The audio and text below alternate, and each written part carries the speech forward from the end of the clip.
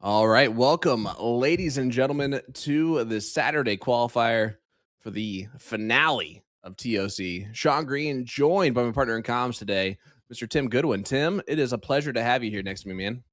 Well, hello. Yeah, definitely glad to be here with you, Sean Green. I mean, you've been doing some great things, so happy to jump on with you. I'm looking forward to seeing some great darts today.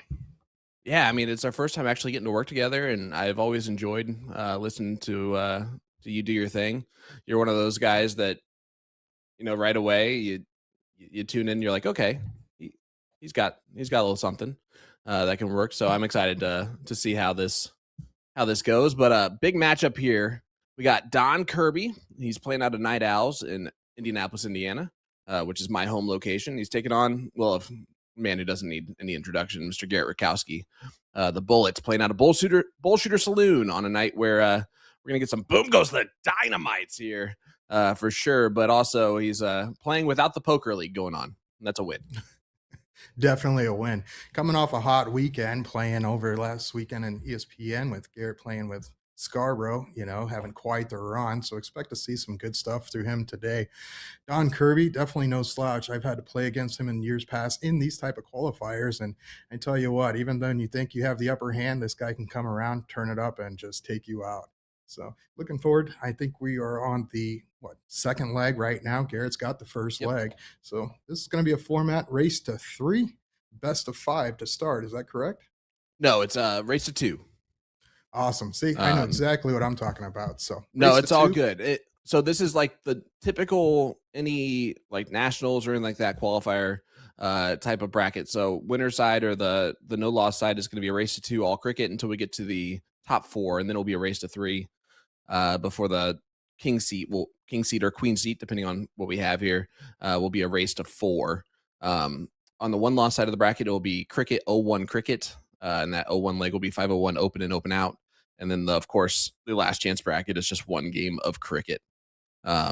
So it things that you love about Yeah. the TOC and about PPD is the triple elimination style brackets. You can find all those on CompuSport, folks.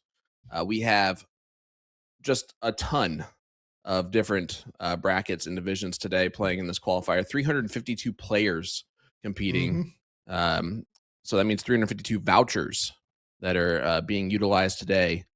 And Yeah, that's man, insane. 7 full yeah, men's brackets, 4 full women's bracket. Holy cow. So tons of players, tons of competition. Right, this is gonna be fun stuff. Like you mentioned, this is what the finale qualifier. So this is the second one. So the first week happened last week, and I think there's 4 weekends. Am I correct? Of yes, sir. qualifiers. Very nice. Yep. Next Saturday and the last Saturday. Yeah, Um, and yeah, it's you'll see some of those players, right, that maybe have 2 vouchers. They might have one through PBD and one through their local vendor to get 2 opportunities to get into that top 4. That top 4 will automatically qualify for the elite finale. The bonus about the elite finale, as everyone knows, is this looks like Garrett Rakowski's going to take this out, and he oh does. smokes that Big double win from bowl, double Garrett. bowl. Good 5-7-1 from shot. Rakowski.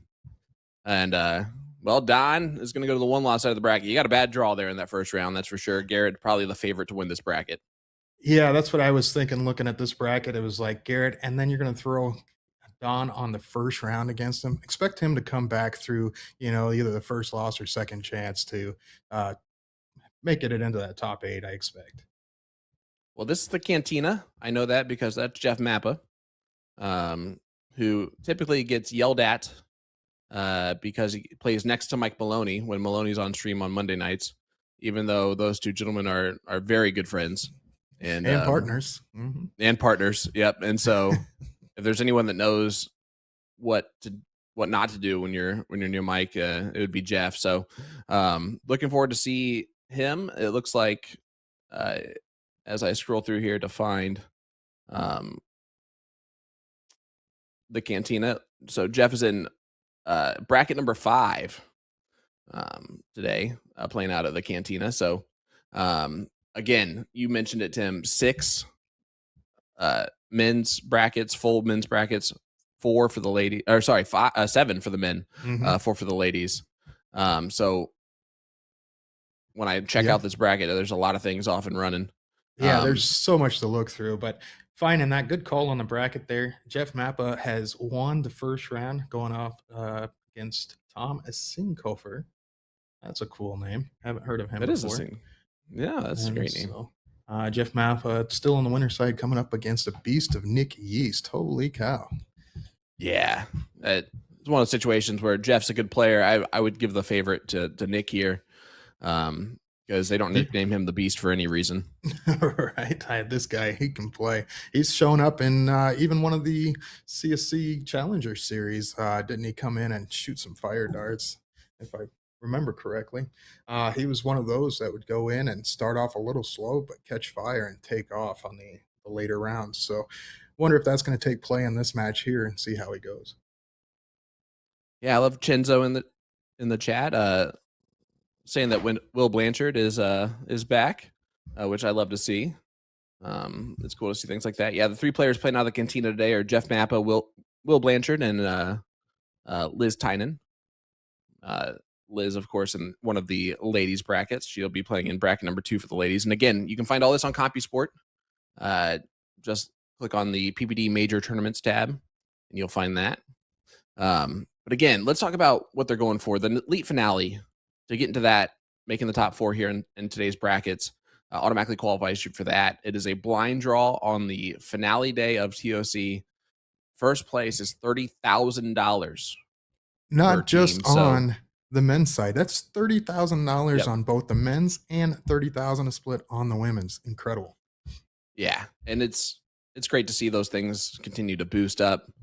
It is really cool to see the. I was at headquarters for Partners Promoting Darts this past week, all week doing training for the new position. Which, by the way, everybody that has commented or liked the posts and things like that, I can't tell you how much I appreciate it.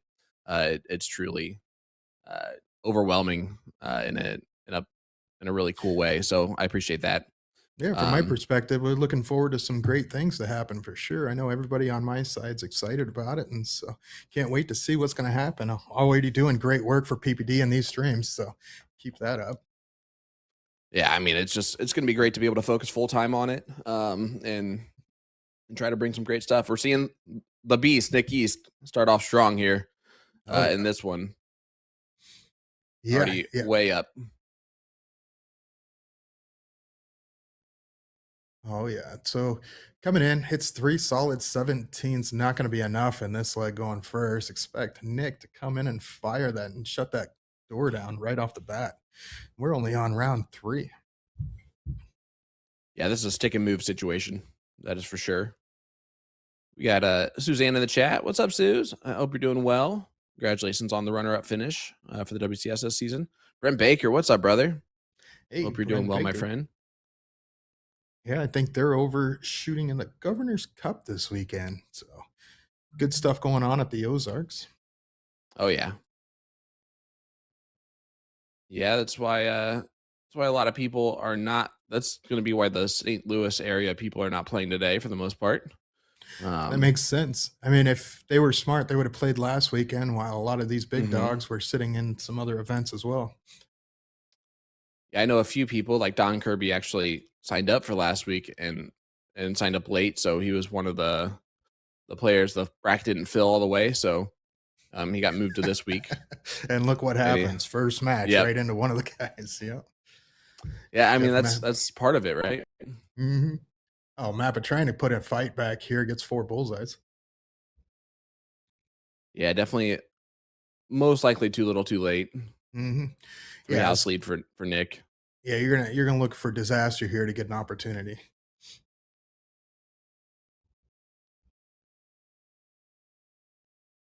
So you're now up there in Utah. How's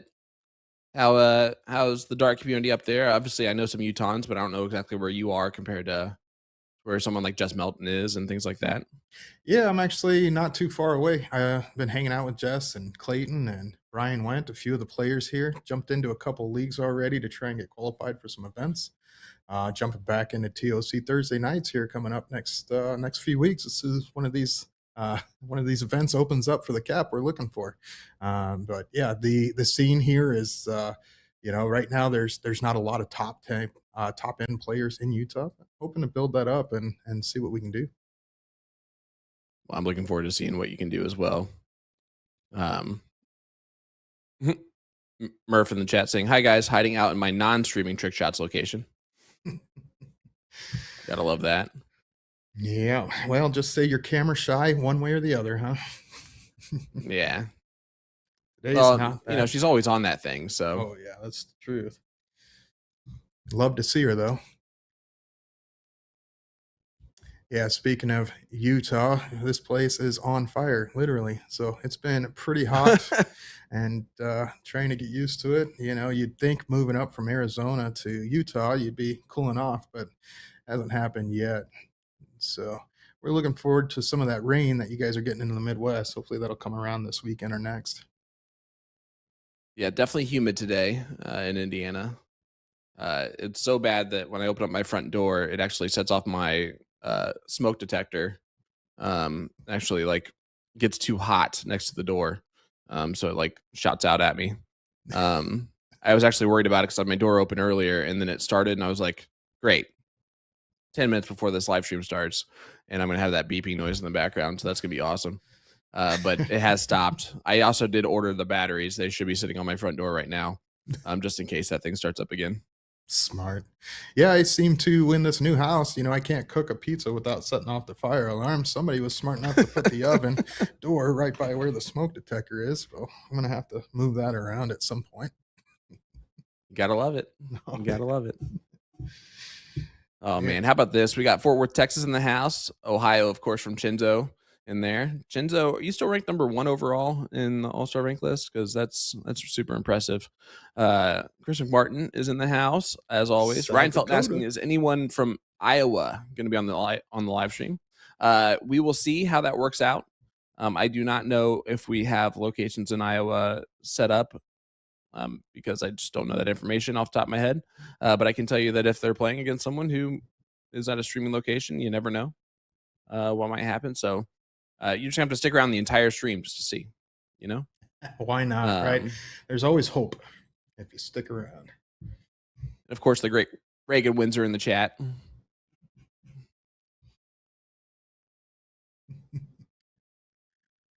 Says that's his buddy Will. Love Will's hair if he's the one next to Jeff. Got quite the mop going on today. Oh, yeah. Well, you gingers have to stick together. 100%. There's only a few of us, so we can't attack each other. We'd go extinct faster than normal. Hey, X1 Elites in the stream here. What's up, guys? I'll be doing Summer Showdown here in a couple weeks with those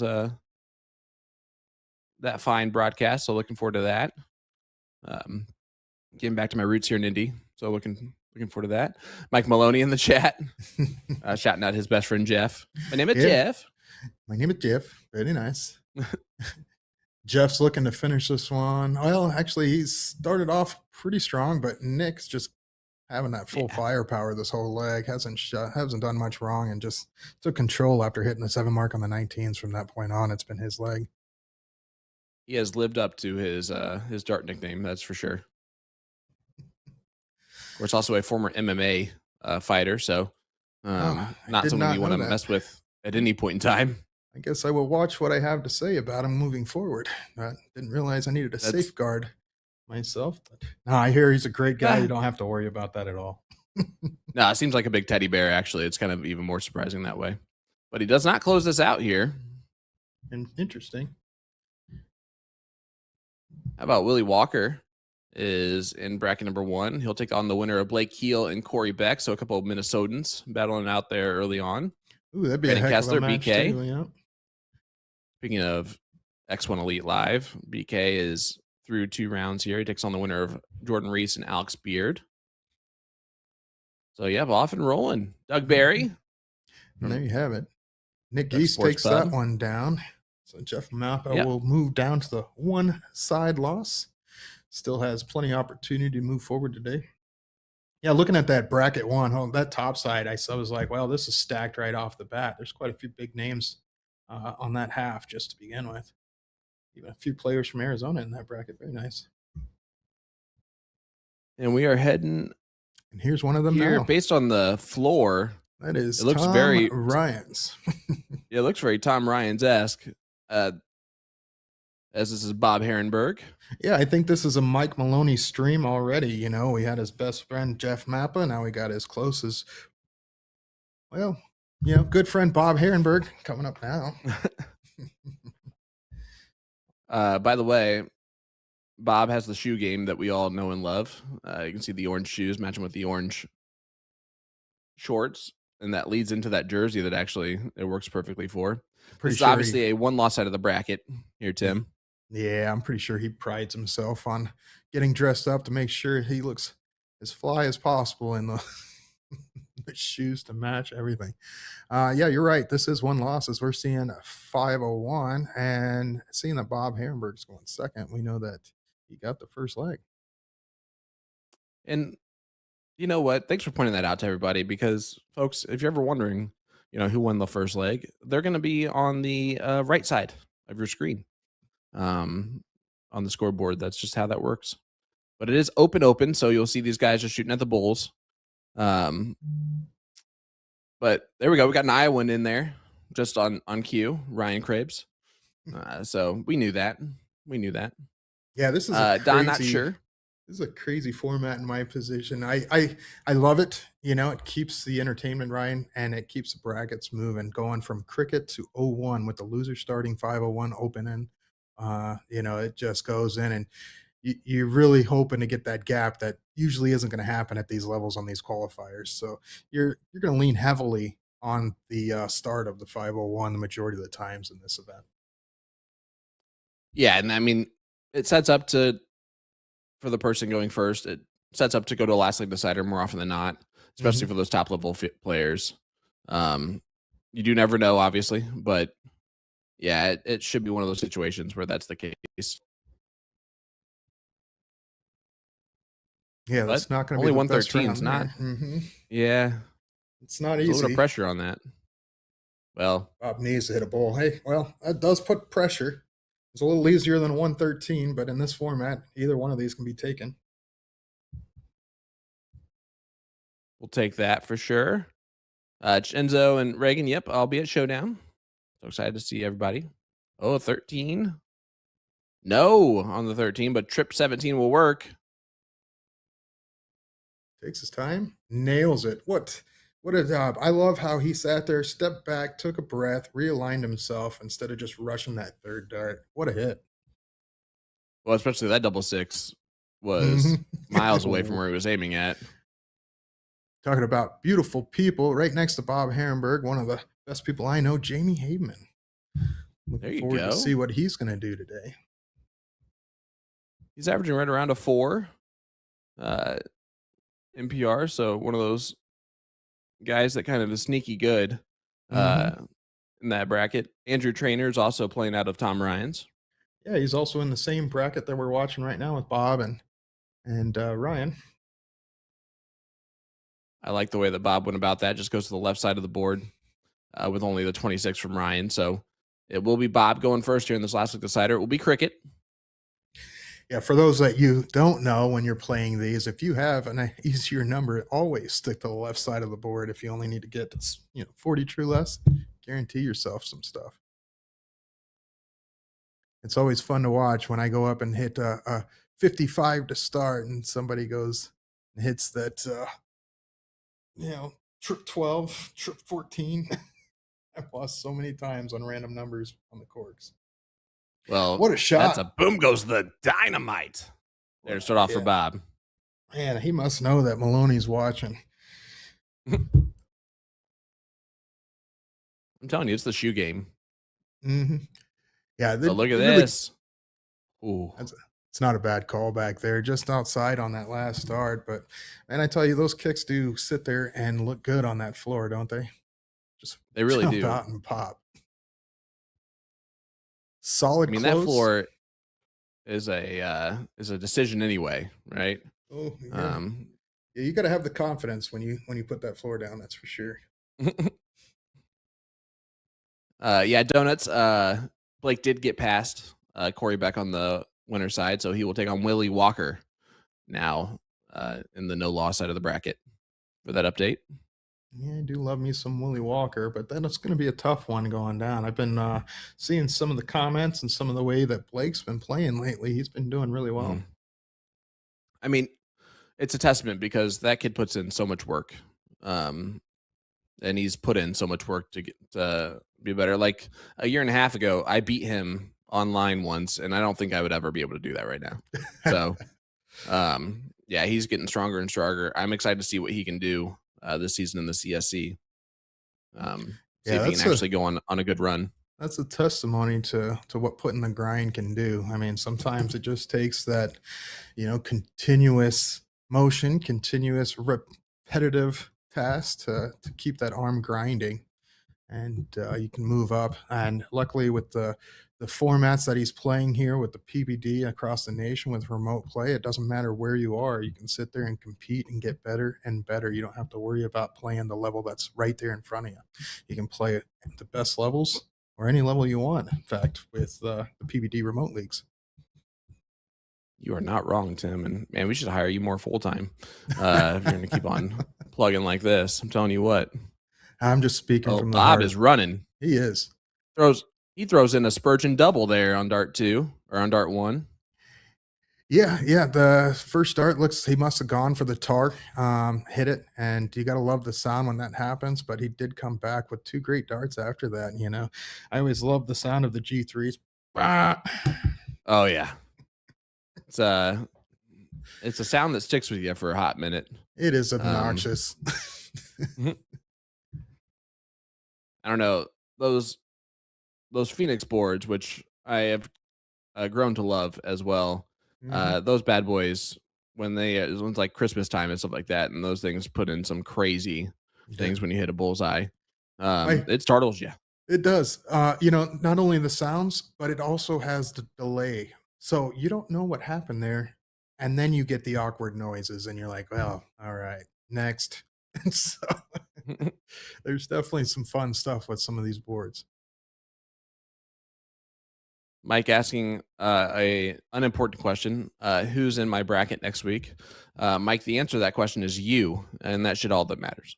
I'm pretty sure it's going to be Scarborough first round, second round, and last round. And, he'll continue throwing those perfects in the 0-1 games and see how that goes, those 180s over and over. Hey, listen, I mean, Mike's probably going to have Ram in the first round, then Leonard in the second round. Then, I mean, whatever the toughest bracket is for him, that's where he's going to end up. And they're still going to end up 1, 2, and 3. So that would be great to see. Folks, hit that like button, hit that share button. Let everybody know that we are live here. Pardon putting darts as Bob does take out that match. 409. The last leg decider. Love to see it, Bob. Bob shot well there. He did.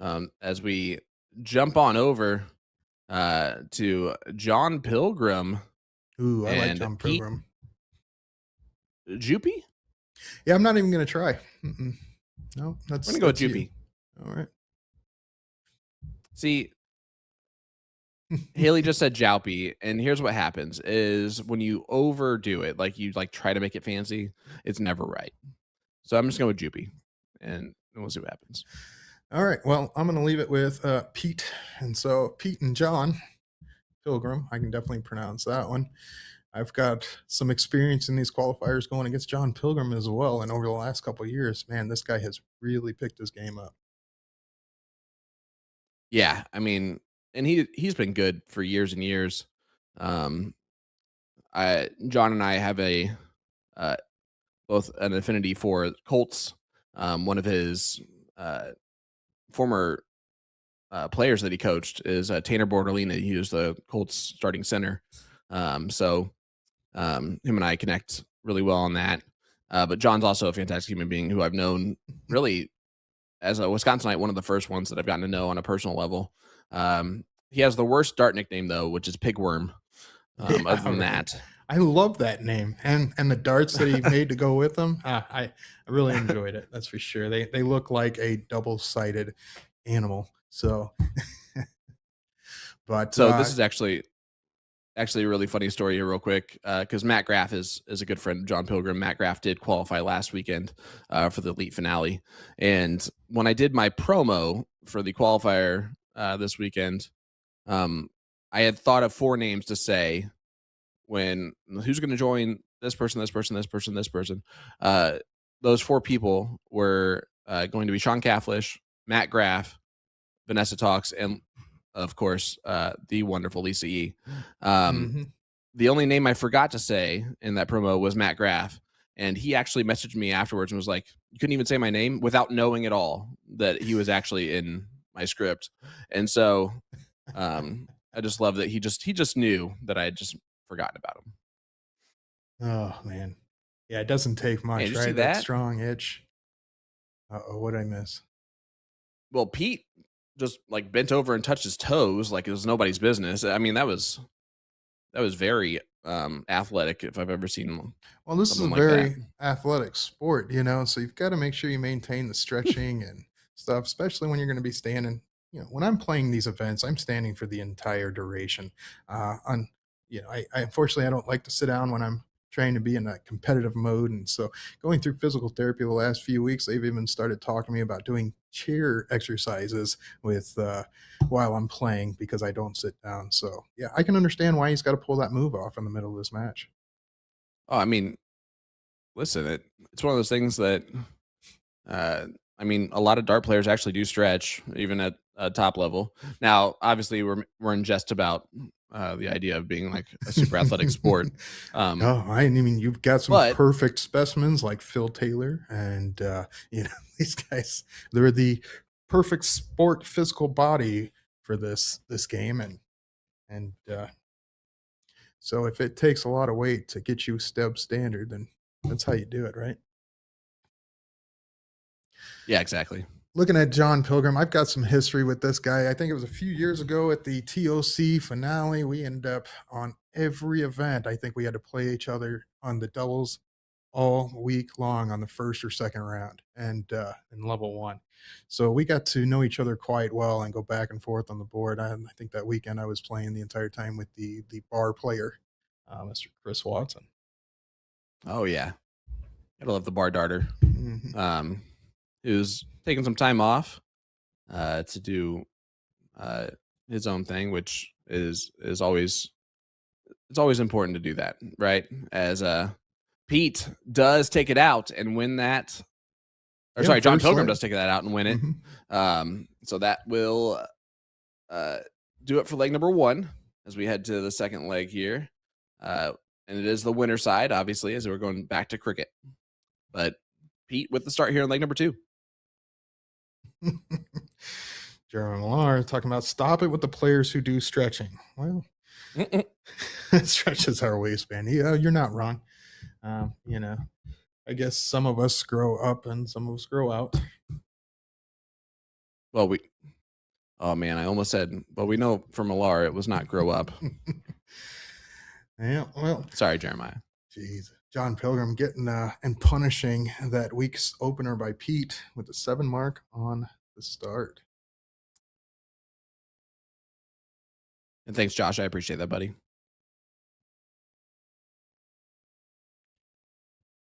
Yeah, John, 7 mark opening. He's throwing really well, which we can expect a little bit out of him. And of course, as soon as we say that, he goes, neighbor, neighbor, neighbor. Hmm. Yeah, I mean, sometimes that happens, when you're sitting there, especially going up to the 18s, can easily happen. But did you see which side he was going there? What a close. Trip 19 Yeah, that was stays big. on it. And I don't know about that shot when you're starting off there. I understand why he wanted to do it, but holy cow. I didn't think he had enough points there to even take a look. Well, for me, Tim, if that would have happened to me, just know that I pulled that dart into the 20s going at the 18. Yeah, mine's usually the other way around. I pull the dart into the 18 and go, "Yep, that's exactly what I meant to do." First starting off the leg, and then you have to stay there to make it seem like I just like 18s. Did his eyes move? Nope, nope. They stayed right where they were. Oh, all right. We got ourselves a battle here. Man, these guys are keeping it close. I like this. Oh, what a I'm surprised with that. shutdown. Wow. Surprised with that Spurgeon double there on the last. These guys are throwing roundhouses in this one. Oh, you're seeing it here too. I'm surprised he didn't go 16s on dart 2. He does go on dart 3. What a move. So yeah, I'm not a fan of that at all on third dart, but the 18s was another crazy round too to get that double after only hitting a single and being tied in points. Like this move, bull first dart and gets the 15s shut down. What is going on with this leg? Well, they tied the first leg on points too. I don't know if you noticed that. I wonder if they've got a gentleman's agreement on this before they started, where they said, you know what, only score when we have to. Just fight this one and let's get through it. It's going to be a long day. Oh, John gonna have to go back to points. Does ruin the whole tie ball game thing, but Pete, opportunity. Yeah, he's got the darts, got the shot. Unfortunate on that final dart. He was way off if he was going for the double. Pretty sure he was shooting at the triple. Yeah, I do appreciate the triple shot, but he didn't get it there. And what is John doing? Okay. I was like, first start went 15. That's not good. He tried to close the bowls first. Yeah, That's I'm pretty sure bold he's move. feeling confident. But right now, I think he was taking his free looks. Does get it Well, last that start there. yeah, that ended up not being free as we're going to last league decider. hmm Yeah, I think he was overconfident in that round. I don't think there was a reason for him to even be looking at the Bulls until he hit at least some 16s to get out in the lead. And guarantee that Pete doesn't have a game shot. Doesn't matter who you are in these brackets, what level you're at. If you've got game shots and a shot and darts in hand, it can go. No, for sure. And don't worry, I've done the exact same thing. It's the easy thing to do there. Again, first start 18 there for Pete. Like we just called it out as something that happens. Nothing we can do about that when it does happen. But Oh man, Pilgrim yeah, will your go arm gets first. tight. Yeah, your arm gets a little tight under pressure. You also just came off the excitement of winning that second leg that you guys had a back and forth battle on. Here's a question, because Texas Badman saying quite often in my league we will not go for points unless we have to for the win. I feel like that's just a way to learn how to play cricket the wrong way that you're gonna lose whenever you go to like anything outside your league. 100%. And so, if here's the thing, right? Is there's a lot of people that get very upset when people point, and play that game, but it's a game of control. It's a tug of war back and forth. And so, if you can't get that common ground to stick your feet in and pull them points together, you don't deserve to win. I mean, and I've never won a game when I've been behind in points. So, It's, it's the story of this game, and it's it's what makes it really fun when I get to call a steel tip event where there's a lot of European players playing cricket. yeah, Because most of them are playing competitively for the very first time, and it is wonderful to debate that strategy versus skill uh, it is too because combination. they just want to hit them big triples and move on. When they're playing the different names they want to call it. But what was it? I remember there was a time a few years back we had a couple players come over from overseas and try and play some of these events, the world events and things like that, and they have no clue. So we would sit there and beat up on them all day until they start asking questions. Wait, what are we doing wrong here? Well, you're you're chasing, and you can't do that. That's right. And yes, it is max 200 for a reason, but 200 is more than a 9 mark of any of those numbers, and that's kind of why it's set at that level. Yeah, and it's keep traction, keep the game moving. That's why that 200's there. And I completely agree because it can definitely become obnoxious when it's wide open. So if you're not able to sit there and start shutting numbers down and you're 200 points ahead, that's on you.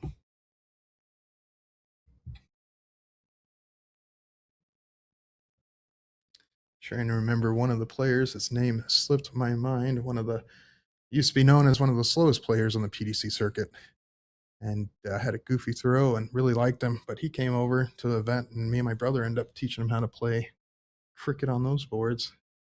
Yeah, Yeah, I'm trying to remember his name. I got him on. I'll have to figure that out. Why can I not remember it? Pilgrim gets the job done. And look at that point Does it? lead. Yeah. 1 point. I mean, he won the first leg tied and won the last leg by 1 point. And man, as we jump right on over, Jake Smith taking on Garrett Rakowski.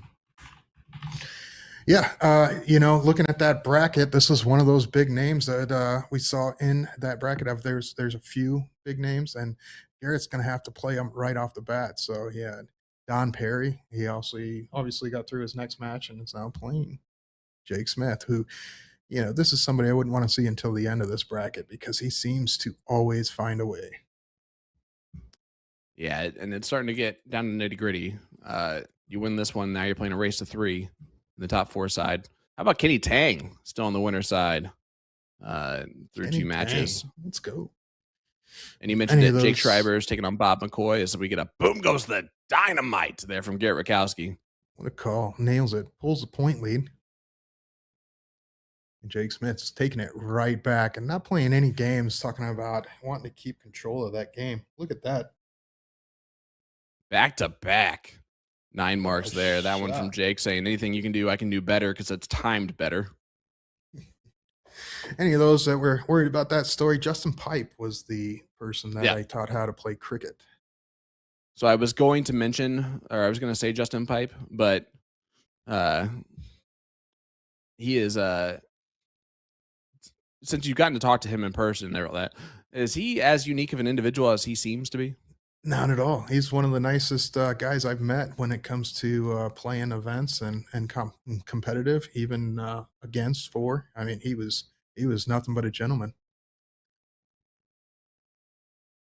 Dynamite Carter in the chat saying hi to you. Oh yeah, Mr. Mike Carter. What's up, buddy? Now talking about Missouri, we and you were having that conversation earlier. He's moved on over there and living now just outside of Springfield, I believe. Mm-hmm. Hey, and Garrett, look at that, 5 keeping goals. himself alive. What a shot! Now it's probably too little, too late. Definitely too little, too late. Yeah, but look Jake at Smith. this. I don't see that's average. Yeah, average. Yeah. It's like, if they're firing off like that and he's going first, that's so tough. 5.79, you've got to be shooting over a 6.2 plus and timing. So incredible. What a shot. As we head to leg number 2, Jake Smith with a 1-0 lead over Rakowski. Carter, I need you to tell Alyssa to calm it down. I can hear her from 5 states away cheering me on while I'm talking. I love it. Man, it's always crazy to me how fast these brackets end up rolling. You're telling me.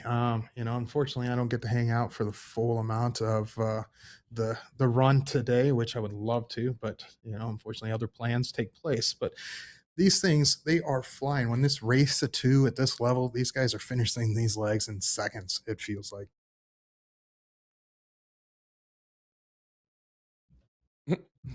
Jason Watt is rolling on the winner's side in bracket number 5. It's a winner of Thomas Hamblin and Jim Stevens there. Ken Rip got through Chris Alexander, the Yins, in the second round. So Rip's been throwing pretty well recently. Talk about another player that's been picking his game up too. Chris Alexander hasn't been as slouch lately, that's for sure. Oh, Nathaniel Fowler, as we get a boom goes the Wisconsinite there from Garrett Rakowski. Nice. Gotta love me some Shorty, man. One of my favorite players I've got to play with and against in St. Louis. That dude is awesome. Yeah, good dude.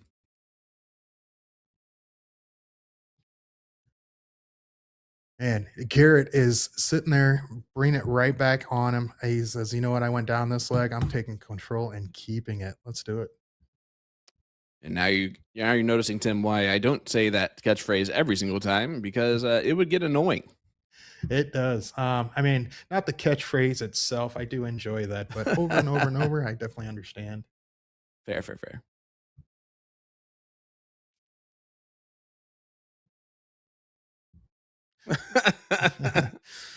Very close, very close. Garrett's probably going to get the. I'm expecting 4 bulls just to finish it out. He won't even look at the points. the bullet's going to try and bull it up. Oh, Ooh, gets a a little slouch happy little accent. 18 and finishes it off.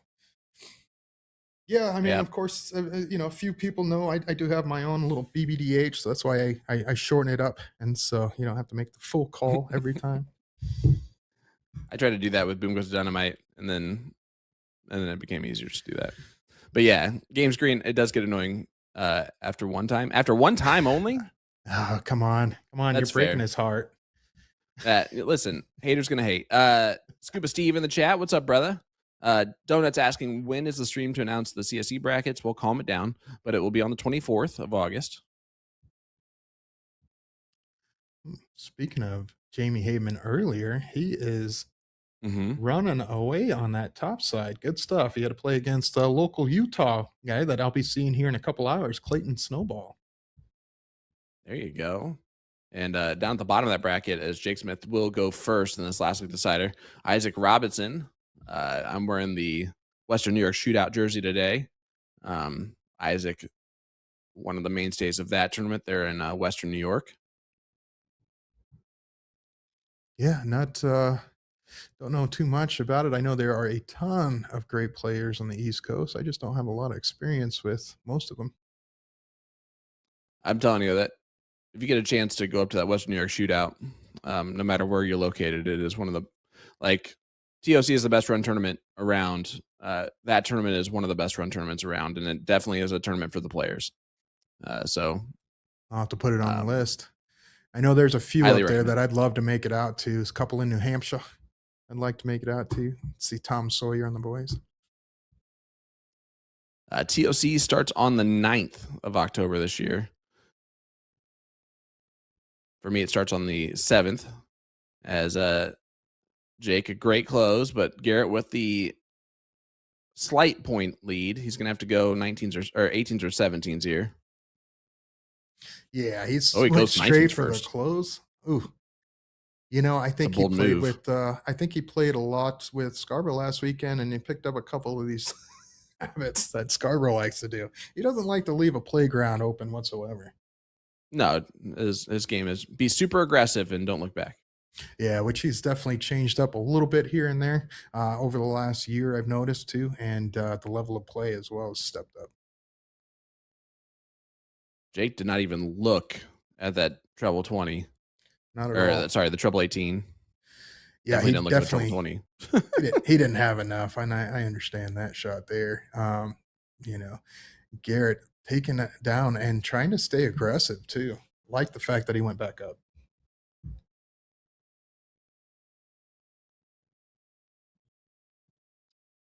Yeah, there's only two ways to get a voucher to be able to play in these qualifiers. The one is through the PPD system by being on the All-Star rank list in that top half there, and the other way is through your vendor because there are vendor vouchers that you can get as well for how you finish in leagues and things like that. Yeah, I just realized that I was able to qualify for some vendor vouchers out of Utah. So I mean, the actual vendor I believe is in Washington. But looking forward to diving in and trying to earn my chance next year. Maybe join these guys and ladies over at the finale in October next year. There you go. Yeah, I had a How lot of about fun 2 years ago. I ended up getting lucky enough to make the elite finale there and really enjoyed running through brackets with some of those guys for sure. Travis Wilkinson's better half? Angela is through 2 rounds on the winner side of the bracket. You gotta Very love to see things nice. like that as we get a boom goes the Wisconsinite there from Garrett Rakowski, and he gets it done in a big moment. Oh, he needed all of it too. Oh, but Jake's gonna come right back, isn't he? Yeah, he's got Oh, the that is first so one. unlucky. Oh no.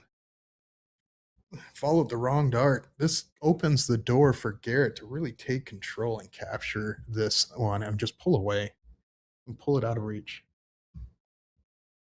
Uh, Games Green, I would assume that your vendor would have that information kind of more outwardly on how you would qualify to get those vendor or those vouchers, but every vendor is completely different.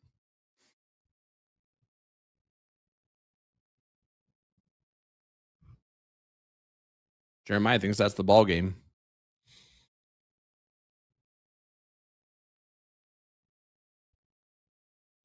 Yeah, what a shot there, Garrett or Jake Smith pulling it back a bit. Um, what did I just miss? I look away for Big 7 1 second, mark. and Jake Smith is right back in. Yep, what a shot. Smart to stay there on all five, not hitting the chipple on the first two.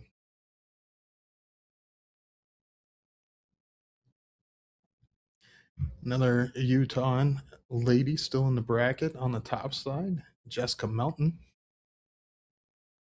Yeah. Jessica's going to be one of those favorites in the bracket that she's in. Um, Taking Ooh. on one of the great names, Jackie Beers. Mm-hmm. You got another match, Ashley Shepard and Liz Tennant going on. That would be a good one. Yeah, Liz Tynan is one of the best, and Ashley, another Western New Yorker, is also extremely good. Mm-hmm. Jake going to try and fight back and capture some Wait, 16s, and he is just not getting what he needs after that first start. Ashley's definitely not from Western New York. I confused Ashley Roberts and Ashley Shepard. That's my bad rule. Yeah, Shepard is a Monster sponsored player, if I'm correct. Yeah, Ashley is actually in Iowa. So there you go. Mm-hmm. There's an Iowan. My bad, Ash. Don't get mad at me. Jake might be on his last few darts here. Yeah, because that's only 2 mark. That'll be definitely the ball Oh, game. that's gonna hurt. Yeah, so the momentum slowed down after that first round on the 7 mark on the 16s, and wasn't able to capitalize on the last 2 rounds. And this is gonna be it. That's not gonna hurt. Oh, Would have expected him to go for points on that last start, but Jake doesn't have a shot at game here, so he's just gonna pile in as many bowls as he can. yeah. He needs 5 to really put a lot of pressure on, but that's a good start. Yeah, he went Oh, for the close. He would have had 4 bowls to hit, 3 bowls, and put the pressure if he did hit that trip 18. I don't mind that look at all, but you can't do that going up with players like Garrett, right? You can put no, the yeah, pressure on, but Garrett doesn't feel the pressure. He can walk up and hit 3 bowls blindfolded. and he just, I don't Yeah. know if that was us or if that was just because Jake just assumed it, but Yeah, I'm uh, pretty sure that was a little bit of a lag there. We'll yeah, give it the benefit of the doubt. it's way cooler though if Jake was just like, "Yep, he Yeah, obviously hit the first conceding. 2. This is over." Hey, that was As still quite the match there. Plenty of time for Jake to come back. That was his first loss of the day, correct? yeah, yeah, he'll go to the one last side of the bracket where um, he'll be all right. South 94 Bistros, where we're going right here at Shoot Us. Well, at South 94 Bistros, second location is Shoot Us Hmm. Bar and Grill. This actually might be Shoot Us. Yeah, this isn't. Oh, South 94 changed their Is it? background, is what happened there. Yeah, Um, well, it's been a while since I've been there. I used to play out of there. What 2019 and 2020? I shot out of South 94 Bistro. I had a house about a mile away from that location. there you go. Hmm. Yeah, I loved playing steel tip. They got steel tip and soft tip there, and get quite the crowd playing steel on Mondays and over the weekends. Those are things that you love to hear.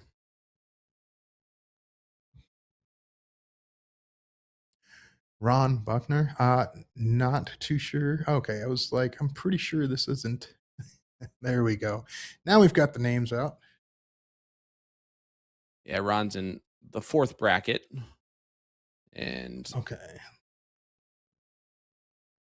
okay, top 4 match. Okay. Are you Yeah. Yeah. So top four match, as you said, and you said it's bracket four. Is that correct? Let me get this No, refreshed. this is this is Nathaniel Fowler. Okay. Wait, no, No, this is Ron no, Buckner. this is Ron Buckner and going against Bill Andrew. Yeah, this is not Joe Rutledge and Nathaniel Fowler. Hmm. I'll say this is a last chance bracket. Yeah. Yeah. Yeah. It's like Ron's a little taller than Shorty.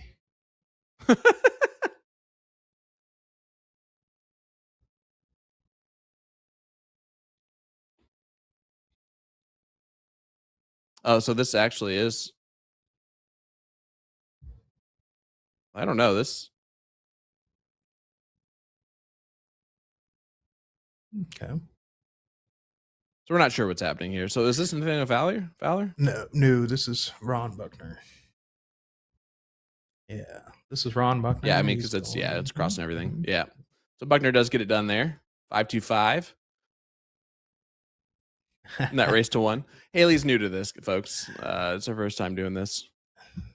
Still doing a great job. Let's see. Oh, stop it.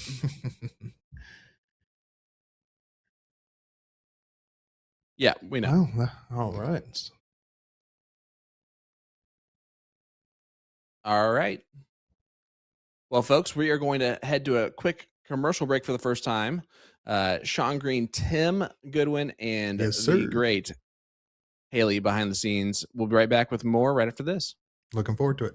Let me tell you about A to Z Darts. We're a specialty dart store with over 10,000 different products. We create in-depth videos and blogs to help improve your game and showcase our products. We give helpful advice on how to practice darts, the fundamentals of form and mechanics, and how to make better decisions when purchasing your darting equipment. Whether you're brand new or a seasoned player, we try to provide fun and informative content. I'm Jen, the creative director for A to Z Darts. I've been playing for over 10 years, and I've traveled the world competing in and promoting the sport. This is Will. He runs our live streaming company, USA Darts, and travels the globe as well to broadcast major darting events and interview PDC players alike. You'll find over 2,000 different sets of darts on our website. Guessing right now you're pretty interested in our resources? Learn about form, throwing mechanics, practice routines, scoring and grouping, checkout methods, cricket strategy, and much more. Visit a-zdarts.com to take advantage of our blog or follow us on social media at AZDarts today.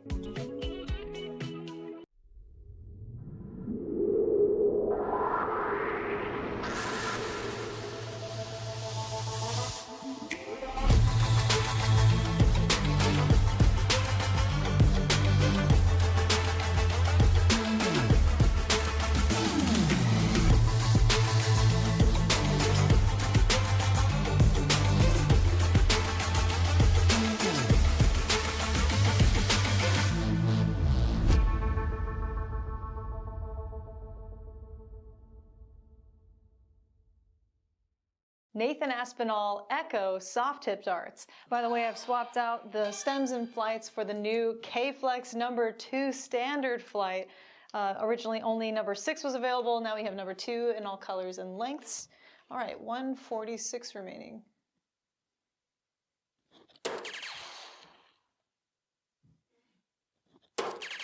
Ho ho ho. Damn, that felt good.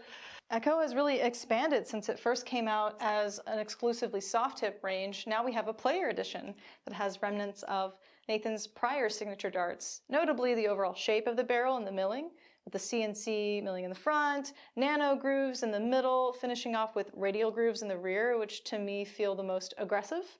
So if you have a widespread grip or a 5-finger hold like Nathan himself, I would recommend taking a look at this barrel. It's certainly a more affordable option than your typical PDC Superstar signature dart. Take a look.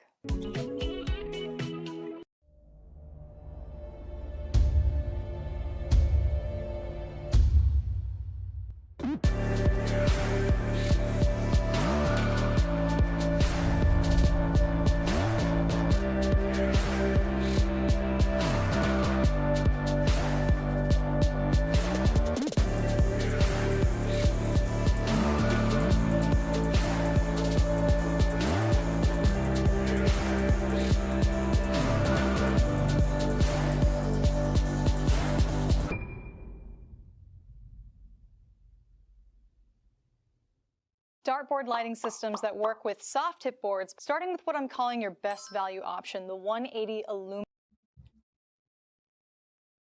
Welcome back, folks, to the TOC finale qualifier number 2. Sean Green joined by Tim Goodwin.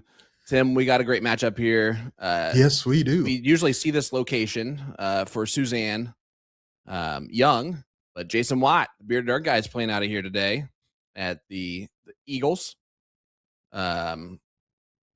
the Moose, excuse me, the Moose Lodge, is taking on Thomas Hamblin, who is a Just Darts player from Indy. I know his mom and dad pretty well, Mr. and Miss Mess. So he must be Baby Mess, as he's known, or as he's probably known. But he's also playing out of Night Owls, I believe, but he is not on the list of players playing out of Night Owls, which is interesting enough. Hmm. Yeah, talk about interesting. Interesting is how far back that Kramer has to be to get the full Jason Watt at the line throwing. And I was Yeah, it's one of looking at those these things. two. These guys have played. This is their third match on the day on the winner's side, right? And so you've got Jason Watt, who's gone through James Nowrath and Troy Blum, and then Thomas Hamlin going through Niels Dragoy. Oh, I love that last name, Dragoy. That's And that whole name's a great name. right, and Jim Stevens. Yeah, Niels Dragoy. They believe in belong in Game of Thrones, right? Yeah, I about to say that's like a superhero, or like Or a a Harry fantasy Potter, name. a wizard, Yeah, a wizard. Yeah. Unfortunate for him, though, he did not make it through that first round, and so still fighting his way through the loser's side right now. it's kind of like me, where I always dress the part, but then it just doesn't pay off. His name is definitely the part, but did not pay off there. But It's kind of yeah, like me BDG is dressing up for for St. Patty's Day. I just put some green socks on and a hat, and I win. top of the morning to you, and that's all you got to do, and you're good to go. But That's right. yeah, BDG is every bit about 6'8", 6'9". For those of you that don't know that, he's wearing looks like slides, no socks and slides today. I prefer that. I always question people who wear socks with slides, and so Well, for sure. But I'm just surprised open toed here for the darts today. He cannot wear that at TOC, folks. Nor I can any of can't you. wear that anytime on, trying to throw darts, even practicing with sandals, slip-ons, or anything like that. I cannot do it personally. I like to stick with the Mike Maloney special of "Hey dudes." Yeah, I mean, I still own a pair of Hey Dudes. I now uh typically go with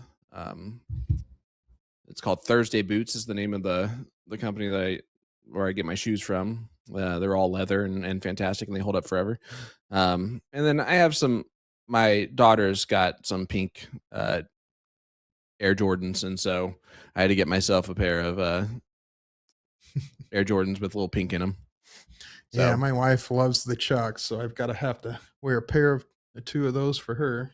So mhm. I do like them myself. But yeah, today I'll be wearing the dudes. It's most comfortable. It's like wearing socks without, works for You're me. not wrong. Hey Dudes, mugs is what I call them, but man Uggs are fantastic as well, folks. If you've never tried those out, they're like pillows on your feet. Now And I today's stream wonder is if sponsored by anybody Uggs. No. I've been seeing these I've been seeing these ads constantly of the Hoka brand, and I think I Okay. mentioned that word once, and now Facebook knows exactly how many hmm times a day that I should be aware that there are plenty of options in Hoka brand. Well, the winner of this one goes to that race to 3 side, the top 4 side of this is bracket number 5. Hmm. Loser goes to the 1 lot side of the bracket. BDG looking to get through leg number 1. Again, out of all the players in Indy, like the good players in Indy that I know, I would say that Thomas is probably one of the ones I know the least or have not seen very often.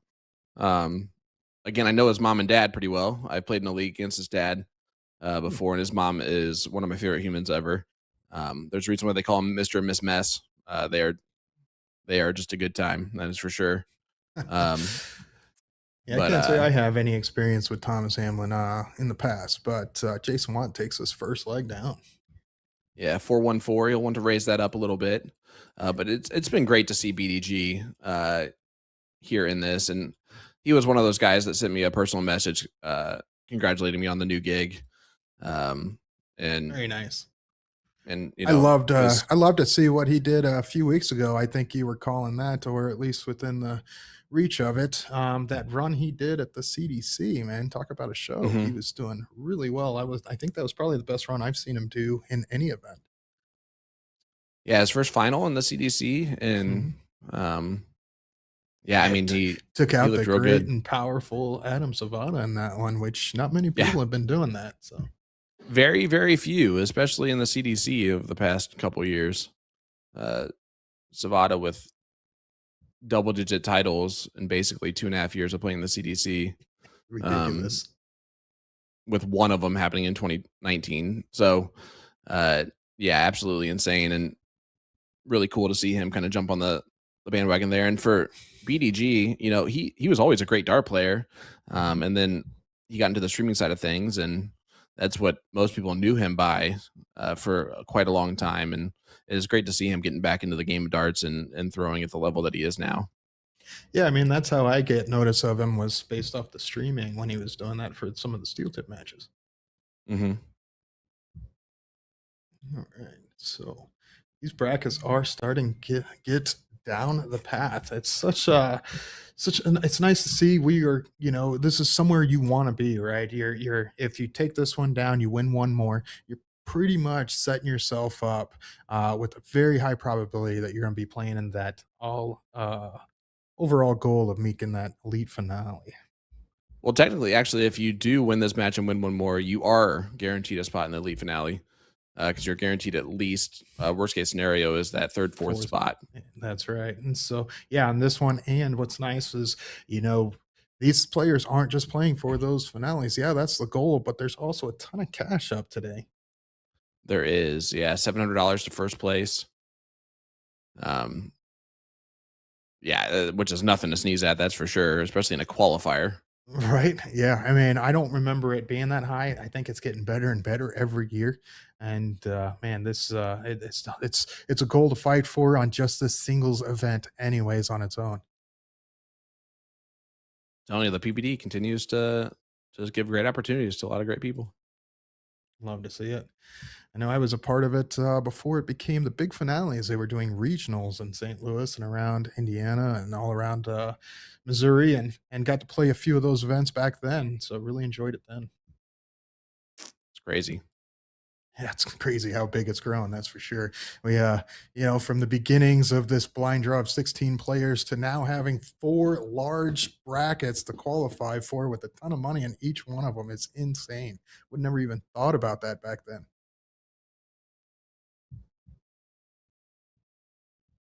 Here in the second leg, Watt's going about his business so far. Uh, Thomas going to have to pick it up, and he threw two Not sure darts and what then happened walked here. away. I think maybe like someone fixed a dart for him, like in the time frame of him throwing the first two, Huh. Yeah. which is interesting. Yeah. We'll see if it Shout helps out him. to shout out to Eugene Smith sitting back there in the background watching BDG play.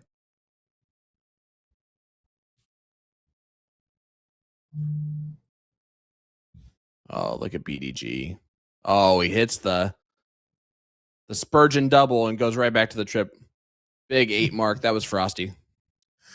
That's timing right there too. What a shot, There wasn't a ton of action going back and forth, right? Just some solid hits, but that one could turn this game to be leaning his way going the rest of the way. So how about this bracket number one? Blake Keel taking on Brandon Kessler in the top four. Andrew Trainer Ooh. taking on the winner of two Wisconsinites, Doug Barry and Justin Dennison. Ooh, I'd like to see either of those guys up against Andrew Trainer, who's one of those guys as well. That's around that 4.244 mark, so he can sit there and turn it up. That's for sure. Another player that hopefully will get him on Tom Ryans. I know he's an East Side player out there in Arizona. There you go. Brandon Kessler and Blake Keel. That's one we talked about earlier, that top side bracket. So he did make it through Willie Walker. So good stuff there. And best of luck to Willie Walker on the first chance loser side. Yeah, and you have Chris Cerilius taking on Garrett Rakowski and Kenny Tang taking on Bob McCoy in bracket number two on the top four side. Yeah, talk about another player who had a good weekend last weekend as well. Has been in form, Bob McCoy. Mm-hmm. Which is good to see because another one of those great guys in the game for sure. Yeah, I can't get enough of that. I love the paisleys as well that he wears. It's good stuff. Looks great. And uh, his better half is always matching him every time, which I love to see as well. His son does too, doesn't he? Or pretty close. I can't remember if Junior does or not. I'm not sure if Junior does. I know Junior plays a lot and enjoys that. But BDG does take out Thomas Hamlin on the winner side of the bracket. So the Yeah. top 4 of that bracket is set. Nikki's taking on Aaron Beal, and then Bob Exner will take on Jason Watt in the top 4 side as we head on over.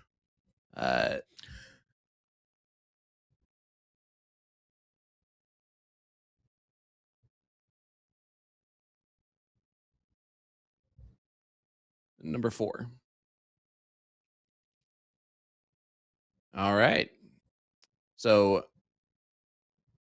this is going to be the one loss side of the bracket matchup between Dayton Crudup and Tim Shepard Jr. The winner of this one will take on Isaac Bauer. We just saw the diddle there to get started in this one. Tim is playing out a Q and Feather again.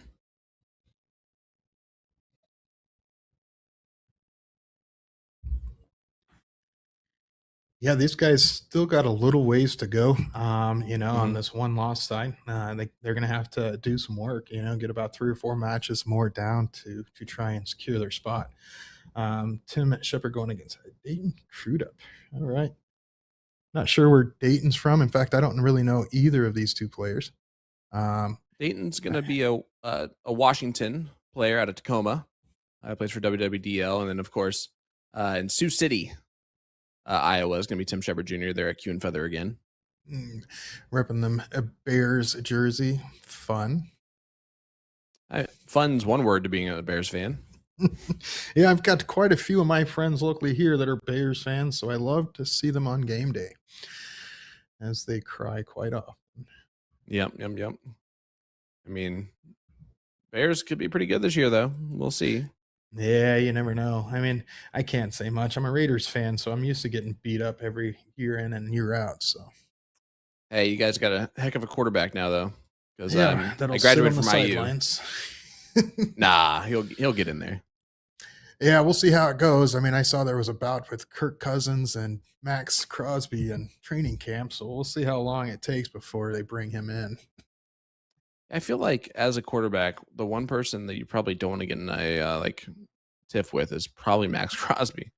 Yeah, and I got to cheer on my redheaded brother in, as we spoke about before. But yeah, that dude is definitely not one I would want to go toe to toe with, especially if I was a quarterback. Right. Looks like this game is staying pretty even, doing the battle back and forth on the 20s and 19s. And usually on those first legs, that can happen, especially when you don't know each other or have experience with each other. You're just kind of gaining and feeling each other out on these first few rounds.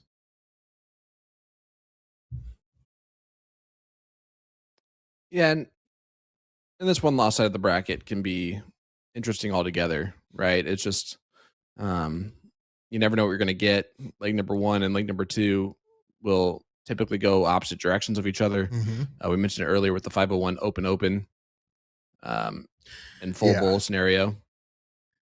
Yeah, Which definitely. I'm going to be honest with you, Tim, as a now employee of PBD and all that good stuff, I will tell you that I do not like the open full bowl of 501 for players that are at the top level or are playing in those brackets. Now I can obviously see it for some of the lower level brackets and things like that, but it just gets so boring to watch these guys hit bowls after bowl after bowl after bowl, you know? Well, and I have to agree, but there is a reason, I think, at some point, sometimes, that we want that to keep the bracket moving. But the reason what I would do is what I would like is the biggest problem I have on this format, really, and not saying it's a problem.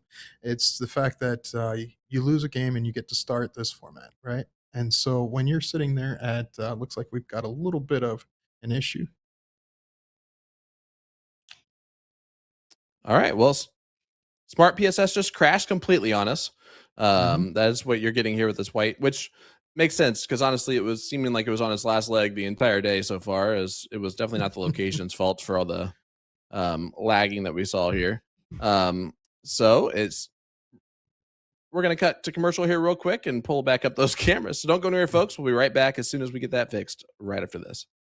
Let me tell you about A to Z Darts. We're a specialty dart store with over 10,000 different products. We create in-depth videos and blogs to help improve your game and showcase our products. We give helpful advice on how to practice darts, the fundamentals of form and mechanics, and how to make better decisions when purchasing your darting equipment. Whether you're brand new or a seasoned player, we try to provide fun and informative content. I'm Jen, the creative director for A to Z Darts. I've been playing for over 10 years and I've traveled the world competing in and promoting the sport. This is Will. He runs our live streaming company, USA Darts, and travels the globe as well to broadcast major darting events and interview PDC players alike. You'll find over 2,000 different sets of darts on our website. Guessing right now you're pretty interested in our resources? Learn about form, throwing mechanics, practice routines, scoring and grouping, checkout methods, cricket strategy, and much more. Visit a-zdarts.com to take advantage of our blog or follow us on social media at azdarts today.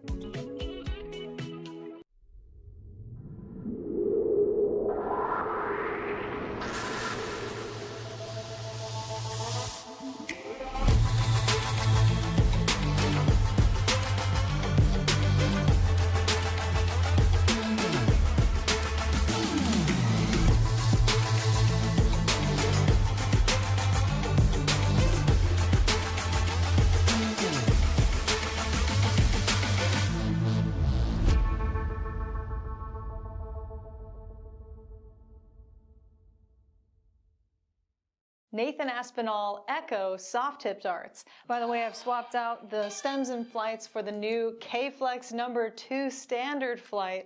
Originally only number 6 was available. Now we have number 2 in all colors and lengths. All right, 146 remaining.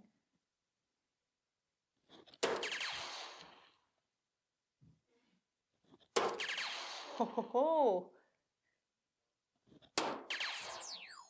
Damn, that felt good. Echo has really expanded since it first came out as an exclusively soft tip range. Now we have a player edition that has remnants of Nathan's prior signature darts, notably the overall shape of the barrel and the milling, with the CNC milling in the front, nano grooves in the middle, finishing off with radial grooves in the rear, which to me feel the most aggressive.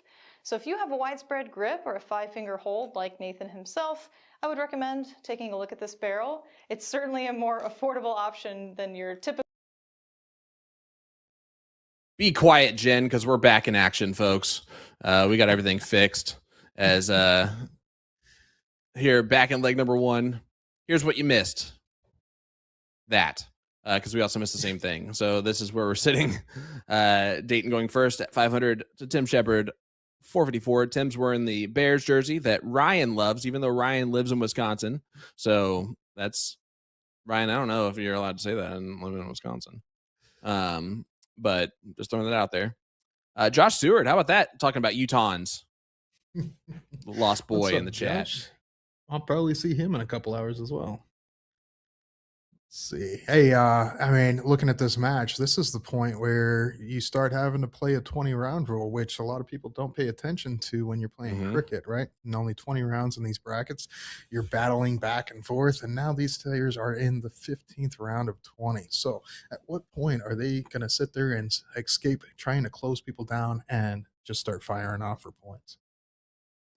Well, yeah, and what you're saying there, it's like in this situation, there's 5 rounds left. Dayton honestly would not go about it the wrong way, be going 20-20 and then try to go close on the last start, just to ensure that you're staying up in points and also protecting your 20s from being able to be pointed or closed, I guess, in that situation. Because Tim's playing, a lot of points behind per triple at this point. Oh yeah, way behind. I mean, he's going to have to sit there and hope he gets a look at closing that 20 immediately, because this game is going to get out of control as soon as one more triple gets hit on that top side. So even though being 34 points ahead, he's going to fight that 16. I like that move. Moving to the 15 here, I'm not a big fan of. Yeah, I agree with that. 15 or 17 right there. Now giving Tim the shot to, what is Gordon call it, the Hucklebuck could have been the shot there, the trip 15, trip 15, trip 20. Turn that game right around. Yeah, you don't want to get hucklebucked. But yeah, you're right. I don't even think that's a real word, if I'm gonna be honest with you. But it is definitely a word that Gordon Dixon says. And Josh asks where I'm playing. I'm going to be heading over to the Dewdrop in Southgate here to hang out and here shortly. Probably play some online stuff or local. We'll see how it goes. Good 3-pull there. Does capture a double pull. Slides next to that flight. Impressive there. It's going to be tough to do being left-handed and had a blocker up. But Dayton here looking to finish it off. Yep. And he does finish it off. So that's that like is number the one. First. Yep. First, the first loser. Yeah. Sorry. First loser. And so now we're going right into the 501 game that we were talking about, where Tim Shepard's going to get the start. 501 guarantees the start. Going back to the conversation we had earlier and my thoughts on where this sits. So I do like the game.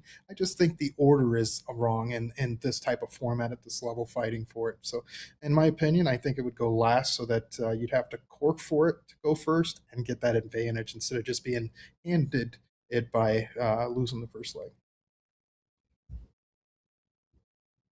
Reminder, folks, Sean Green joined by Tim Goodwin today. Yes, sir. Tim's going to be hanging out with us for another hour or so. Is that correct? Yeah. I think I've got another hour. Yeah, but maybe a little more. And then, perfect. Usually it'd be a little less because in Arizona, I was about an hour and a half away from the bar, or hour and 15, and now I'm about 15 minutes away from the locations here. So nice change. Very much so.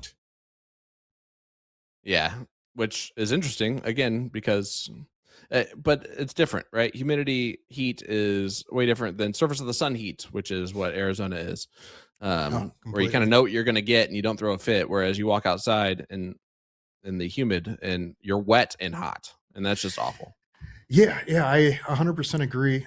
Humidity is something I've always hated. I was stationed in Florida, and when I was in the military, and then I got out and chose to go to St. Louis to go to school. I didn't realize humidity got worse from Florida until I got to St. Louis, and it was just unbearable. So after that, spending a few years there, I went to the driest place I could find, and that was Phoenix, Arizona. There you go. Missouri. Oh man, this leg is still heavily leaning to the first shooter, Tim.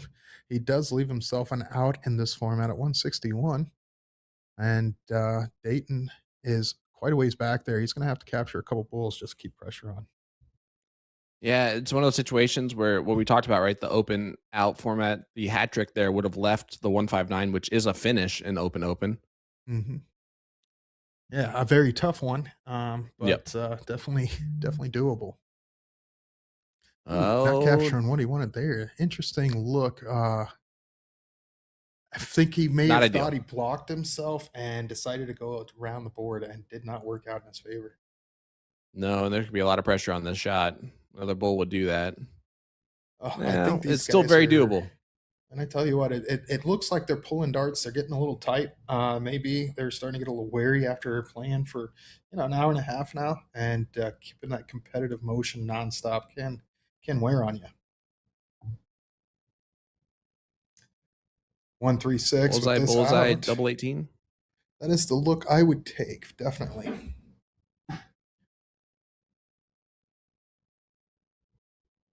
Almost an unlucky first start. Oof. He does hit the bowl to leave 19. Now that's, in open in, open out, sure, fine. 19 is not a bad dart, but I would have preferred to hit that 19 in case I hit the triple. Yep. Yeah, and that's exactly what you mean, right? It's you're setting yourself up for more of a dangerous shot, but if Dayton takes us out, doesn't matter. He won't. Just outside. And we'll see if he can hit the fat numbers. Typically, the hardest one to hit. It is too in this type of scenario. Yeah, people always talk about, it's so simple, but look at that. He's a hole above the double right there, trying to make sure he doesn't hit the triple, because when you're playing these games of cricket nonstop, you're firing off at triples. You're not shooting singles very often. So your arm likes to go right at it.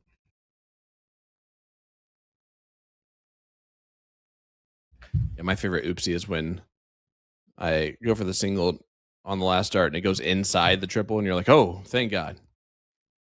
Like, Yeah, got the I've single the done hard that way. quite a bit. You're like, all right. Or Shrug your shoulders, move on. you're shooting at that fat 16 to win. You end up sliding up into the double eight. All right, thank you. Perfect. Exactly Just what I like you was wrote it going up. for. That's right. Well, BK does become the first elite finale qualifier, uh, as he Congratulations. does make the king seat match of bracket number 1, which will, worst case scenario, he can get fourth, which does automatically qualify him there. Now, that being said, we do want to also point out that just because you don't make the top 4 does not mean you're not going to make the elite Hmm. finale. Those are based on just the number of vouchers that are out there.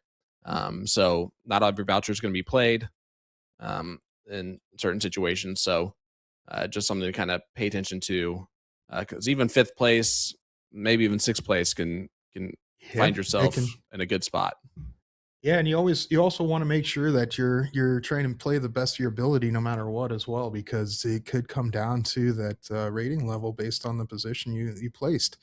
So if you're high rated and you were in the fifth place spot, and that might guarantee yourself a spot depending on those coming in. I know that's happened to a few of my friends, and even rolled down to the top six in years past. Well, there you go. And Tim, have you played in these qualifiers before? Have you? Oh yeah, yeah. And I played. I was lucky enough a couple years ago. I played 2 years ago, and I jumped into the first qualifier and had to play against a guy named Mike Scarborough. mhm, mhm. And so I was like, of course, this guy was just starting to get hot. And in fact, that was the first year that I believe we got to see the shirt come off. And so, but yeah, I did fortunately win that first match. And then he went on a tear and did not lose another leg the rest of the day. But I was one of those that was in that fifth spot, right? And it Mhm. rolled into where I made the elite finale from it. So we've got And so, Tim Shepard running this right now. yeah. So tell me about that. Right, the pressure of playing in the qualifier, and then of course that night of getting the blind draw notification, right, Oh at man. TOC. Yeah. So for one, getting qualified is a great feeling, especially getting to the top four. Like some of these players are, Brand Kessler's there, Nick East is there already. So the pressure's now off. Now you can sit there and play for that money with all the pressure because you've got job done for the day, and just getting to that moment or even being on the lyre, it's a lot of fun because you're playing for the opportunity to go up and get 30 grand on these doubles, right? So then when you're actually at the event, you can feel it in the crowd as the week goes on, just more and more, and the speculation of who you're going to get, who you could get, who's here, and then if you're not wanting to know, it's tough because people start screaming, yelling. It's such a vibe, and when you do see that name, and it's not very often people go, oh, most of the time they're like, "Oh, this is fantastic. You get to play with another great player from anywhere and everywhere, and it's so much fun. So much fun." Yeah, and every once in a while you get those juggernaut teams, right? But for the Mm. most part, it doesn't. If you draw the right person, and you can hold up your end of the bargain in a match, there's a chance Nope. of that 30 grand, and that's Mhm. it's exciting. It's really exciting to see that, and I know that without being a part of any of those before in the past, I you feel the tension the night of that Tuesday night before the finale, You do. whenever the brackets do come out.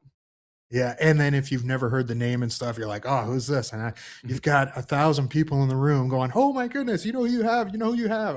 It becomes a lot of fun, and then the pressure starts building because you start thinking, "Oh man, I don't want to let this person down." It doesn't matter how good or how bad you are, you start having those thoughts, and I'm sure I'm not the only one that goes through that, but you start getting a little jittery and excited, and so you then, in my opinion, you got to take that time, take that breath, and make sure you just go up and do what you've been training to do.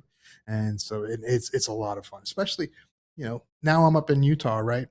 A lot of these Yep. players up here don't get to play with big names, and seeing these players in and out, and you get to go in, you make the finale, and you could be sitting there partnered up with the Ram Guevara, right? You could be Yep. playing Ram on the first round, and so yeah, that pressure's going to be there, but there's no experience like it. Yeah. Speaking of Ram Guevara, congratulations, my friend. We can now officially announce your win at the Bullshooter Invitational.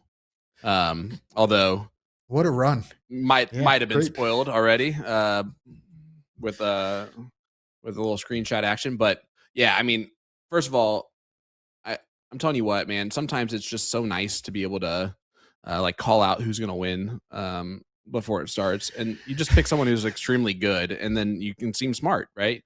And I I'm made a pretty sure joke you had post of like, spoilers. Yeah, yeah, I I saw your post. Yeah, yeah, spoilers I mean, there. and it. What's funny is I made that post 9 hours before we knew that he had actually won. So it was something that turned into a joke that paid off. But how about this? We get Gina Hollanday, better half of Mr. Brett Hollanday, playing out of Legends. I'm gonna assume as that's her bar, Mhm. and taking on Alyssa Moreno.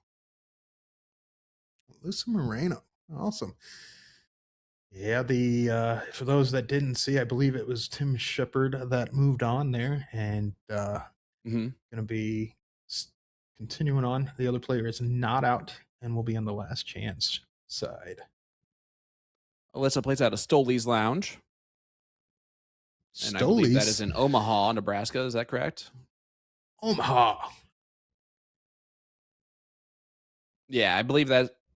I believe this is the location.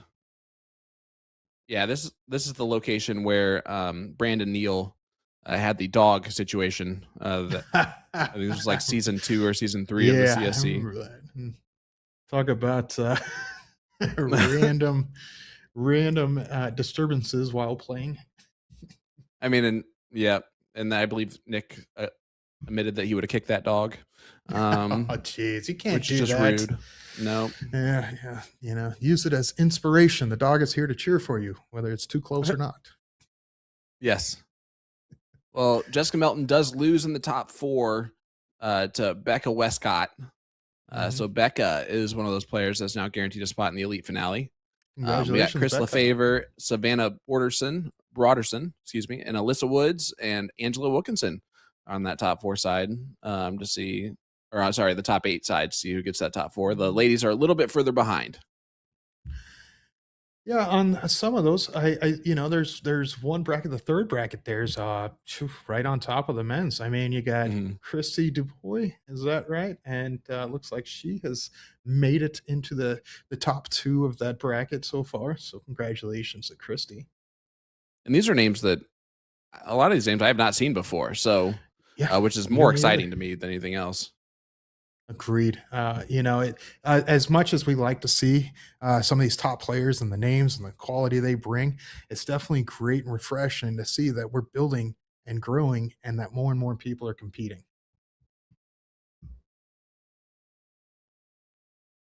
Gina Hollanday typically plays trips with Brett and Corey Beck.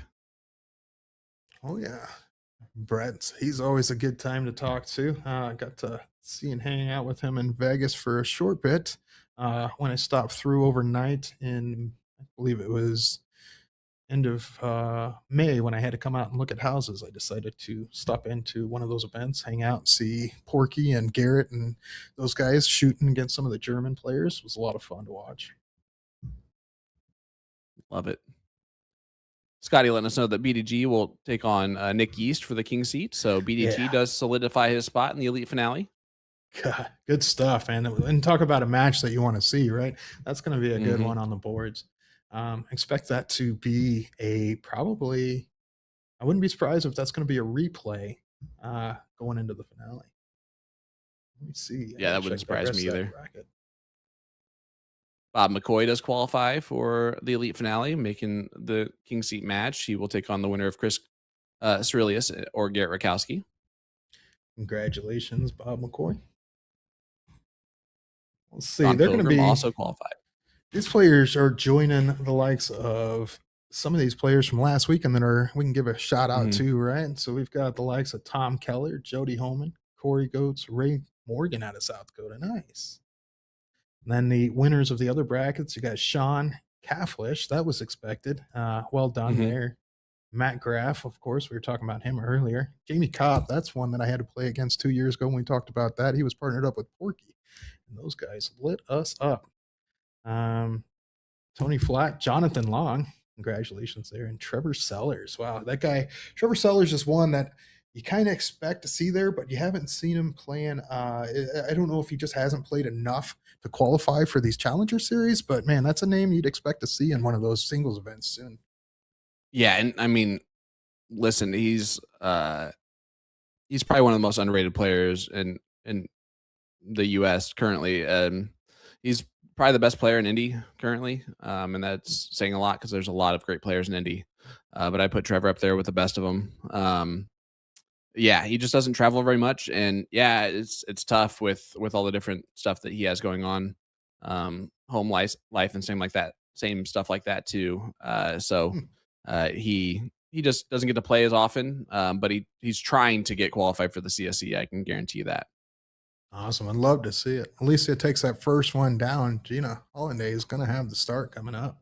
Hmm. Talking about the ladies, the first place ladies for last weekend. Congratulations, Vanessa Talks, Lisa Yee, and Rhonda Mader.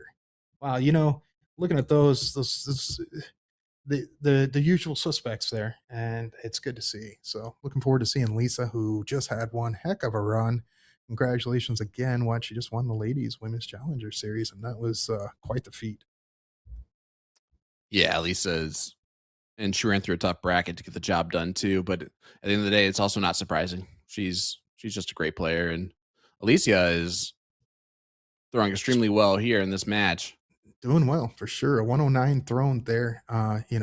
Yeah, one of the ones that surprised me going back to Lisa was I've never seen the matchup of Lisa and Suzanne Young going at it before, and so that was quite the treat on stream to get to see. Yeah, yeah, for sure. I mean, Suzanne has been one of those players I've talked about for a very long time.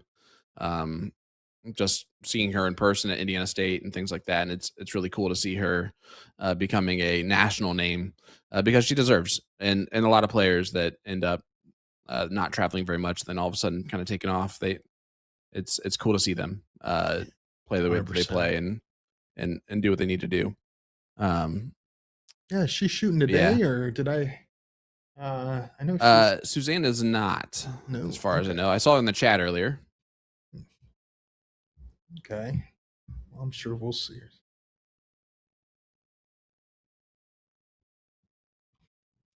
Yeah, she had a Yeah. tough travel weekend last weekend. So, Oh yeah, and then walked right um, into playing an event in an unusual location mhm. on Monday night, right?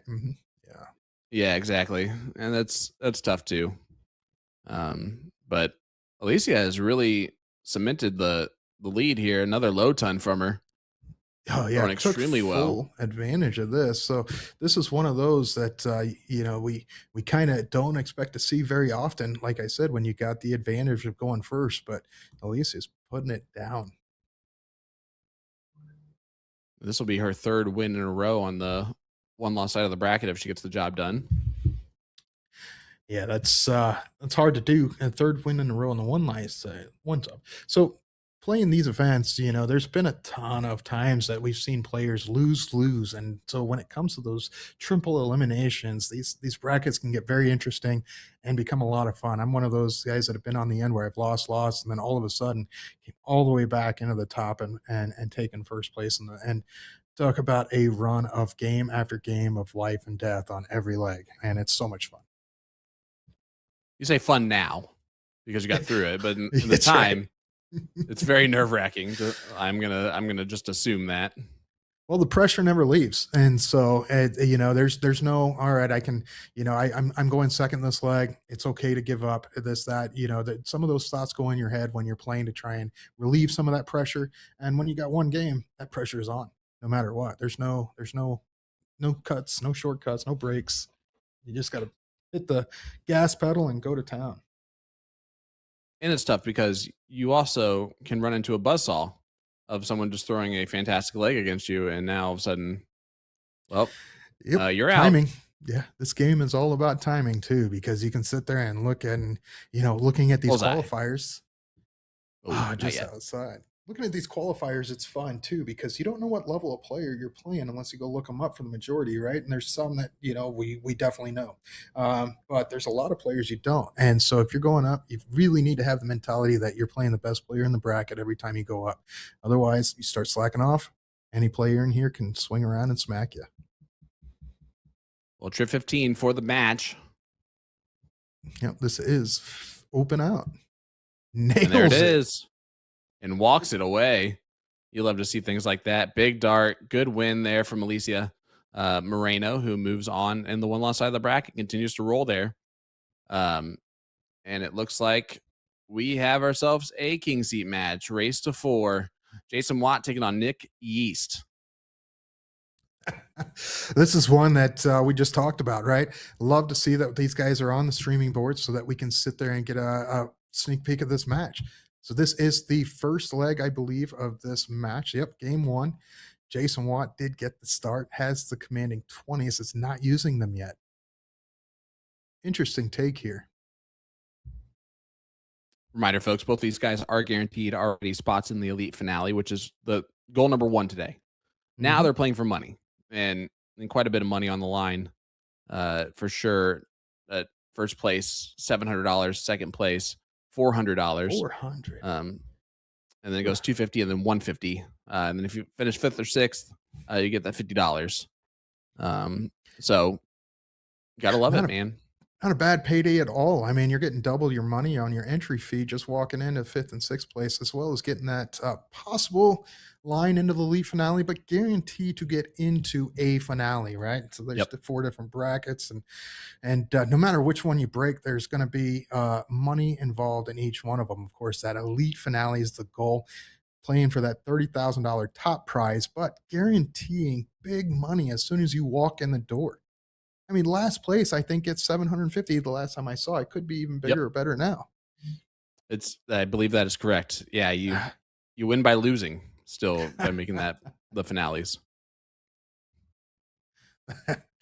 Yeah, I mean, you're walking in excited and stuff, and like you talked about that draft, and it does hurt to go 3 and out in that kind of level and bracket when you're there, but that paycheck is like, okay, a little sweeter. Pays for, at least for me, it pays for at least one day of beverages. Yeah, there you go. Spoken like a almost true Wisconsinite there, Tim. I can't keep up with Wisconsin, that's for sure. Wisconsin is unbelievable. Trying to keep up with Alyssa Evans for the last couple of years has almost killed me, and so that doesn't surprise me. Yeah. Nick East has the shot to take the advantage. Ooh, and he's looking at it. Oh, just misses the 16. Doesn't have point lead, but man, these two guys are taking some interesting shots this whole leg. They are playing extremely aggressive, not taking advantage of the higher numbers while pointing, and just trying to fight back and forth with no extra room. Yeah, for the record, folks, the system where we have all the cameras on is just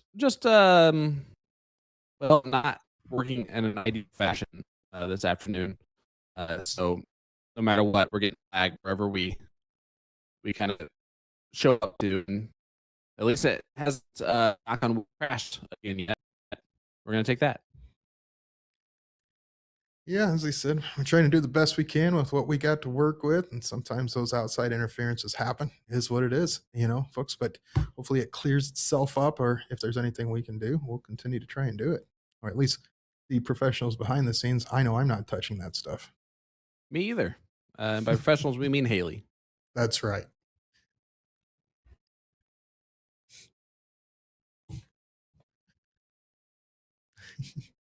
Oh, Jason and Yepram's on vacation, so our tech guy is not available right now.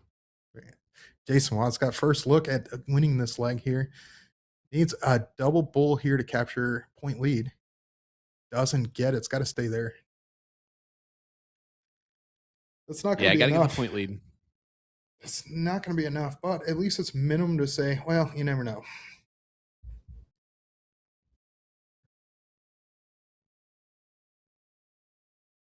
Good dart there from Nick East. Stays on the 16s. But Watt again Yes. winning darts.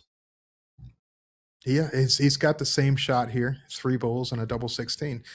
It's definitely in his wheelhouse. Not a bad first. I like that line. Just hits the flight, just a little hair off, but does capture the double last start. Yeah, Nick still got some work left to do in this first leg. This would be a break of throw if he does accomplish this. I can't see what round number it is. Does that say 10 It's or 10 of 18? 20. Okay. It's 10 of 20. Yeah. I Yeah, was so like he that. does get the triple on the second dart and doesn't look. He stays there again, smart to try and capture more points because he's not maintaining a good lead to try and get a look at that double bull. And Ooh. great second dart. Does Yep. get the job done. Another tie ball game. I think Jason's going to think that's kind of that was kind of a softball that was just lobbed at him right there. I don't think he expected to even look at that shot on that round, to be honest, because there wasn't a lot that Nick needed, but he just missed by 1 or 2 holes out. Turn that whole game around and make it an easy shot. Single bowl, 2/16, game over. Now Nick East starting this one off. This is a race to 4. Yep. So 1-0 lead here for Jason Watt. Nick East getting a good start, 7 mark on the 20s. Jason's going to need to keep all the 19s. The way he's playing, though, I wouldn't be surprised if he would have went 2 trip 19s and a trip 20. I know you had just started talking about the players that had qualified already for the elite finale. Matt Graff, Jamie Kopp, Jamie Barassa, Brent Baker, who we talked to today in the chat. Tony Flat with Mooneyham in the Governor's Cup. Mooney. Yeah. Tony Flat, Jason Calvoda, Aaron Ham, and Taylor Hedman. Jonathan Long, Ryan Jervis, Brett Hollanday, and Jeremy Russell from Lafayette area. As we get a boom goes the dynamite there for Jason Watt, or as he would like to say, bingo, baby, let's go. Let's go. And then Trevor Sellers, Kevin Beck, Todd Wigman, Zach Ball. And then for the ladies, Vanessa Talks, Christy Davis, Hunter Smith, Lisa Ditchley, another player from Just Darts, Lisa Yee, Dory Dahl, Carrie Johnson, Lane Lyzak, the Blue Bonnet, who's having the Blue Bonnet tournament this weekend in Texas, which, listen, makes me feel really good about myself, is that's another 9 mark. Boom goes the dynamite again for Watt. And then Rhonda Mader, Jaden White, who we saw play and was very talented, Trace Sheezer, and then Tracy Young. Man, a long list of great names and going to be bringing that high level of competition to the finale. So to add yourself to that name or to that list, it's going to be fun for these players that do make it or already have. Congratulations. And we still got 2 more weekends of finale qualifiers. And quite a few big names that have yet to take a shot, including the likes of Leonard Gates, Ram Kavar Jr., Mike Maloney, Mike Scarborough, just to name a few. Mike Scarborough.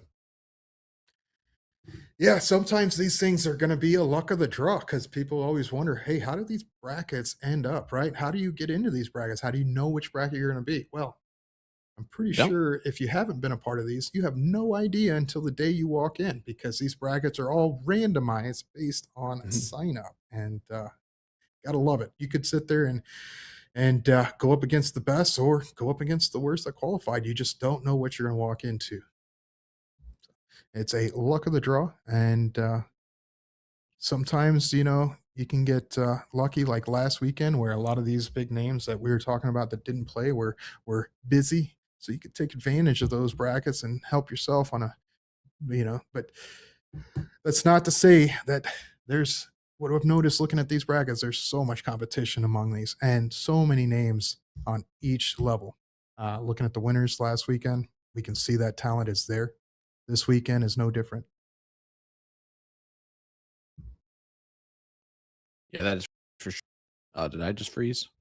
Oh, no, we're good. Was it me? All right, good. It was, yeah. At least it was just me.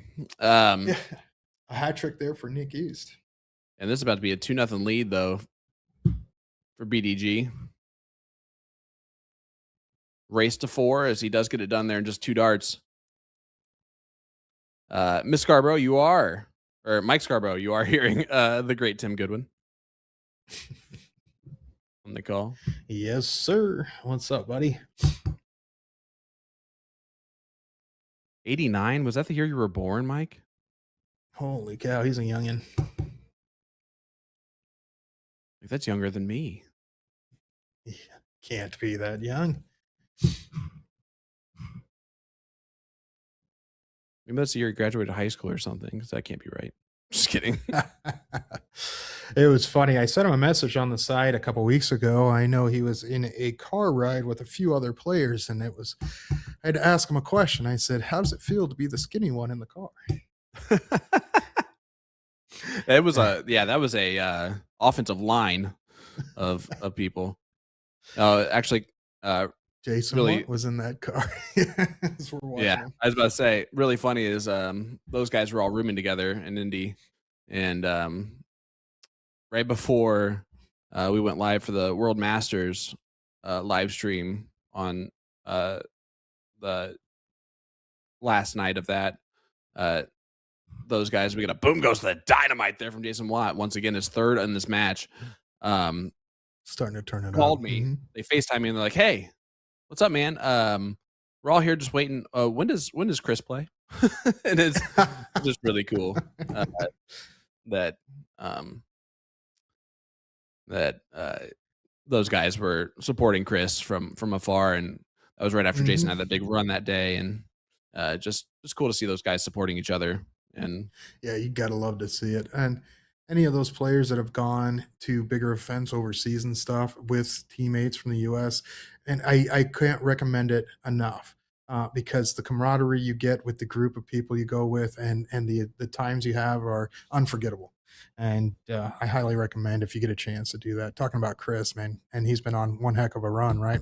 WDF, and then already got the world stage one, and then took top four in the world stage two. This guy is just having a good year with the events he's picking to go to.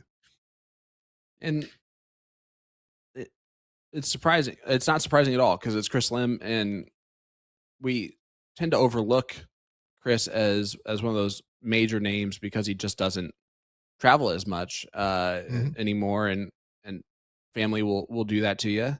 But when he does decide to go to an event, he tends to be in that top 4, like I said, Yeah, or like you he said. shows up. Yeah, he's definitely a tough person to play against, an awesome player to play with, and so I've been lucky enough to pair up and play against him in the past, and tell you what, man, no matter what, you're gonna have a good time whether win or lose against that guy.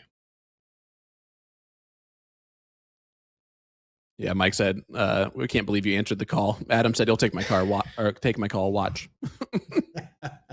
Well, look at that! Boom goes the dynamite again for Jason Watt.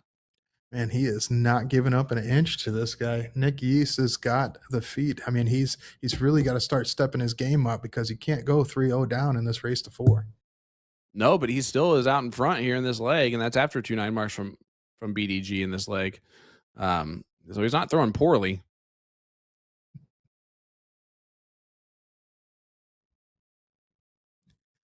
Oh, But oh, wow. oh, big 5 Love that bulls. move. Love that move because his start sat so pretty in that first single and double, and it just laid a bed for him to light that one up instead of trying to push that pressure on. What a shot. Now, Nick East has to hit that trip 15 just to give himself an opportunity to stay in this. Blocked himself in that first dart. You could tell because he had to step over. Ouch. And Yeah, yep, this is gonna be 3-0. going Jason's way. There it is. What a shot. Again, I think that's the second softball. I say that, but he just shot a 6.79 going second and barely won that in the end. Impressive. 6-7-9. Impressive. Gross. You have to do that going second at this level, though, when you're playing, this talent like that. Nick East, I didn't get to see his average there, but it had to be at a 5.8 or so just to be in that competition, going that far in that leg. Yeah, weirdly, I think it was just a 5-2 something at the end of it, but I also it could have been a 6-2 something instead, which would have made more sense. Yeah, with that 15 blocked on that and bringing that down, only hitting a single mark on that last round could have dropped it almost a whole point based on how many rounds they went. So there you go. 529. Yep. I'm not saying it anymore, Jason. You're hitting too many of them. A little BBDH for Jason Watt. Yeah. There you go. People ask me where I got that from. That was my team name for a dart team in college, we would call it every time we were going to the bar in the college team. Walk in the door and everybody knew. Bang, bang. Daddy's home. I love that. I stole mine. So Did you? Yeah, I it's still a use it for viral. my team. Yeah, we still love to hear it, Sean. Some of us who actually appreciate the call love to hear it. Well, I've taken it back, I think, at this point. As BH in the chat. What's up? What's up, Brian? How you doing, my friend? Again, everyone who's tuned in with us, everyone who commented on the post yesterday or 2 days ago, it was honestly almost 100 comments on it. Congratulations. It was more than I was expecting for sure. So appreciate that, guys, and it motivates me just to make sure to bring the best possible stuff to have to offer. And I do also want to point out that does not mean that you won't see me with the Champion of Darts Corporation still, or sometimes for USA Darts. Like I said, I'm doing the X1 Elite Showman Showdown stream in a couple weeks. That Nice. it just allows me to step away from teaching and focus full time on all that stuff, and to work hand in hand with Haley is going to be a lot of fun. Yeah, she's a pleasure to work with, and congratulations again. It's amazing that you're getting to go from one love to another. I mean, it's not like you're taking Crazy. a step back and choosing. For me, from my perspective, it's an easy choice, but that's because I love the game. I can't get away from it as much as I've tried. I'm stuck around it and I can't get it out of my head. I love being around this sport. I'm right there with you, and it's honestly it's the players, the camaraderie, like you mentioned earlier, that tends to just continue to pull you back in. Mm-hmm. And Yeah. yeah, Yeah, this is going to be really some cool. fun stuff. So, yeah, with that said, I mean, so now you're going to get to take over the interviews. So I expect nothing but straight faced, honest questions. No BS allowed. Yeah, I'm gonna give just the hard questions. That's what I'm gonna do. As Haley is now completely offended at the BS comment. Jason Watt trying to pull this in, pulls off the double on the last start, shutting down the 16. This is going to be a door opener, I think, because Nick East should be able to pile this in and get a shot at the 17. Yeah, it does get rid of the 17. BDG, though, winning darts right here for the match, and spin himself in the finals. Yeah, game shot. Decides to go with the 15. I like this move, honestly. First thing is to shut it down. And I think the reason why is position. He is 3-0 up in this match. So the more pressure you put on Nick, the heavier his arm's going to get. Yeah, 4 ball is definitely doable, especially now for Nick East. Did it in 2 darts. Wow, how about them apples? All right, let's go to leg number 5. Nick East not done yet. A 5.22 there, just a little less than the last round, but Jason 5.43, no slouch that leg either. No, but way worse than the 6.7 something. Way worse. But he goes first now, and this is where Nick has got to throw way better than a 5.22. Yeah. Oh, man, Jamie Haveman going down to Justin Coppins. Congratulations, Justin Coppins and Isaac Robinson making it to the top side of their bracket. Shorty wins the king seat. Congratulations. He's guaranteed second place and his elite finale bracket. Way to go, Shorty. Love to see it, buddy. Kessler taking on Andrew Trainer in the men's bracket number 1. So Trainer also qualifies now for the elite finale automatically. And look at this from Jason Watt. There Man, leave some of them for the rest of us, my friend. Boom goes the dynamite. He's BDG. Nope, I'm taking them all. Big boy wants all the booms. Yeah, talking about a match there, Andrew Trainer, Brandon Kessler, that would probably be one of the fastest race to fours we'll see on the day. Both of those guys' level of play as well as their timing is they've got quite the rhythm on both of them. Yeah, they're going to get on with it. And how about Mhm. this? The GOAT, Billy Garkey, has submitted himself in the elite finale. He'll take on Paul Heelman in the King Seat match of bracket number 4. So a couple of names that some of you might not know. Billy Mhm. the GOAT is someone I saw at the Rockford Regional for bull shooter uh, 2 years ago, and yeah, I just saw him shoot phenomenally there out of Yeah, Rockford. nice to see. I don't have any history on Billy Garkey, but I mean anybody making the top 2, let alone top 4 of these brackets, it's definitely well deserved and needs to be given credit. Nick East is not keeping up this leg with Jason Watt. This is heavily handed going Mhm. Jason's way so far. There's going to have to be some big gaps coming next if Nick wants a chance. 19s are shut down. And he sticks and moves back over the 16s just to cement even more up. Four houses here. Um, it's gonna be a tough one because that can be a hotel in Monopoly, and when it's a hotel in Monopoly, it's pretty tough to get past that. Trisha Mater, I believe, related to Rhonda Mater, who made the top 4 and made the elite finale last week, also now making the elite finale. She takes on Liz Tynan there in bracket number 2 for the ladies.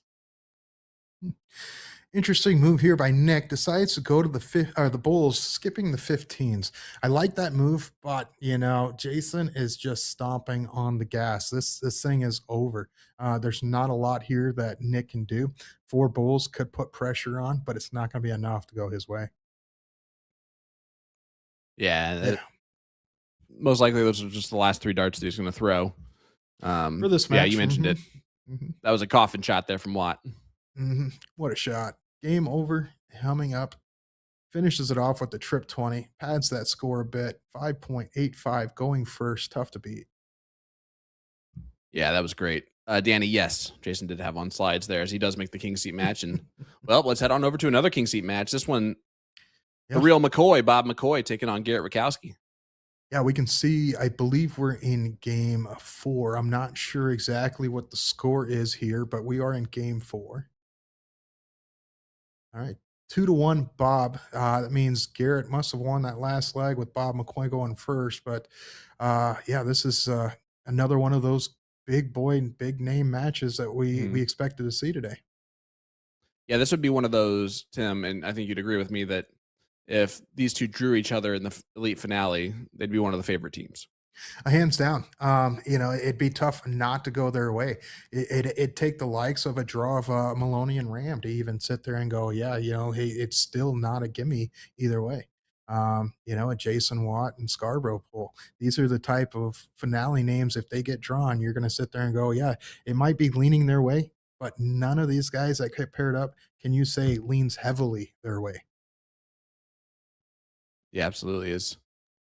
We're seeing just a little bit of slowness out of some of our lady players in that 4th bracket. Mhm. Um, the Chris Lefevre Savannah Broderson match supposed to start at 3:08. It's now 4:44. We do not have a, a Uh-oh. winning person yet. Yeah, hopefully they can get Um, that sorted and situated.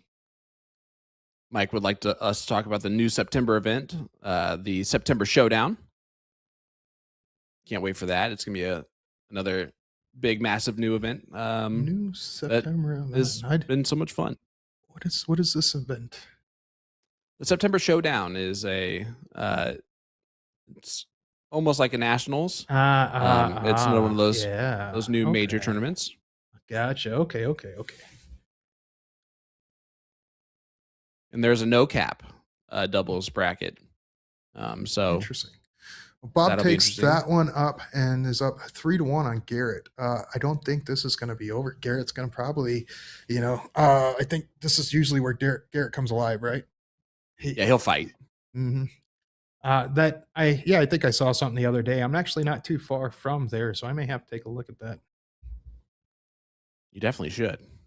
Yeah, we'll see. I think I'm gonna head to South Dakota and ride the motorcycle next week. Wondering if Porky's gonna join me, since I hear he's a new Going to heavy Sturgis? Harley rider lately. Yep. Yeah, we're gonna hang out for a couple days. I think my dad's got a new house about 15 minutes from Sturgis, so go see that. And they just moved back to the area a couple years ago. Garrett gets a solid start. Bob not capitalizing, but Garrett needs to go ahead and finish this move. Does capture trip, staying there. Does so. What a shot. Yeah, Garrett's one of those players. If you could buy a dart throw, like if that was possible, like you can buy a set of darts, buy a dart throw. Garrett's would be one of those that I think would sell out rather quickly. Yeah, I was just having a conversation with somebody the other night, Hunter Young here, player in Utah. We were just talking about his throw, and I said, "Yeah, he throws nails on a wire, and if you can sit there and throw nails down a board, and your darts fly that same line, it becomes easier, you'd say, when you're consistently firing off, and you can see it too, because man, he does not go off the line very often." No, no, it's very straightforward for him. Um, Mhm. Yeah, it is no, it three is to 1. 3-1, Bob. Mhm.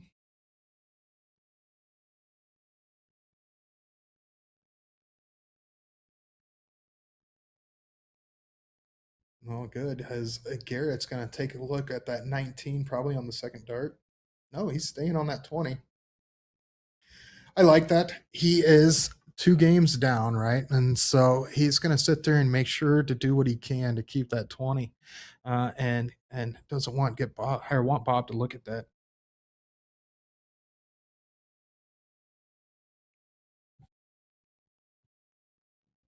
I I congratulated need to. Ram earlier, but I forgot to congratulate Chris Grimmel for getting the job done for the ladies and having that be live as well, or not live, but also on ESPN. Was really Mm. cool to see her versus Cheyenne. One of I those haven't that's got definitely built the for TV. I haven't got the opportunity. I decided to go play pickleball this morning with the kids, and so we Hmm. watched the movie The Dink the other day, and so all of a sudden we're now big fans. But we went did that. I'm looking forward to catching up on the ESPN special with Ram. I know I saw a post by Cheyenne, and so great stuff there. Can't wait to see what happened. Yeah, it's a great match. Yeah, That's for sure. the Alex and matches Ram leading is up always to gonna be it. good. Yeah, the matches leading up Yeah, to it were great. Holy cow! I couldn't get enough last weekend or a couple weeks, but Garrett keeping control on them 20s. yeah, but now Bob an opportunity to trip 18 and close those 20s. Yeah, this is a big door open to get rid of that big number. Ouch, slipping into the ones. You should have added a point at least on the ones there with that triple and single, but does add 54 points instead, 20-point lead. You can see Garrett's just working out the math here, figuring out what he wants to do before he even shoots. Looks like Trisha Mater and Liz Tenen are going to be going at it in the queen seat. Yeah, Tynan. Sorry. That's okay. I know that too. I know. Let's see. Congratulations to Meredith McGee as well. She is going up against Tia Usby. All right, I'm going to stop trying. I'll leave those up to Hey, you, listen. Sean. No, that was about as good as I was going to be able to do on that one too. So, we're in the same boat. You said Christy DePoy earlier, and I was like, oh, that was a really good one. Playing a Michelle Hughes. Alyssa Woods is awaiting that winner of the longest match that ever take place.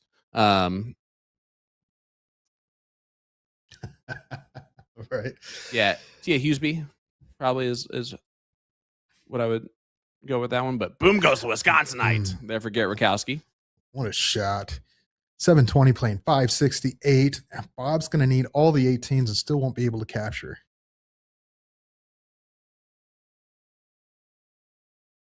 I expected that personally. Shut that down with one dart. You are down 120 points, but man, Garrett's going to keep running you down. He would have sat there. I guarantee the shot would have been trip 20, 18, and right back on it, being 2 down. But he's going to start running. And he goes the bull. Love I it. love I it. love it. You have control, you have the point lead, and now you're giving yourself game shot if a round is missed here by Bob McCoy. Yeah, no matter what, Garrett's going to have the winning darts Hmm. in this throw because even if Bob would have added the 96 points, he does go ahead and take both houses, but it's because I think both of them are going to be gone here in a second. Correct. Yeah, I mean, that was such a smart shot shooting the boulder. If you would have missed the triple 16, trip 15, you wouldn't have game shot. But, you always want to leave yourself the opportunity, whether you can hit it or not. But, man, just getting the first looks can be huge. I do love that he teed himself up for it and then still went points. Well, I think he missed the first triple and so scored a. Mhm. Oh, you're right. He did go all right off the bat at Yep. the points. Mhm. Yep. Travis Wilkinson taking on John Pilgrim. So 2 Wisconsinites are guaranteed spots in the finale, the elite finale. They're in men's bracket number 3. Nice. Garrett opens the door. Not at all. Bob's going to have to 9 mark the Mhm. 15s here. And then some. He'll need more darts than the 3 that he has currently in his hand. Man, yeah, I do love the 15s, but it does stink when you're trying to fight a 150 to 200 point lead on them. Yeah, especially because that means that's also the last number that you're shooting at. Yeah. So the pressure is usually a little tougher down there as well if you're sitting there using them. That is it. 5-3-1 for Garrett Rakowski. Puts him And up. it's a 3-2 score line. This one's a race to 4 being in the king seat. Yeah, but again, both these guys already qualified, did their job today for the elite finale. Now it's, do they want $700, $400 guaranteed by winning this match, or are they going to have to go through a little bit of a tougher run through the one-loss side third place match? I wonder if these guys call each other up and go, you know what? 700 and 400. A split there seems quite nice. Yeah, mate, I don't know about in this situation. Not in this one's particularly, but I'm sure it happens. And for some players that are going there that just want to put on a show and relieve some pressure, may choose to do that. Yeah, Good call for back. sure. Yeah, good start there on that first one there. Sorry, Tim. You can.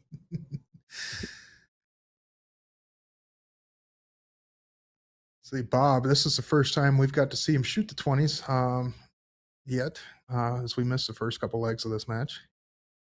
But that is not going to be enough. Expect those 20s to go away this round.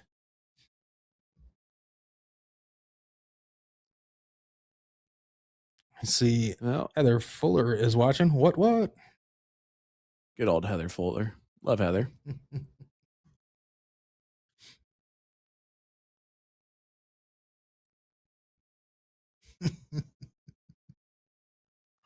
Haley wants you to know that she does also say now the 16s are the devil. Yeah. Yeah, I've definitely, I'm a huge fan of 16s and double out, but man, I'm not a fan of triples and of them. I struggle on the trip 16s when I need them. Yeah, I mean, the 16s and 15s are just the hardest darts to adjust to. Same thing with the 18s because you have to adjust the weight and the height, or the weight and the towards. If you're missing it at all, and it's just tough to adjust both ways. Hmm. Yeah, the 15s I like, and it's funny because being right-handed, it's usually backwards. Most players will love the 16s and hate the switch to try and push that shoulder to the right. But for some reason, I'm the opposite. Like shooting double 10s over double 16s, I'm good with. But most right-handed players are the opposite. Garakowski capturing the point lead here again off the 19, shooting a 133, so a 7 mark on him.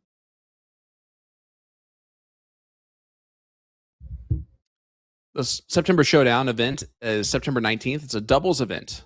It's a $40 per player entry, 32 team brackets, 8 cap and flighted or no cap is how it's done there. Payout is $2,000 to first place, $1,000 to second place.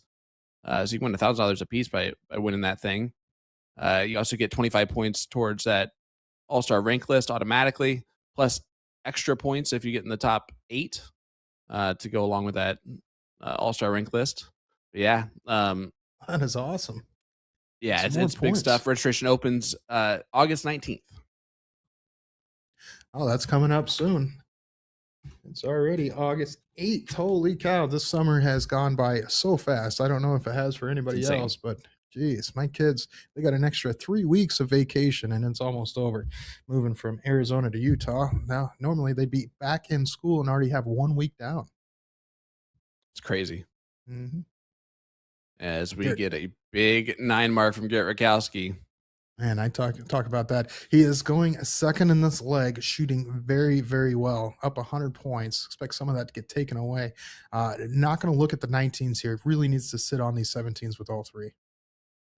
And he does. Back-to-back 9s. Boom goes the dynamite there for Big Bob McCoy. Yeah, these guys are warming up, as they say, because they are sitting there battling toe-to-toe. Every dart matters right now. Trip 19 stays there. Now going to look. Stays on the 19. And this is impressive because if he would have sat there and moved, hit a single 17, that would have opened the door for Bob to hit 2 trip 17s, capture point lead by 4 points, and then be able to close the 19. And Garrett, being down a leg, doesn't want to open any windows for this guy. And that's the main point here. Garrett's going to play the high ground consistently here in this leg. That's the best strategy to pick. The less chances that you're taking there. You'll go back to the 19s here on dart 3. Yep. Does find a big triple. Yeah, he's going to keep that pressure on, and Bob's going to need to sit there and throw another 9-pack right into that same 17. Sometimes, these things get tougher and tougher the more you shoot at it. I know for me, after hitting a 9, it's very difficult to throw another one right back in there. It does get 6 of them. Speak for yourself. When after I throw a 9, if I don't follow it with a 9, something's wrong, Well, usually when I throw a 9, I mean by it flights off into a 14 right after, but yeah, no. What I mean by that is the 9's going to be in the trip 3, trip 3, trip 2. Yeah, that happens. Yeah, my son likes to say, "Dad, I hit a 9 mark," as he did hit 3 triples. They're just random. My favorite, what is it? Like video cut on the bullshooter boards is when you hit a 3 in the bed, but you hit like triple one when you're playing split bowl, and it's like you did 3 in the bed. That's fantastic. And you're like, great, awesome. Ooh, there is a doorway there as Garrett misses the 16s, hitting the 7s. This does open the door to hit 2 trip 16s and a trip 19 and give himself the up front advantage. Bob has clawed himself back into this. Yeah, he's going to stay there. Wow. He did take the look. Yeah. Love it. This is where it goes. Now, I love that move because he shuts that trip 19 down, knowing that he's battling on the lower numbers and pressures on Garrett 100%. Oh, but Garrett Rakowski. Boom goes the Wisconsinite. What pressure, he says. What a shot, Garrett. I think that's the third one of this leg for him. Yeah, definitely the third overall, at least. Oh, look at this from Bob McCoy. Putting some pressure on Garrett. Hey, that ties it up. Will be streamed. We are on a bull race 3-3. What a shot there by Bob McCoy. Oh, that's right down the hole. Yeah. I mean, let's go to a last leg decider. It's what we all need at 5.91 from Garrett against the throw. We're going the distance. Yeah, we couldn't ask for more. I mean, I love the fact that we're going to a last leg decider because this match, the way these two are shooting, deserves this type of action.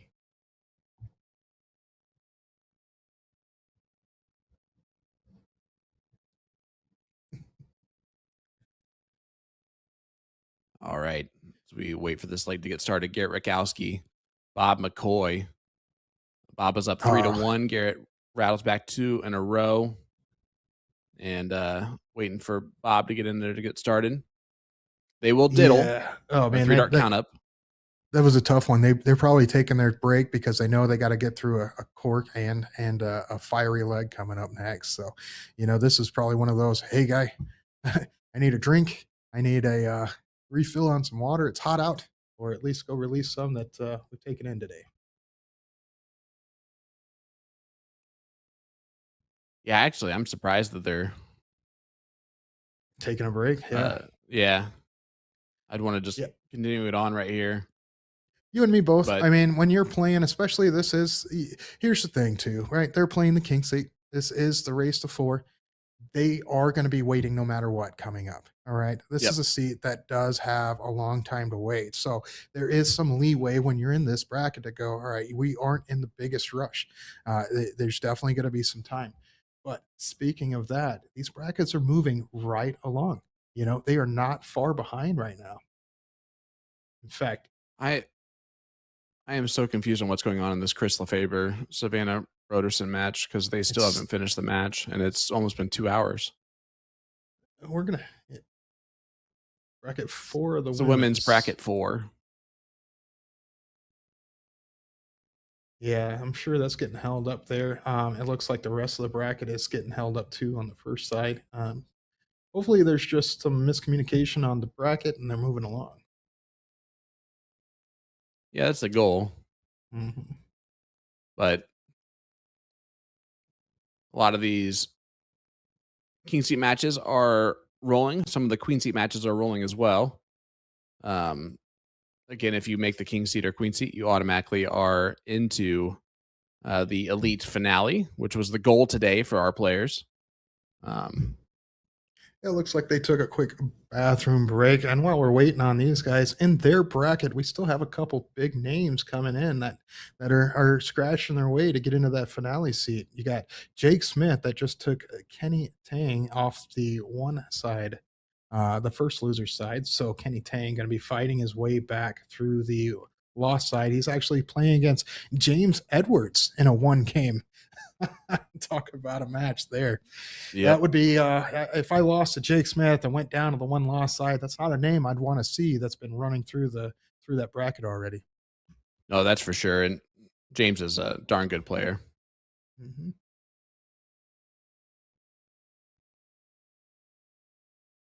Oh, that's right.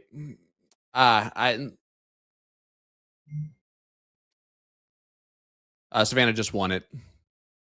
Yeah, so Savannah just won it, and I, of course, have been looking at Eastern time zone, even though the CompuSport bracket's in Central. So that's why I've been thinking it's 2 hours. It's actually been 1.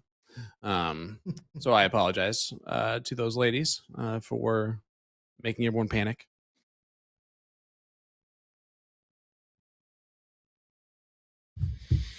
Bob All right, here we McCoy go. wins the cork. Who wins it? Who wins it, Tim? I got to give it to Garrett. And normally I would sit there and give it to the person that wins the cork at these kind of guys' levels. But since we did get to see the first round on Bob, I'm going to go ahead and go Garrett Rukowski. Ooh, he tried to get rid of those 20s after the first start into the treble 19. I don't hate that. Not I a can't fan. tell you. I guess it's again he's playing that way all day and it's been working for him, right? So, but yeah, Bob can be dangerous on any number. Yeah, just the amount of great players I've done commentary with that have said things like I do stupid things, get rid of the 20s. That's for that. Yeah, that makes sense to me a little bit, but Garrett now in control here. It can be timing as well. It can be placement of the dart. If that dart hit the high side of that trip 19, let's go ahead and look at that open bed and get rid of that bigger number. So a lot of these things that people sit there and don't understand, why did they move or why did they do this? We're not seeing the placement of the darts very easily. A lot of these things make a player change their throw and which position they're going to go to on their next dart that we don't see, but they do because they're at the line and they've thrown these darts over and over. Yeah, you're absolutely correct. It's in this. It's the fun thing to debate in steel tip is how the dart lands in the board because it is different. Not here. It's going to land flat, and sometimes the way that the tip is bent could land it flatter or block out more. As you can see there, Garrett only gets 2 after Bob gets 2 on the 18s, and I'm going to guess both of them are blocked at some point on those numbers for that to happen. Yeah, and it's funny how you see these different flights and how they land, especially like you said. I that's one thing that happens to me. The tips, can get bent as they're being thrown or whatever, and they can land in awkward places to make you shift around the board that you wouldn't have to in steel tip.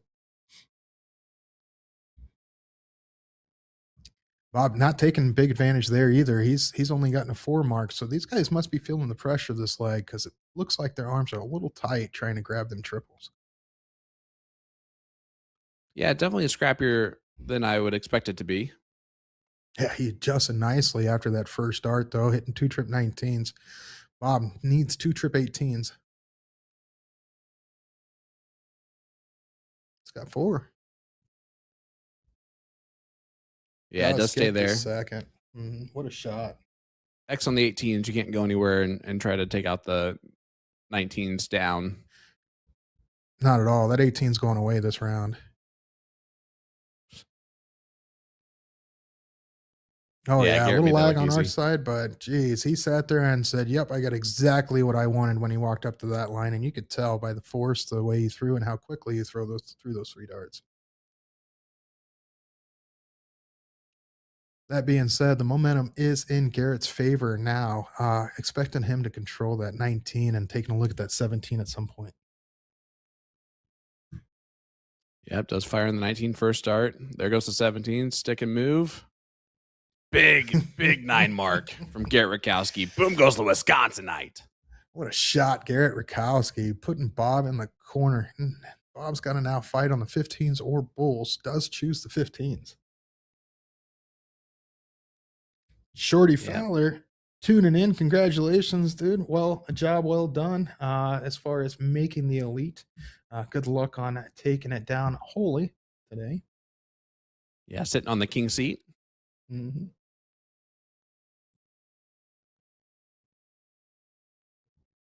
Bill Garkey wins the king seat of his bracket.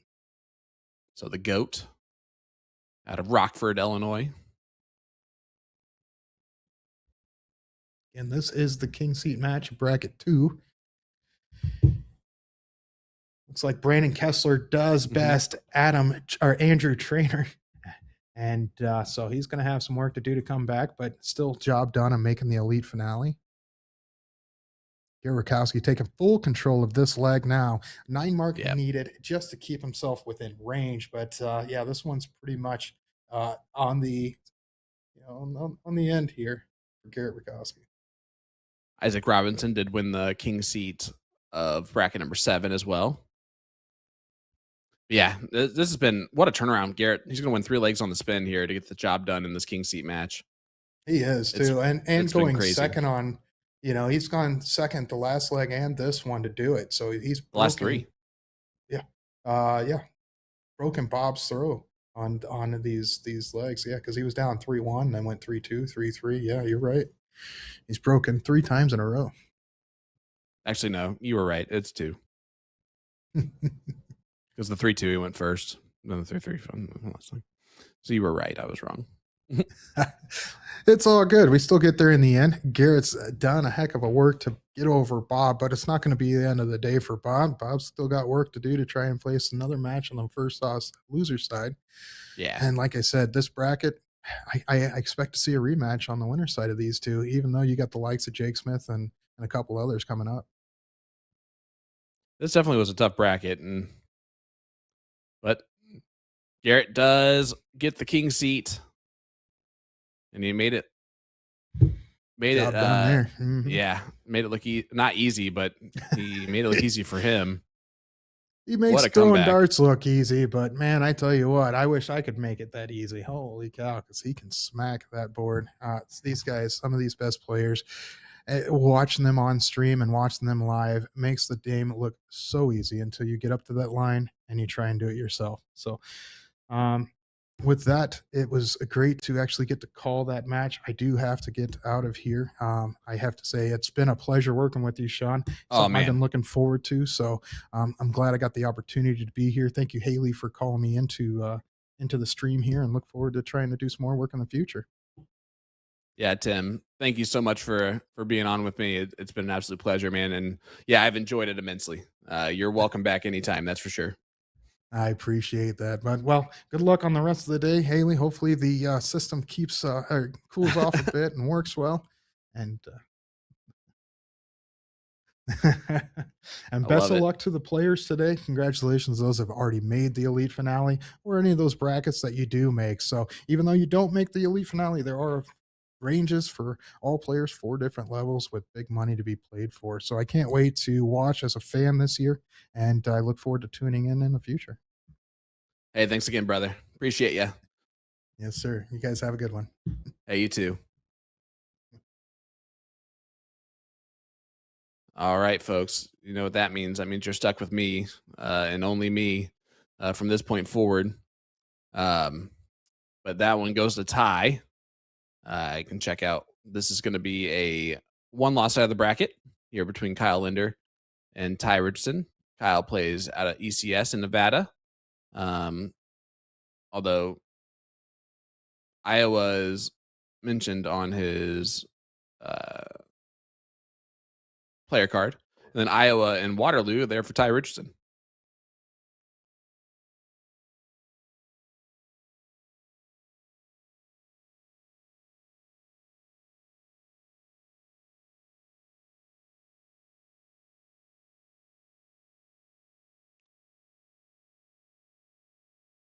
See, bud. All right. We are playing 501 open, full bowl here. So we'll see these guys looking at the bullseyes. There's a hat trick there from Kyle Linder. Reminder, folks, hit that share button. Make sure you let everybody know that we are live here for PPD TOC qualifier for the finales. 4 different brackets they're qualifying for: the elite, master, pro, and semi-pro. And we do have 4 ladies brackets as well going on, as 7 men's brackets. Some of those names that are already qualified for the elite finale, which is the main goal today by getting in the top 4. Kyle Linder, back-to-back hat tricks. Not messing around in this leg, trying to send us to a last leg decider.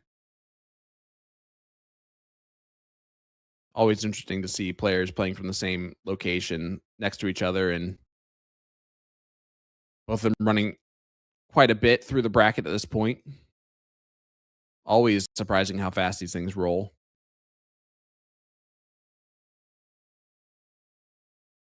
There have been a lot of Wisconsinites that have qualified through. Sergio, you're not wrong. Double 14 does go. How about that? He throws 8 perfect darts. And he did it in an interesting way. They're going trip 20, double 14 when he only needed to go bull double 19, which is kind of the shot there. Open. Linder will get the start here. This is count up. He gets a 140 out of it. So Ty will have to match that or hit 3 big troubles.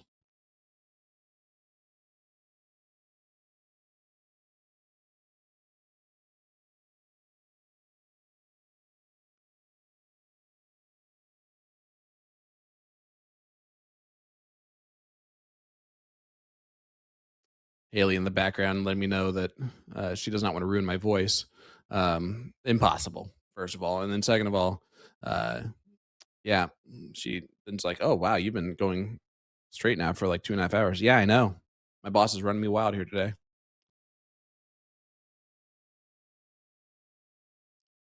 The ladies bracket, Tia Hughesby and Meredith McGee are battling out in the queen seat match there. So they are both qualified for the elite finale. Liz Tynan got the queen seat over Trisha Mater, but Trisha also qualifies for the elite finale already. Michelle Hughes and Christy Doompy qualify for the elite finale, and the winner of Savannah and Alyssa will take on Becca Westcott, who is qualified for the elite finale. And here we are, last leg decider, 1 loss side of the bracket. Kyle Linder with the start, and starting off strong here, going 7 mark, 4 mark.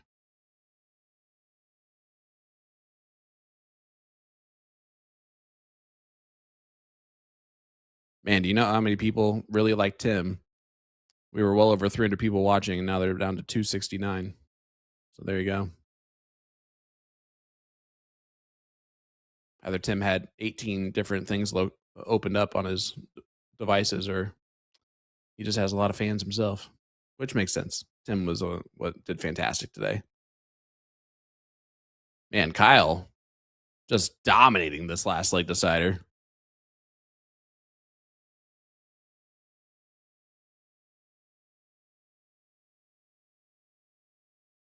$352 players using vouchers today.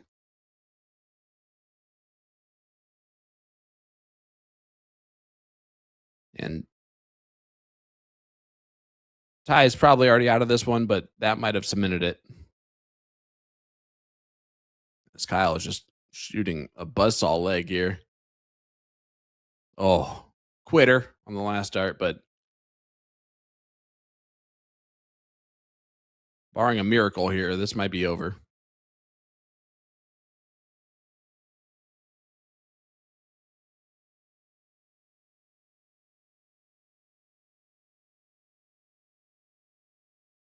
Can't tell you how much we appreciate everybody joining us today across all of our platforms here for this PPD TOC finale qualifier.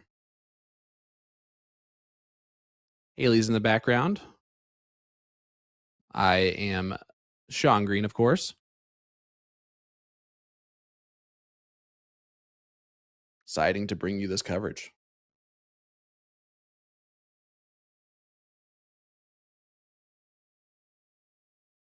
Thanks, Haley. Haley said I was doing great.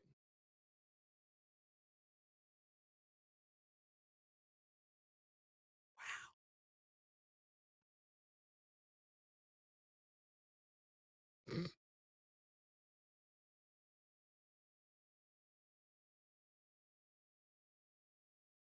As Kyle Linder does get it done there. He kind of ran through that one. Yeah, the bowing there from Ty is very, very much true there. 5.0. Ty does go to the last chance bracket.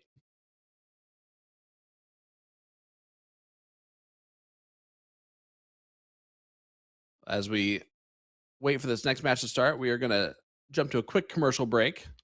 So don't go any, folks. We'll be right back with more action here at the PPD TOC finale qualifier right after this. Let me tell you about A to Z Darts. We're a specialty dart store with over 10,000 different products. We create in-depth videos and blogs to help improve your game and showcase our products. We give helpful advice on how to practice darts, the fundamentals of form and mechanics, and how to make better decisions when purchasing your darting equipment. Whether you're brand new or a seasoned player, we try to provide fun and informative content. I'm Jen, the creative director for A to Z Darts. I've been playing for over 10 years, and I've traveled the world competing in and promoting the sport. This is Will. He runs our live streaming company, USA Darts, and travels the globe as well to broadcast major darting events and interview PDC players alike. You'll find over 2,000 different sets of darts on our website. Guessing right now you're pretty interested in our resources? Learn about form, throwing mechanics, practice routines, scoring and grouping, checkout methods, cricket strategy, and much more. Visit a-zdarts.com to take advantage of our blog or follow us on social media at AZDarts today.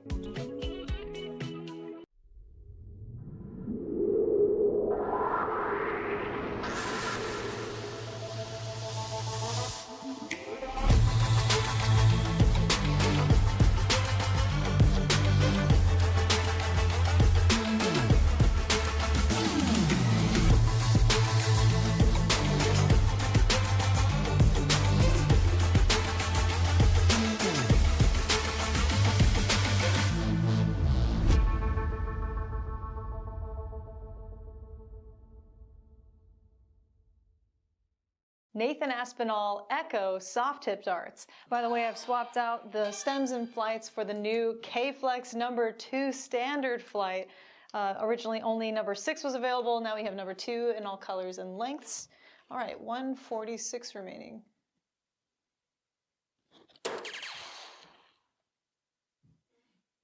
Ho, ho, ho. Damn, that felt good. Echo has really expanded since it first came out as an exclusively soft tip range. Now we have a player edition that has remnants of Nathan's prior signature darts, notably the overall shape of the barrel and the milling, with the CNC milling in the front, nano grooves in the middle, finishing off with radial grooves in the rear, which to me feel the most aggressive. So if you have a widespread grip or a 5-finger hold like Nathan himself, I would recommend taking a look at this barrel. It's certainly a more affordable option than your typical PDC Superstar signature dart. Take a look.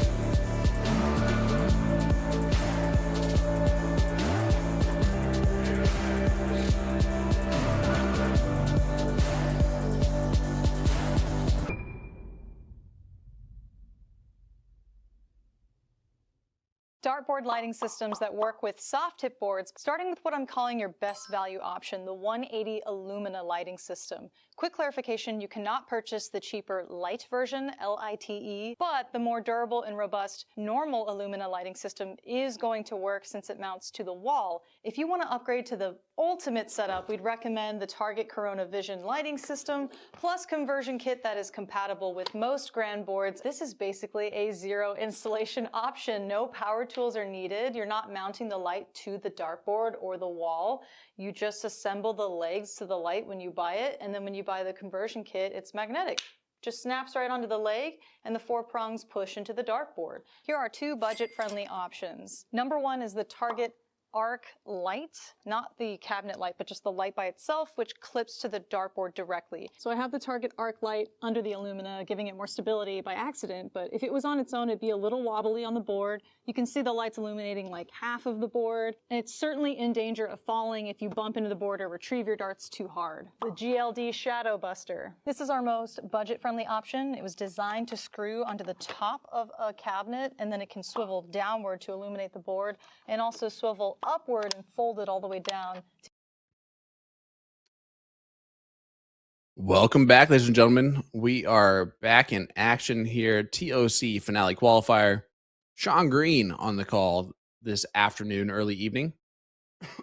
Excuse me, as we got Paul Nyberg playing out of Legends there in Minnesota. In Little Falls, Minnesota, to be exact. He's taking on Kurt Seedorf?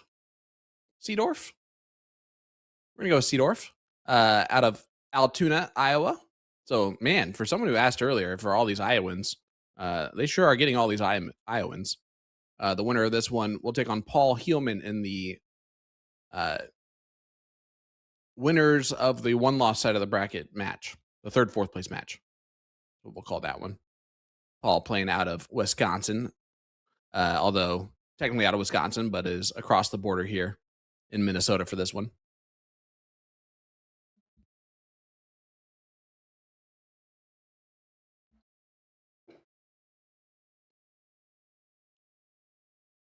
This is leg number 1. They're going to be playing cricket, 501 open, full bowl, and then cricket if it goes the distance.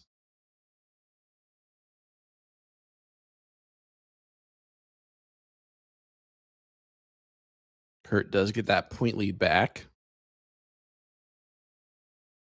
Tony Flatt in the chat, one of our qualifiers last week for the Elite Finale. I believe Tony won his bracket. Congratulations for that, sir. Rooting on Kurt.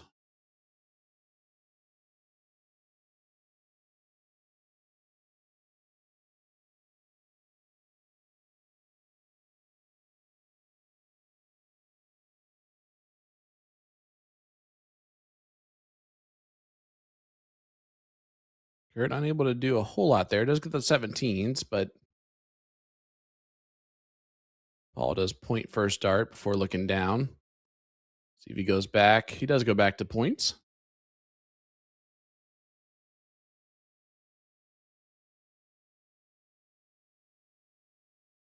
Now way out in front.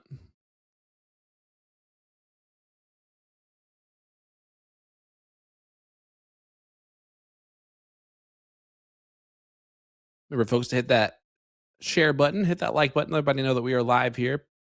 Partners Promoting Darts and USA Darts live streams, Facebook and YouTube.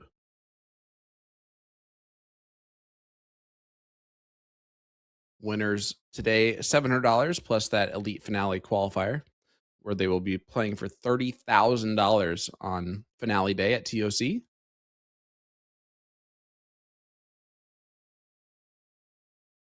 That is the job to get done today. However, no matter what, they will qualify for one of the finales just by having that voucher.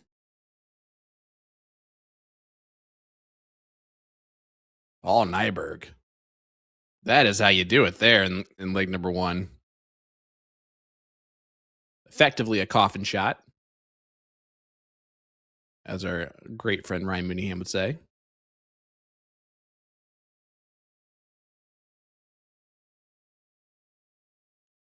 Leg number two does open up the door for it to go to last leg decider, being 501 open.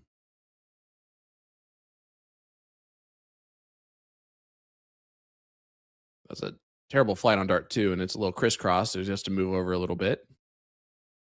And does find it. So Paul Nyberg does win leg number one, a 4.33 on the NPR there. Let's head to 0-1.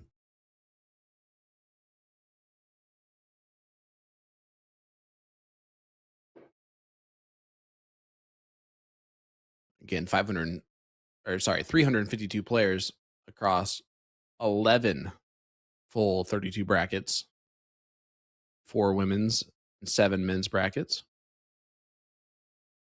Playing this afternoon. This is the second TOC finale qualifier, second of 4 of them. So make sure you tune in the next 2 Saturdays.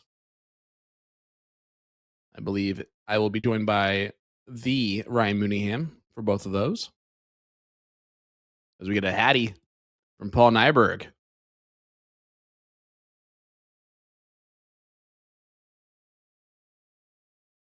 But with this format, Kurt technically can miss 2 darts before he becomes in trouble. Or 3 darts before he becomes in trouble. Even if Paul goes perfect. Although if Paul does go with the treble 20s here, he might guarantee himself a first look at a finish. Not going to do that.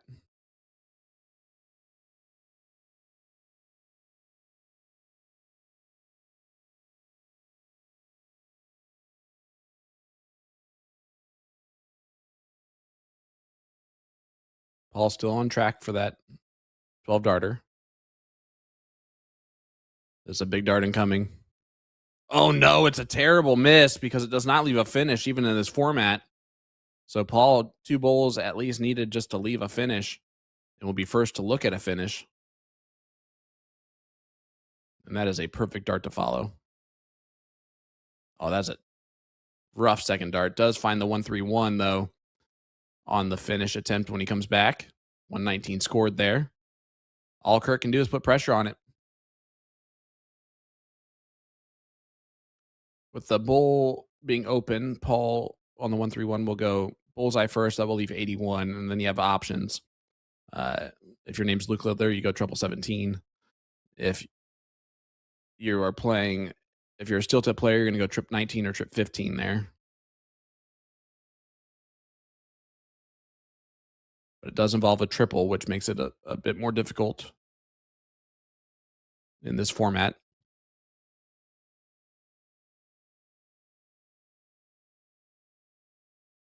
Did go the 19 route. We'll leave bull if he returns. Kurt looking to bull the first dart, so he has 2 darts at a double. You can go inside on the 17s as well. That miss is bad. He does find it on the last dart to save himself in this match. Let's go to a last leg decider. Paul won, Kurt won.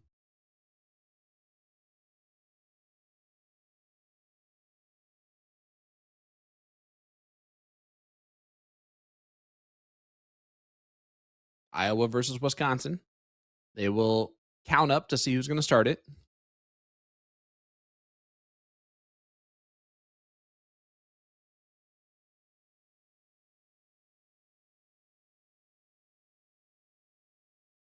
And that's a pretty good count up. 180 from Kurt Seedorf. Oh, look at this. Is he going to follow it? Oh.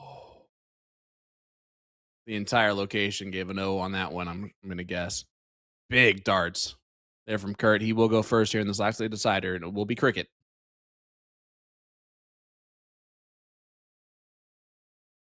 Chat, let us know where you're tuning in from.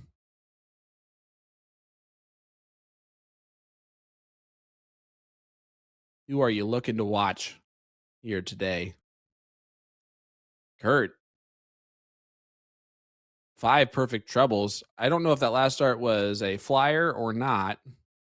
Honestly, in that case, if it was me and I threw 5 treble 20s to start off, I would probably have thrown that dart in the 18 as a flyer. So, but I'm also terrible at darts, unlike Kurt, it seems like.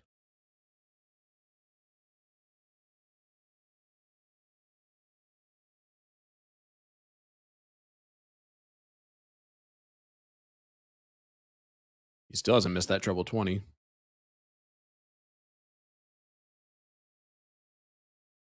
He did on the last dart. Mainly because I jinxed him.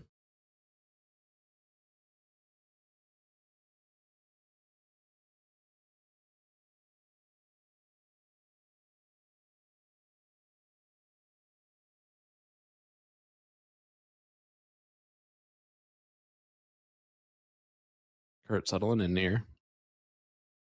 Got Nick watching along from Wisconsin. Nobody else wants to answer my question. I get it.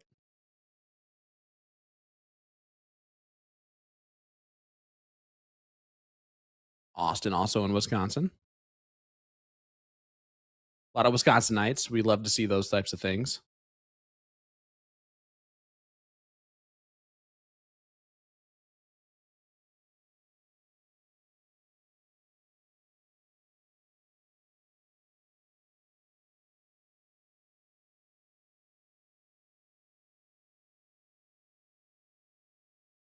And Haley, I sent you another couple of videos through Instagram for you to check out as potential content to make with maybe Carly or Kayla.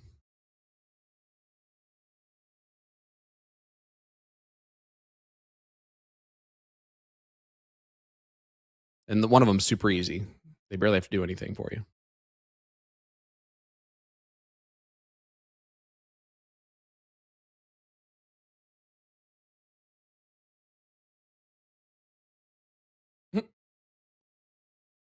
We got Idaho in the chat, and then Kevin, Caledonia, Wisconsin, waiting on Garrett. I want the mac and cheese back that he stole from me when he was 7 years old.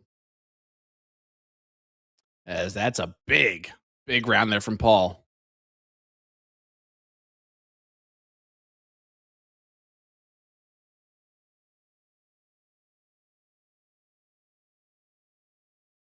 Boom goes the dynamite. What a response there from Kurt.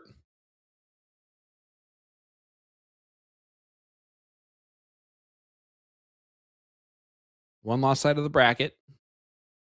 Paul staying with it. Look at this. Oh.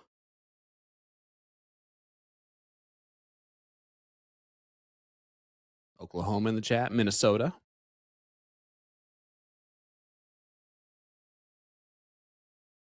Kurt gets the point lead. See if he takes a look. He does and hits it. Kurt Seedorf. This is a back and forth battle. Paul still with winning darts here. Not anymore. This is where you take out the 15s, I believe. Yeah, that was the look. Second dart just was in a bad spot to stay on the bull.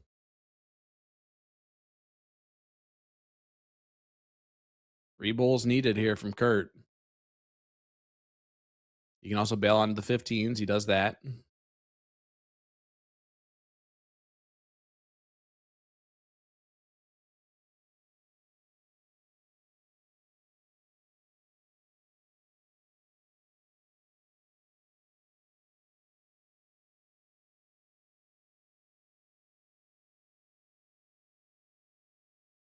Good darts there from Paul. He's trying to stay in this thing.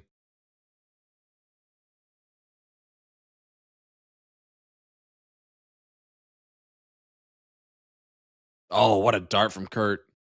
There it is. Kurt Seedorf takes out or puts Paul Nyberg into the last chance bracket. What a match. 5.08 there from Kurt to a 5.13 from Paul. As we move on over to Jake Smith versus Bob McCoy.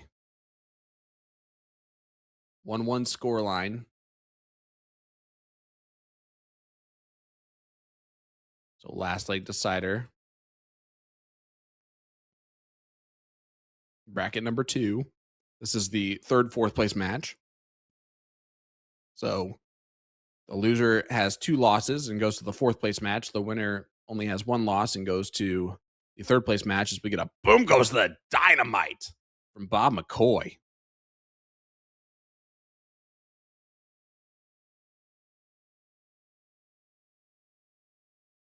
Jake says, anything you can do, I can do better. Boom goes the dynamite right back for Jake Smith.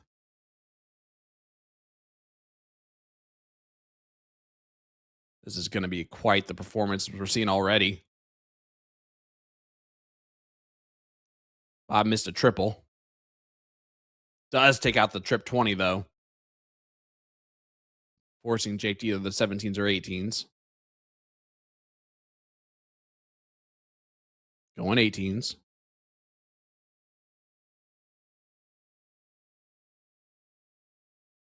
And he hits himself a 9 mark again. This is the type of Jake Smith that I remember when I first started getting into this, and this Jake Smith is dangerous.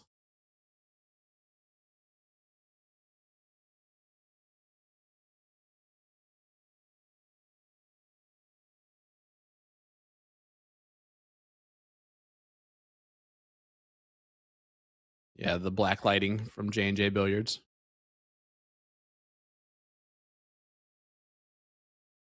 And there's another 9 from Jake Smith, his third of this leg.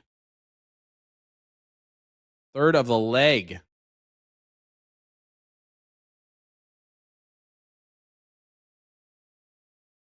Jake's better half, Hunter, did qualify for the elite finale last week. Bob tried to take out the 18s because Jake hasn't missed one.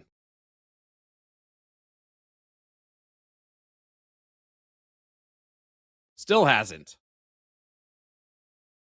That was a wicked flight to where he missed that one, but finds the trip 19 anyway. My goodness.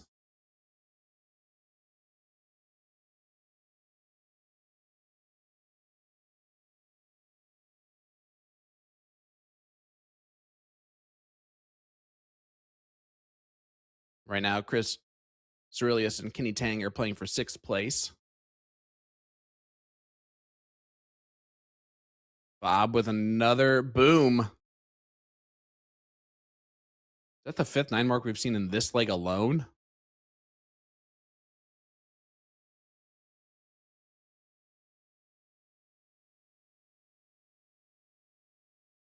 Like, this is disgusting darts. In the best way possible.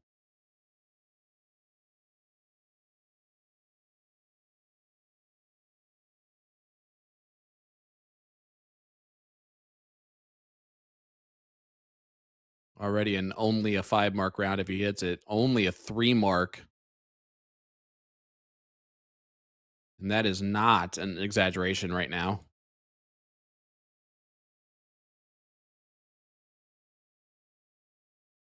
Jake looking down on dart 3. Yeah, and it's only a 1 mark follow.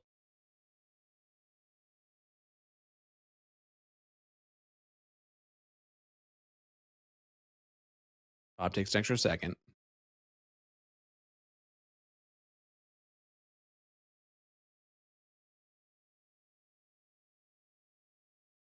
It definitely does kind of look like Bob is in his basement. I don't think that that's possible.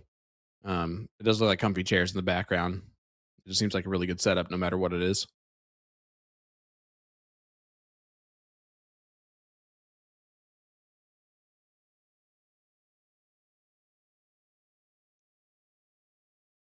Jake, of course, in South Dakota.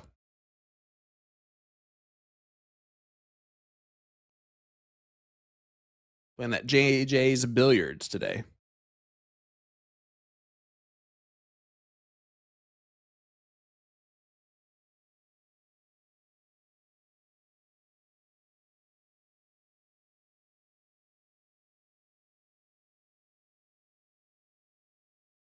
Two-point lead for Bob. Jake starts have almost magnetized into the triple 18. Not this time. He's looking back down. Oh, it's a Maloney double. Goes on the outside. Would have liked a Spurgeon double there instead.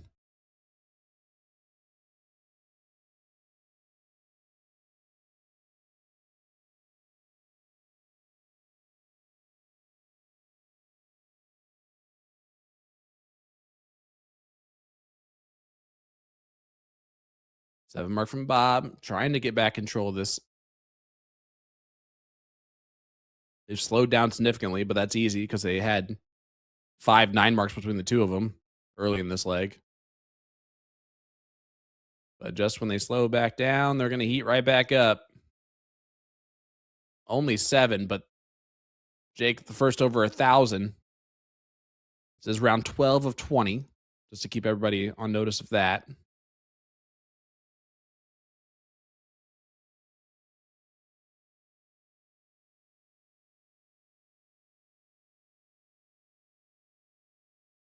Triple will give Bob a look at the 18. He might still take it out anyway. He does. Jacob saying playing Jake in the no cap league is an absolute blast. Yeah, it doesn't seem like it would be. That is a block dart. Just going to have to look somewhere else. Yep. That 2 mark might be massive. The wrong way.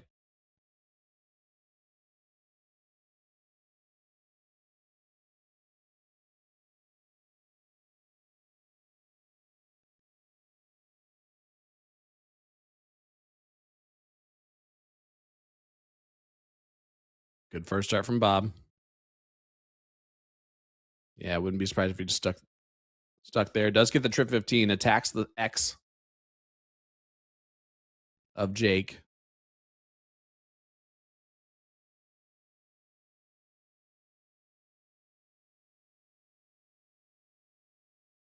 Good first start.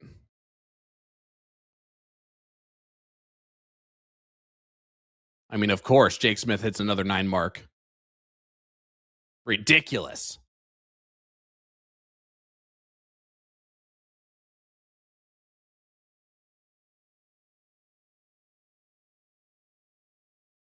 Little one sitting back there, basically supporting Jake. If she was paying more attention to the match, I'd be able to say that. 16s. Nope, he stays on the 17. It's an opportunity now for Jake. Trip 16, we'll give him a look. Not a terrible look at that. There he goes. No, he stayed. And I don't know if with only needing the single 15 and then the double 17, I don't know if I like that.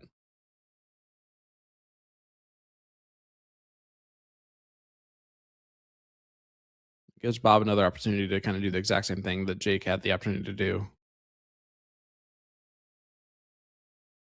Yep. See if he takes a look. It looks like he's staying. He does stay. Ensures that Jake now can't do the same thing that he had the opportunity to do last round. 56 points back.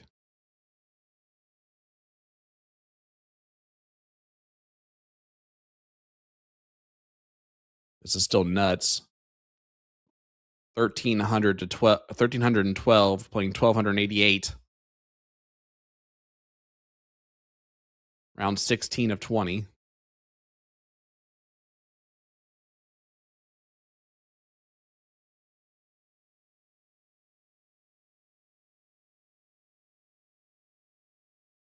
Bob does close the 16s, gets himself a big 7 mark there. Jake forced to the bowls, maybe closes the numbers.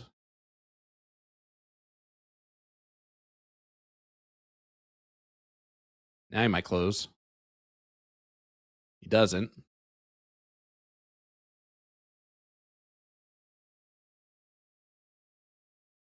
25 points added to the total. Thanks, Kyle. I kind of got that at the end of it. The Nevada, Iowa was a thing. Very confusing, though, to have a state as a city in another state. Just pointing that out. Bob McCoy. There it is. The real McCoy. What a battle. 5-7-1. That was through 17 rounds of darts. That is absolutely insane.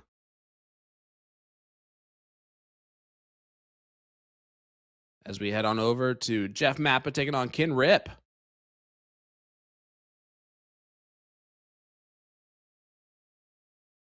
First look at Mr. Rip today.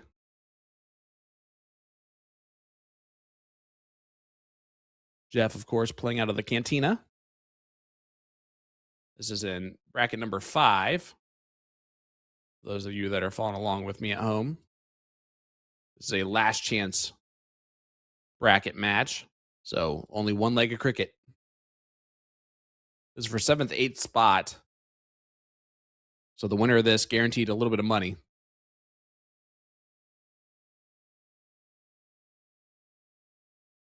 Oh, is it Nevada? Is that how it's pronounced?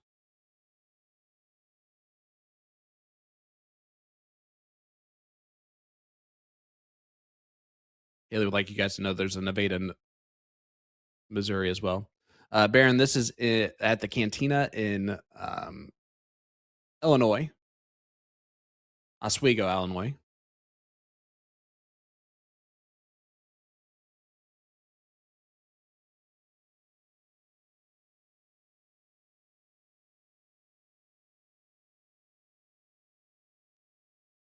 Scott, the Titans still are terrible.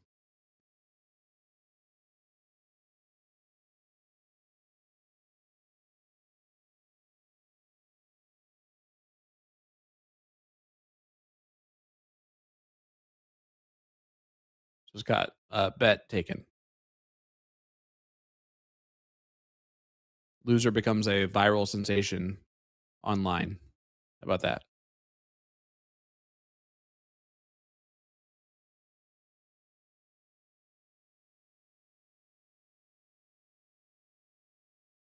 Thank you, Reagan. Yeah, CompuSport's where you're going to find those brackets.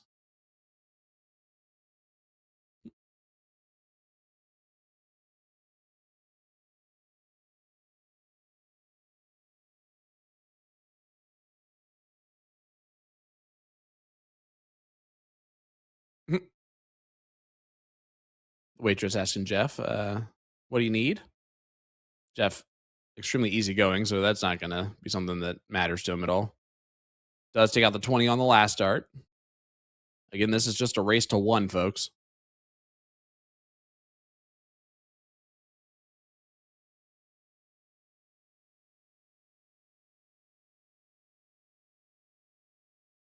Good last start there from Ken. Jeff needs 4 to take a look.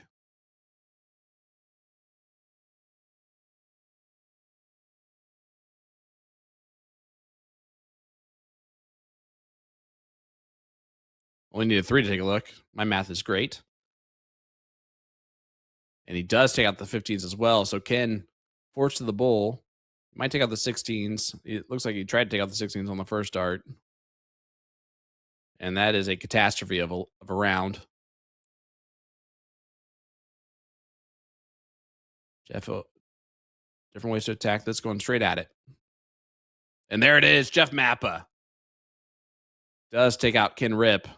Rip finishes in 7th, 8th spot. As we head over to our good friend, Christina Farouk, out of Texas, taking on Alicia Moreno, who we saw earlier on.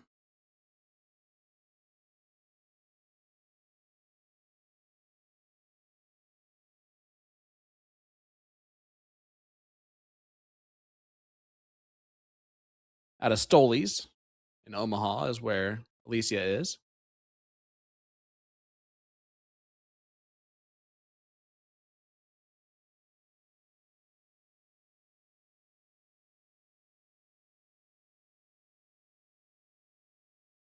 And this is to get to the 3rd, 4th place match on the one-loss side of the bracket.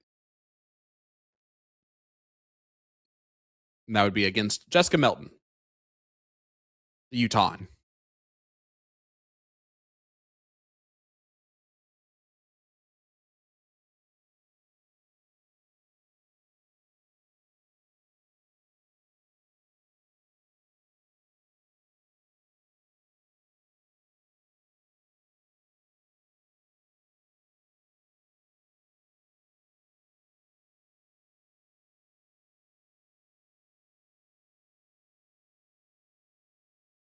Jason, your shoe choice has worked out for you today. Just remember, you can't do that at TOC.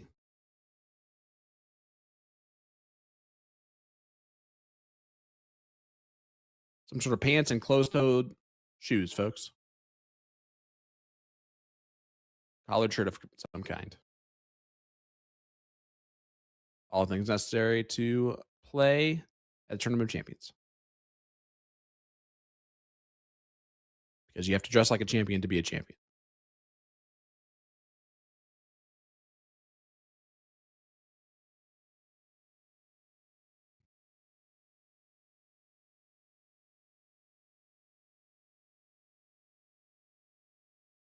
Alicia is kind of a blink and you miss it type of a thrower.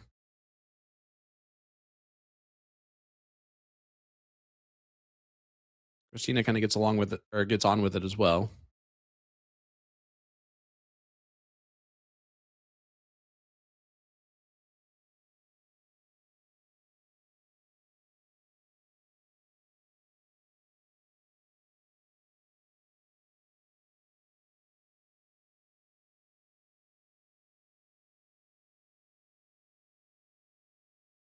Christina forces the 15s.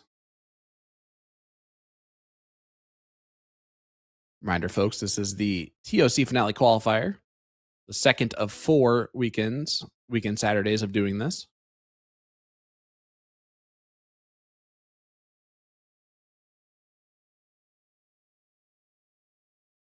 Players play in this by winning vouchers or earning vouchers by either the PPD or their vendor. Use those vouchers to play in these qualifiers where you'll be guaranteed a spot in at least one of the finales. The goal, though, is that elite finale. $30,000 first place in that elite finale.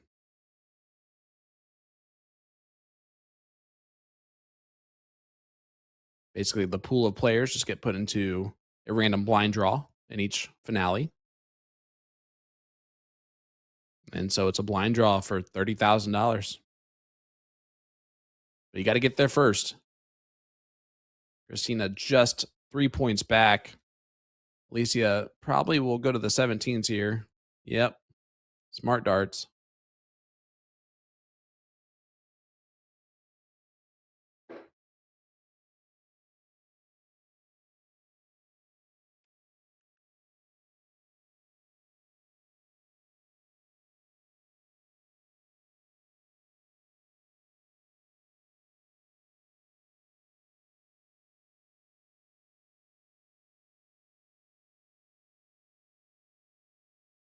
Good darts there from Alicia. Again, adds triple 17 numbers and then hits a bull.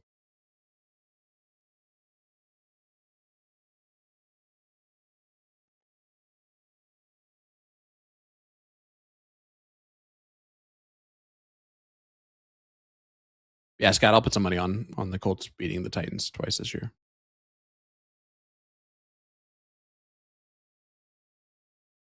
like most years.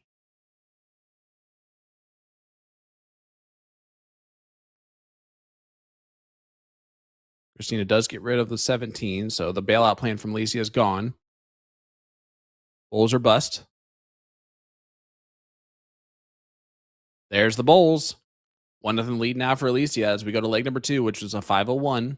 Open, full bull.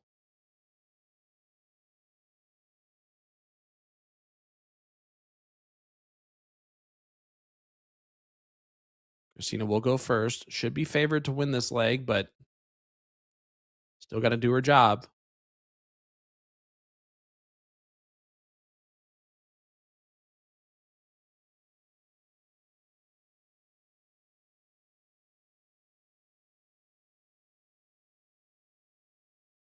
Good low ton start from Christina.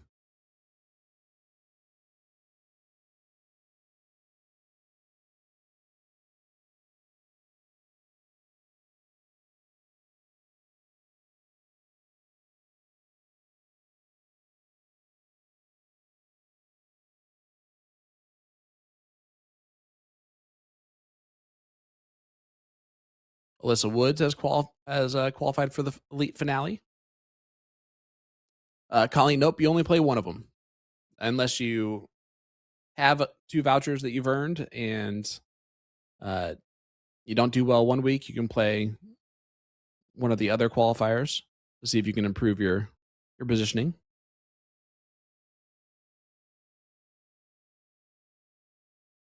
And again, the goal is to make that elite finale. Get in the top 4 will guarantee you a spot in the elite finale. But there are 3 other finales that you're going to be into no matter what. That is the Master, the Pro, and the Semi-Pro. Of course, each one of those does lose money as far as the winner gets.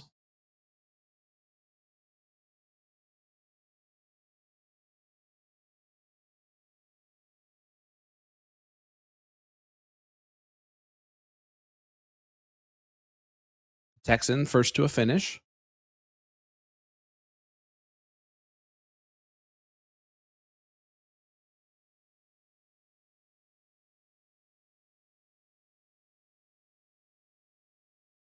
She has time on this 158.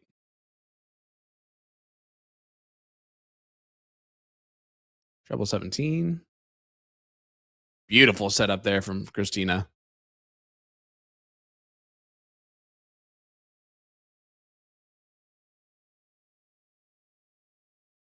Looking like we're most likely going to go to a last leg decider. Christina with time now.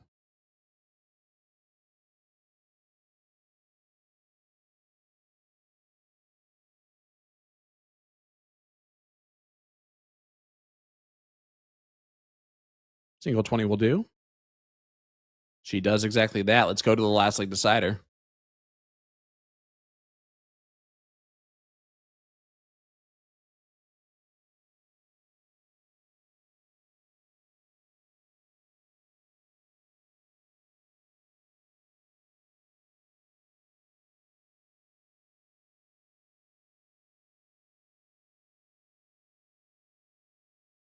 Winning this leg will guarantee you a spot in that elite finale. Worst you can do is top 4 if you win this match. And it will be Christina going first.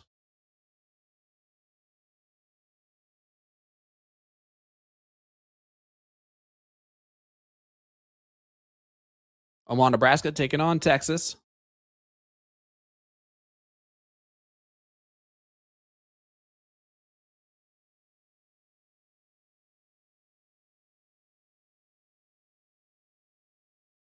Texan with the start. Shanghai's the 20s for the opening.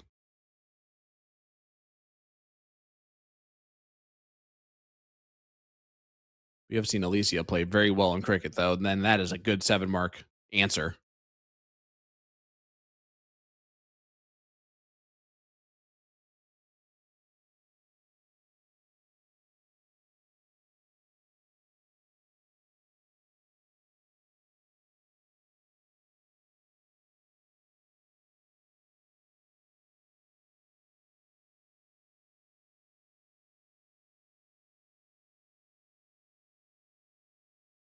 Only a 1 mark follow from Alicia, so opportunity now for Christina if she wants to move down the board. I like that she's staying in the high ground. That double is deadly.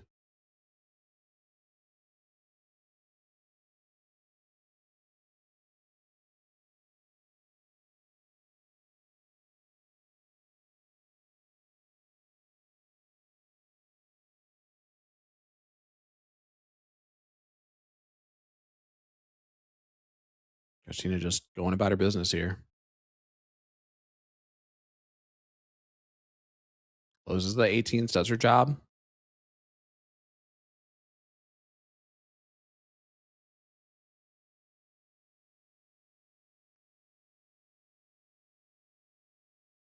Good last start from Alicia, but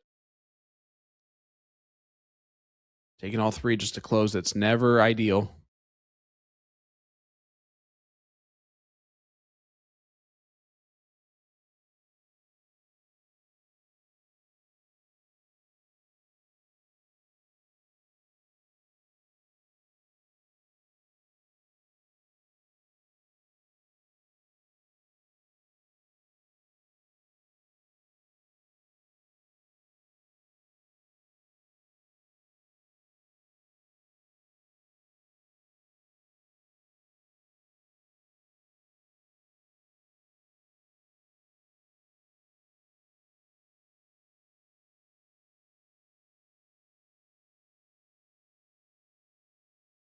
This is just not Alicia's leg. Has not done very much after that 7 mark. And Christina's just continued just to march along. Not making any mistakes.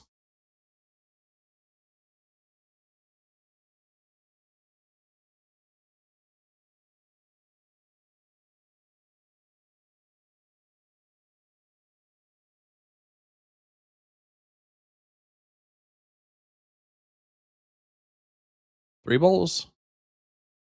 To guarantee your spot in the elite finale qualifier. Un más, por favor.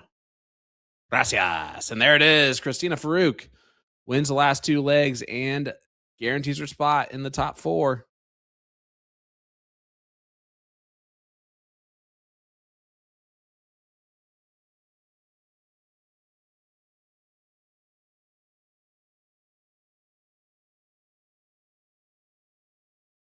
Good 7 mark there from Scott.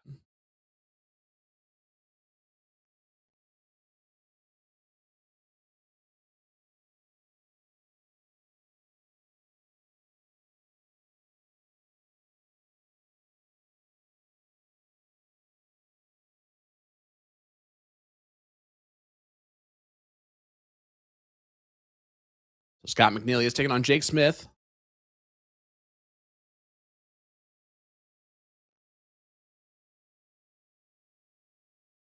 Jake again playing out of JJ's.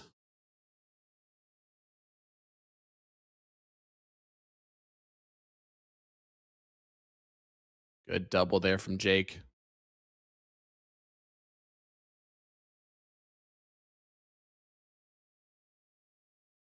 Murray, that's a great question. The DPFL event in Florida is always a great one.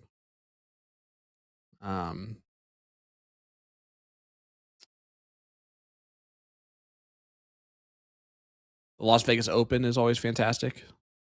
That's in January. If you're just thinking steel tip, those are 2 really good options for you.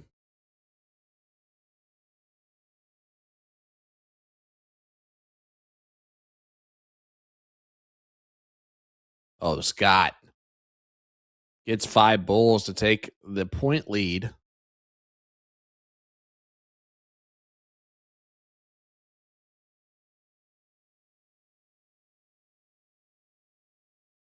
This is the 4th place match.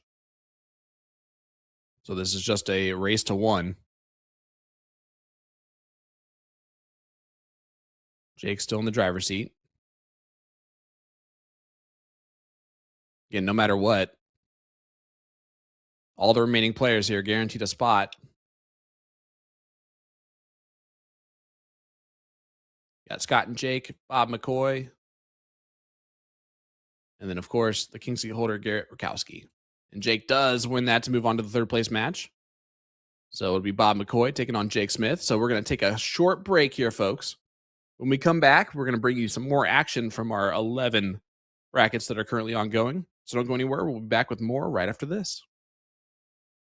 Let me tell you about A to Z Darts. We're a specialty dart store with over 10,000 different products. We create in-depth videos and blogs to help improve your game and showcase our products. We give helpful advice on how to practice darts, the fundamentals of form and mechanics, and how to make better decisions when purchasing your darting equipment. Whether you're brand new or a seasoned player, we try to provide fun and informative content. I'm Jen, the creative director for A to Z Darts. I've been playing for over 10 years, and I've traveled the world competing in and promoting the sport. This is Will. He runs our live streaming company, USA Darts, and travels the globe as well to broadcast major darting events and interview PDC players alike. You'll find over 2,000 different sets of darts on our website. Guessing right now you're pretty interested in our resources? Learn about form, throwing mechanics, practice routines, scoring and grouping, checkout methods, cricket strategy, and much more. Visit a-zdarts.com to take advantage of our blog or follow us on social media at AZDarts today.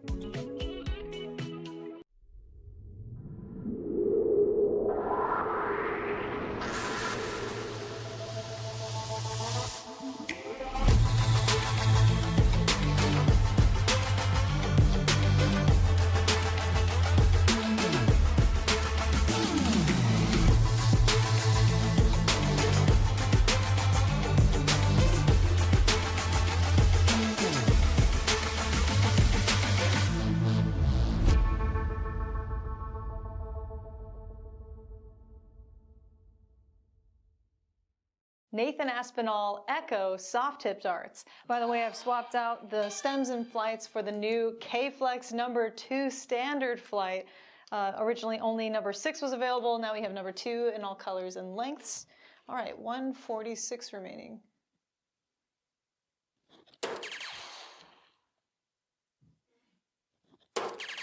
Ho ho ho.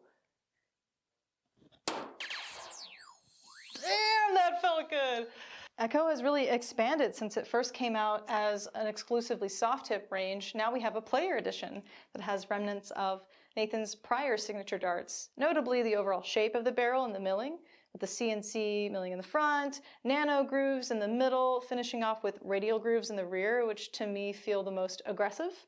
So if you have a widespread grip or a 5-finger hold like Nathan himself, I would recommend taking a look at this barrel. It's certainly a more affordable option than your typical PDC Superstar signature dart. Take a look.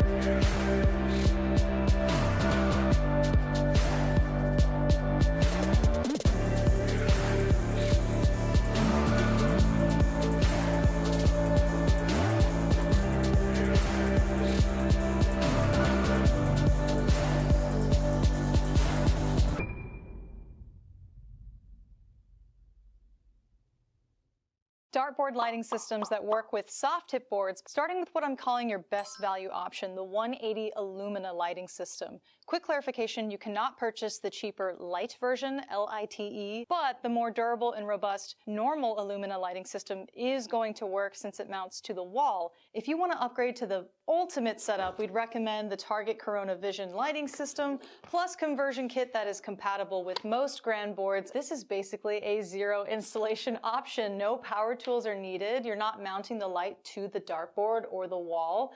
You just assemble the legs to the light when you buy it, and then when you buy the conversion kit, it's magnetic. Just snaps right onto the leg, and the 4 prongs push into the dartboard. Here are 2 budget-friendly options. Number 1 is the Target Arc light, not the cabinet light, but just the light by itself, which clips to the dartboard directly. So I have the Target Arc light under the Illumina, giving it more stability by accident, but if it was on its own, it'd be a little wobbly on the board. You can see the lights illuminating like half of the board, and it's certainly in danger of falling if you bump into the board or retrieve your darts too hard. The GLD Shadow Buster. This is our most budget-friendly option. It was designed to screw onto the top of a cabinet, and then it can swivel downward to illuminate the board, and also swivel upward and fold it all the way down to be out of the way in case your cabinet doors are a little bit taller than the top of the cabinet. That's it, folks. 4 total lighting options for soft tip dartboards. See you next time.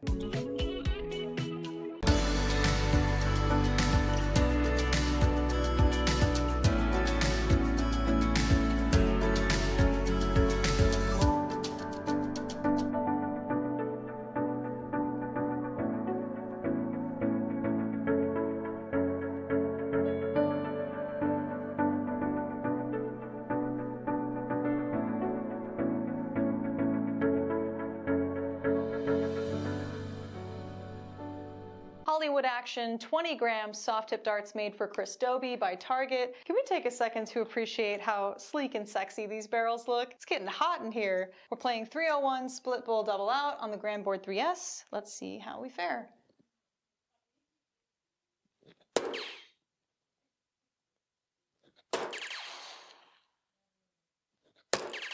Nice starts.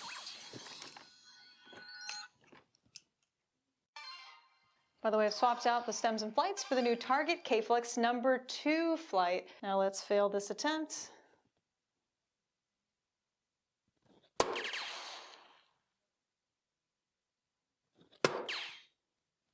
Yeah, should have been positive. Should have been positive. Welcome back, ladies and gentlemen, to the qualifier here for August 8th, the TOC finale. Both these gentlemen are guaranteed spots already in the TOC Elite finale, as the worst they can get is 4th place. But this is the third 4th place match, and it features Corey Beck taking on Andrew Trainer. It looks like they're doing the count up here, and they tied on the first round, but Andrew gets it on round 2, so Trainer will go first. Race to 2, cricket, 0-1 cricket will be the format here. The loser goes to the last chance bracket, where they will have 2 losses and 1 loss away from being out of the tournament. The winner will go to the 3rd place match, where they will only have 1 loss and a chance to go back to the finals with only 1 loss out of 3. I'm Sean Green. Haley Robertson's in the background. And this is Andrew Trainer playing at Tom Ryan's in Phoenix, Arizona, taking on Corey Beck, who is most likely at Legends in Little Falls, Minnesota.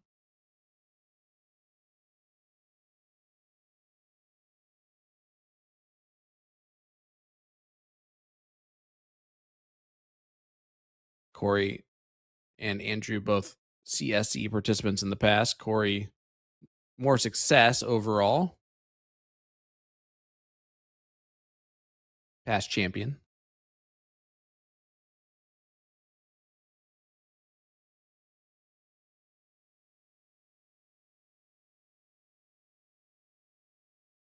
Relentless on that dartboard.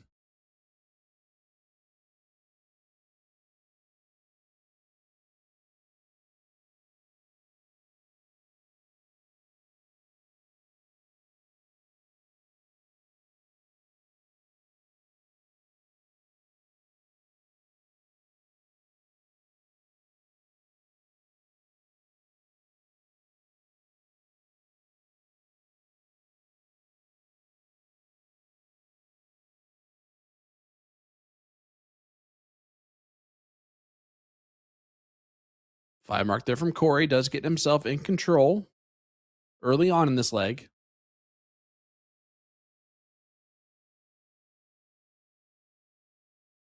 Tim in the chat. I should have stayed. Darts no feel good yet. Rooting for Andrew. And then Kristen fires right back with a let's go, Corey. Corey right now. In fuego. Boom goes the dynamite for Corey Beck.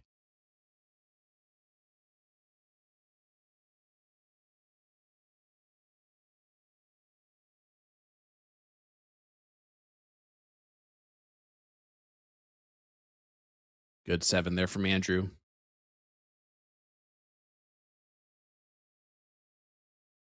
Corey gets rid of those 18s. Just going to keep sticking and moving. Probably going to stay there. Yep. 7 mark out to follow the 9 is massive.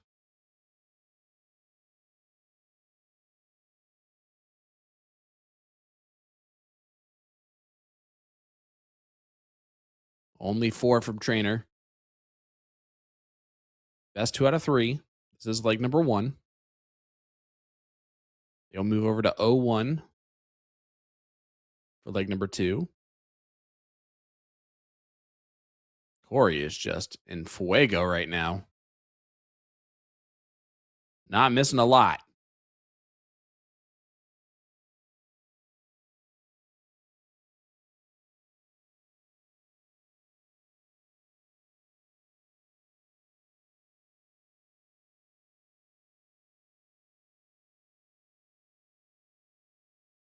One more dart to close for Corey. Does get it closed. Only a 2 mark, but he had time to do that. Put in a whole bunch of work ahead of time.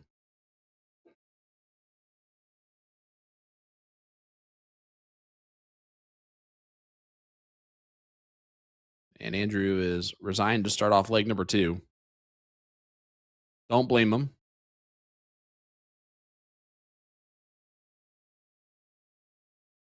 And there it is. Corey gets it done in 2 darts. 5-8-7 from Corey Beck. Let's head on over to 0-1. Open, open. Meaning open in, open out. So you can hit a single, a double, or a triple, or a bullseye to go out. And it is a full bullseye, meaning that the 25 and 50 are both worth 50. So that's why our players will be looking at the bull instead of the triples.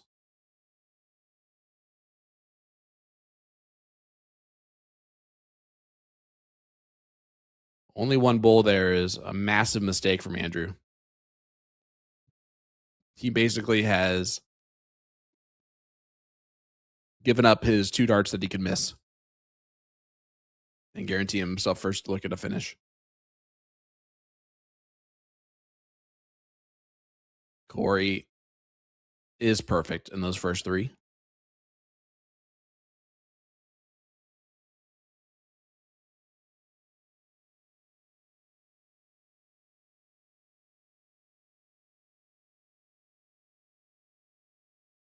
Nightmare.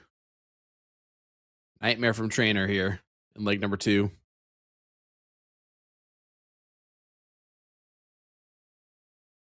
Corey's going triple 20s. Doesn't need to.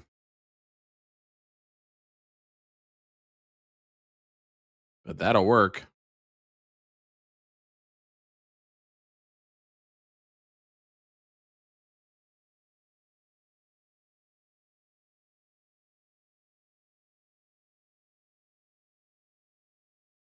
Too little too late there for Trainer. Corey just does his job. He has at least 6 starts from 2-2-1.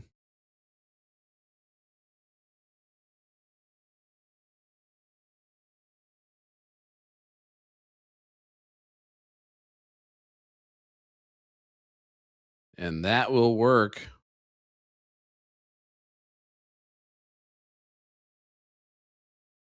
$71 left after 9 darts for Corey Beck.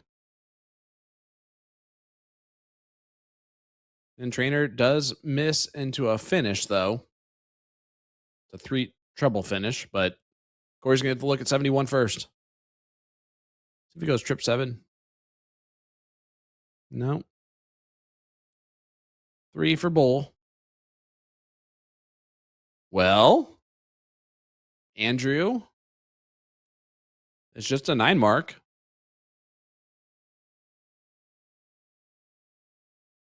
At least you shot at it. That's all you can do.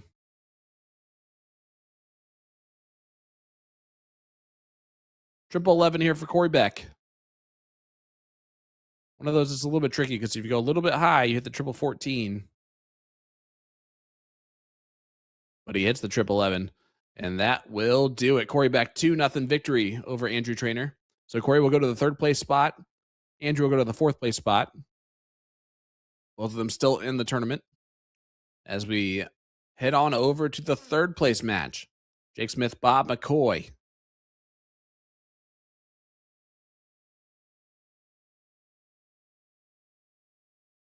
As heading back to JJ Billiards. This is bracket number 2.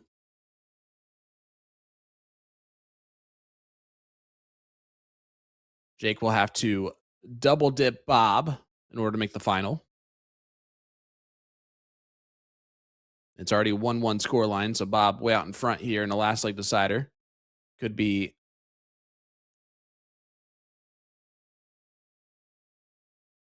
3 darts away from taking out Jake Smith in this tournament.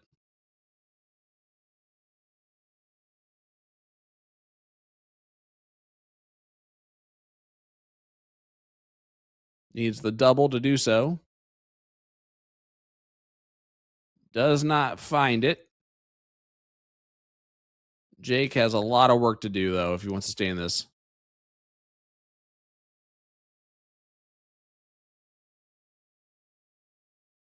So it looks like Bob will take on Garrett Rakowski in the finals here of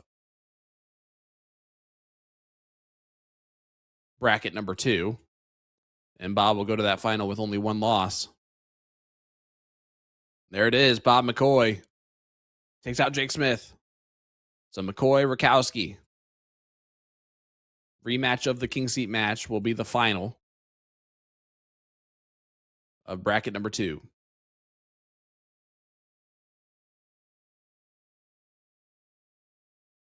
As we jump on over here to a last chance match. Sarah Thompson taking on Alicia Moreno.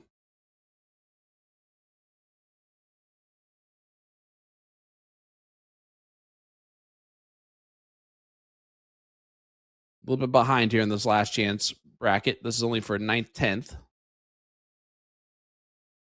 It looks like Sarah is going to get the job done.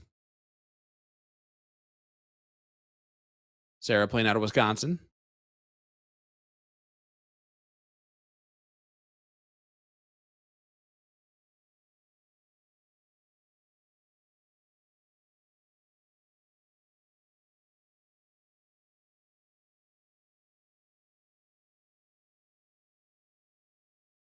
Yeah, Alicia just unable to get anything going there.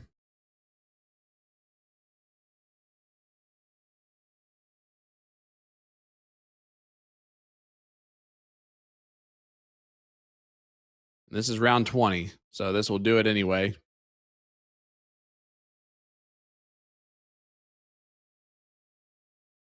So Sarah Thompson does move on.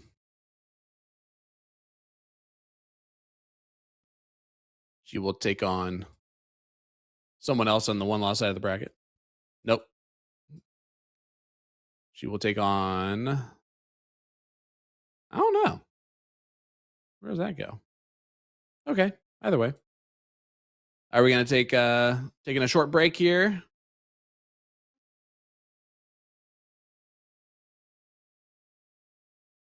So we will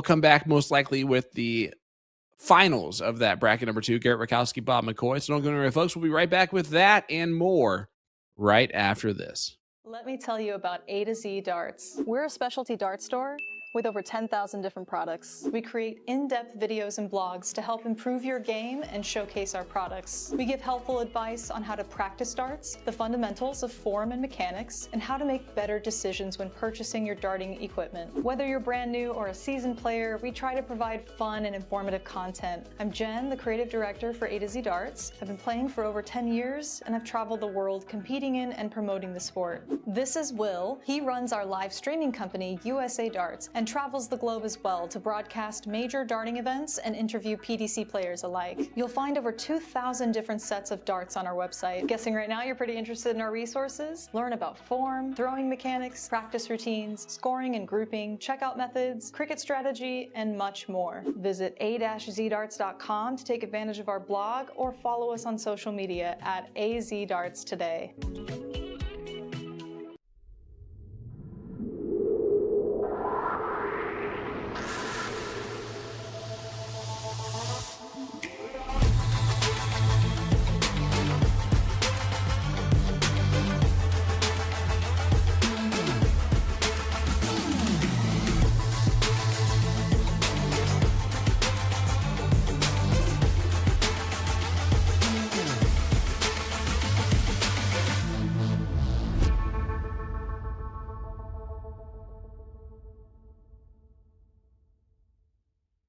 Nathan Aspinall Echo soft tip darts. By the way, I've swapped out the stems and flights for the new K-Flex number 2 standard flight.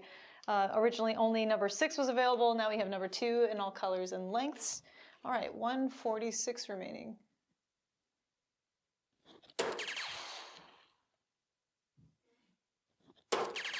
Ho ho ho!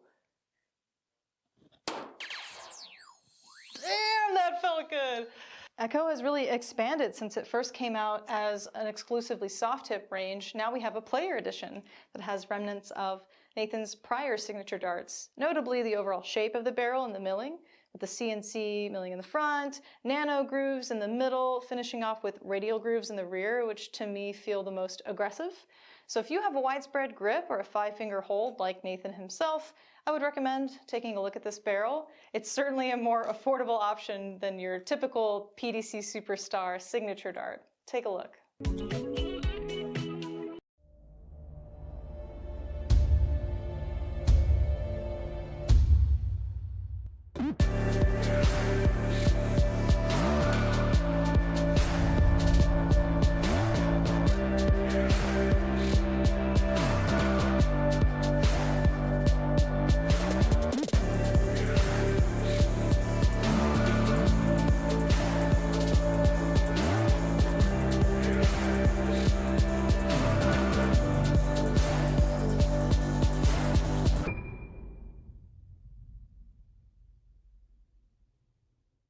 Dartboard lighting systems that work with soft tip boards, starting with what I'm calling your best value option, the 180 Illumina lighting system. Quick clarification, you cannot purchase the cheaper light version, LITE, but the more durable and robust normal Illumina lighting system is going to work since it mounts to the wall. If you want to upgrade to the ultimate setup, we'd recommend the Target Corona Vision lighting system, plus conversion kit that is compatible with most grand boards. This is basically a zero installation option. No power tools are needed. You're not mounting the light to the dartboard or the wall. You just assemble the legs to the light when you buy it, and then when you buy the conversion kit, it's magnetic. Just snaps right onto the leg, and the 4 prongs push into the dartboard. Here are 2 budget-friendly options. Number 1 is the Target arc light, not the cabinet light, but just the light by itself, which clips to the dartboard directly. So I have the Target arc light under the Illumina, giving it more stability by accident, but if it was on its own, it'd be a little wobbly on the board. You can see the lights illuminating like half of the board, and it's certainly in danger of falling if you bump into the board or retrieve your darts too hard. The GLD Shadow Buster. This is our most budget-friendly option. It was designed to screw onto the top of a cabinet, and then it can swivel downward to illuminate the board, and also swivel upward and fold it all the way down to be out of the way in case your cabinet doors are a little bit taller than the top of the cabinet. That's it, folks. 4 total lighting options for soft tip dartboards. See you next time.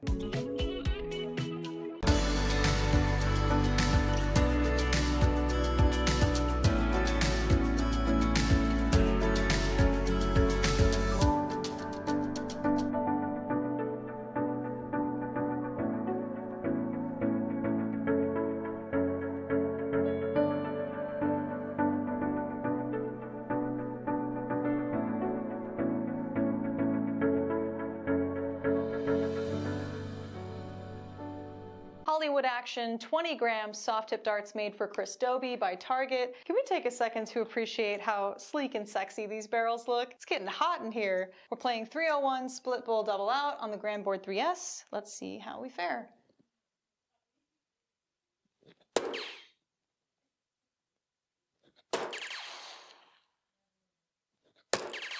Nice start.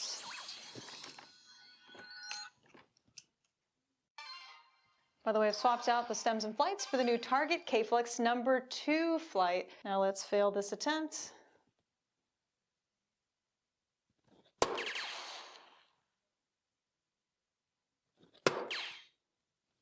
Yeah, should have been positive. Should have been positive to start. Whew, good leave though.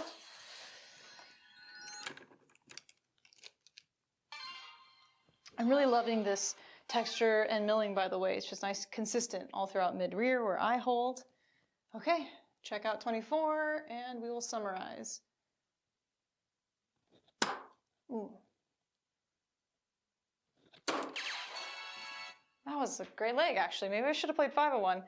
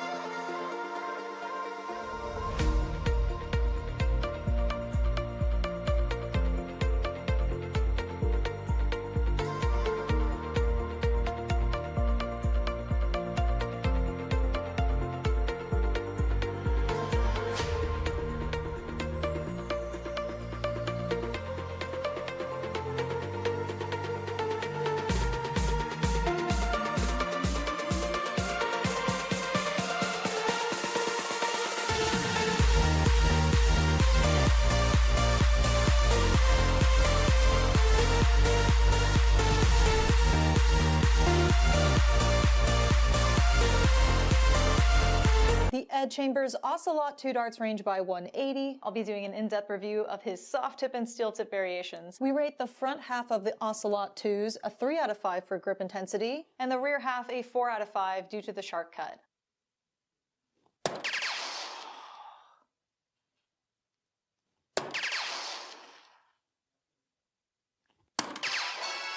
Well, how about that? We could have never predicted it, but we actually found our way to a 99 checkout.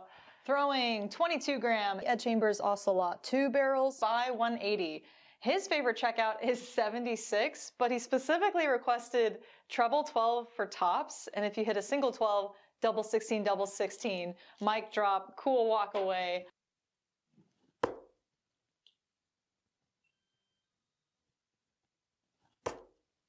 Ooh, it was so beautiful too, right in the center of that double. Can you tell me why I keep throwing to the right? Excellent question. For the sake of this video, let's assume this person is right-handed. So when he's aiming for the treble 20, he's missing into the 1, over to the right. The most common reason why this happens to people is because in their setup, their elbow's kicking out.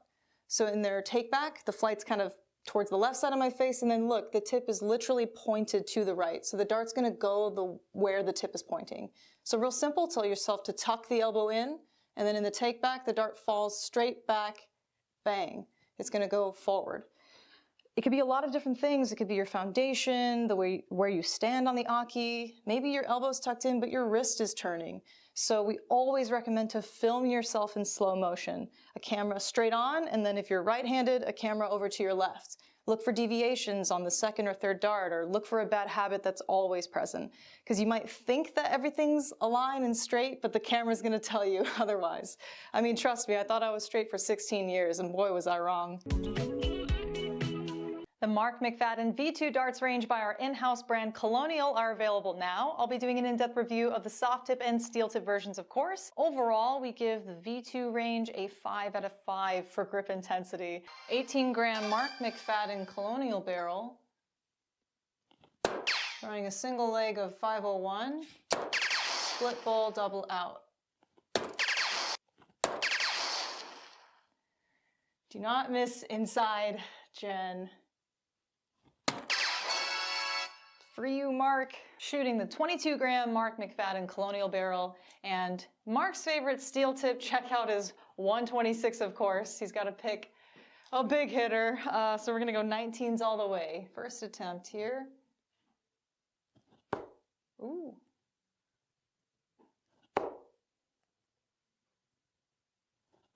Oh my God. Let me tell you about A to Z Darts. We're a specialty dart store with over 10,000 different products. We create in-depth videos and blogs to help improve your game and showcase our products. We give helpful advice on how to practice darts, the fundamentals of form and mechanics, and how to make better decisions when purchasing your darting equipment. Whether you're brand new or a seasoned player, we try to provide fun and informative content. I'm Jen, the creative director for A to Z Darts. I've been playing for over 10 years, and I've traveled the world competing in and promoting the sport. This is Will. He runs our live streaming company, USA Darts, and travels the globe as well to broadcast major darting events and interview PDC players alike. You'll find over 2,000 different sets of darts on our website. Guessing right now you're pretty interested in our resources? Learn about form, throwing mechanics, practice routines, scoring and grouping, checkout methods, cricket strategy, and much more. Visit a-zdarts.com to take advantage of our blog or follow us on social media at azdarts today.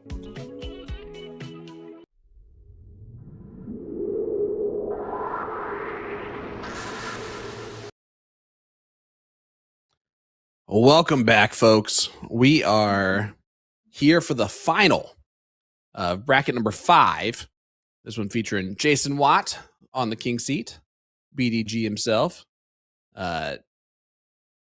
taking on Nick Yeast. Nick only comes into this with 1 loss, that loss happening because of Jason Watt. And now it's just a race to 2. Jason Watt did beat Nick 4-1 in the king seat. Sean Green joined by Haley behind the scenes, so you're just going to hear my voice. But the good news is you're going to see all these darts. Boom goes the dynamite there for Nick Yeast.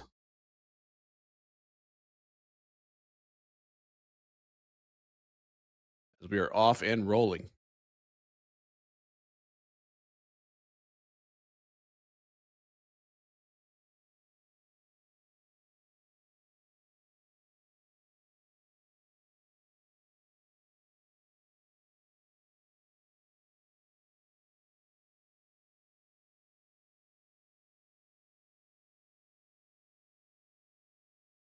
And we were going to bring you the Rakowski matchup, but the lag at Bull Shooters was pretty bad, and then the Smart PSI went out, or whatever it is, went out again. And yeah, so by the time that happened, we are back for Mr. Watt.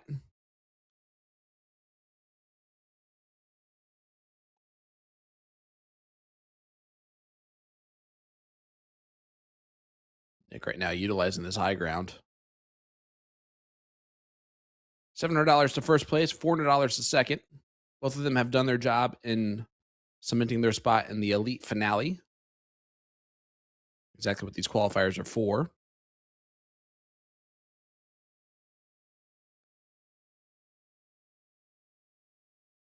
So now it's just the pride of the win and the extra $300. Jason playing out of the Moose Lodge down in southern Indiana.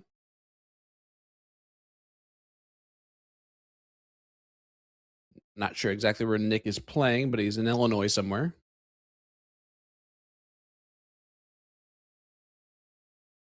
There's the point lead, and there goes the 17s.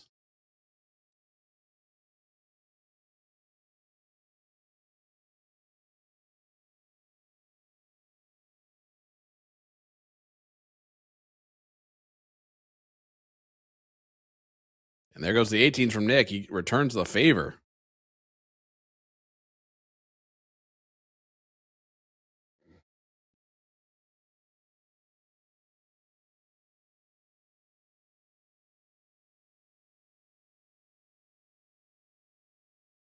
And BDG returns it right back. Boom goes the dynamite. BDG.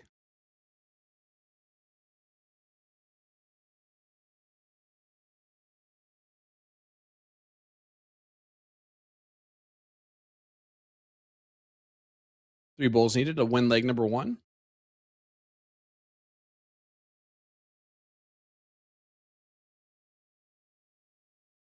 And he does win leg number 1. Staying here with cricket, 639 from Watt. That break did nothing to him, obviously. He might be throwing the best I've seen him throw. He's doing so in slides, ladies and gentlemen. An advantage you will not have at TOC.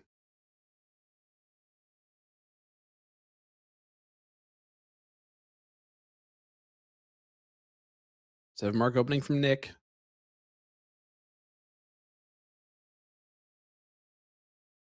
You should hit that share button.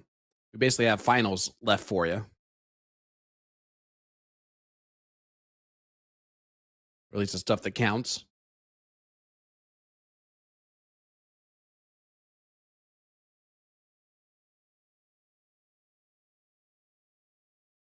Give a huge shout out to Chris Champagne, uh, and Bob Exner, Nick East, and Jason Watt for qualifying through this fifth bracket. Bracket number 1 qualifiers are set as Blake Keel does defeat Jeff Stocking in that fifth place match. So Blake Keel, Andrew Trainer, Corey Beck, and Brandon Kessler. As Nick East gets a good 7 mark there. That's in bracket number 1. Garakowski, Bob McCoy, Jake Smith, and Scott McNeilius. Guaranteed spots in the finale there. Jeremiah Berger, Travis Wilkinson, Matt Higgins, and John Pilgrim. They're in bracket number 3.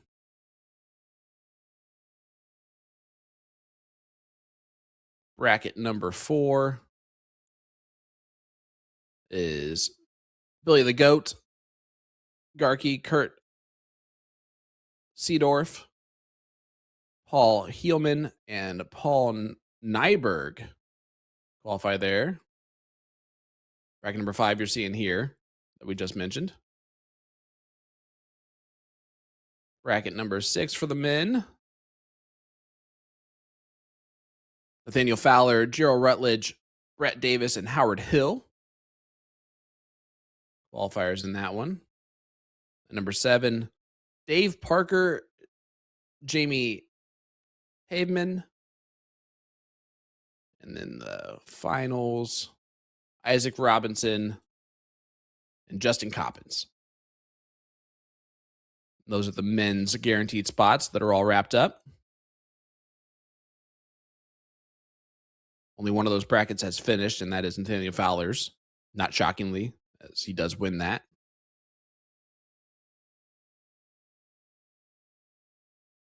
Watt now looking the 16th, needs a lot of them to take a look at the 20s. I think if he gets at least 4, he'll take a look. There's the 4. Stand down.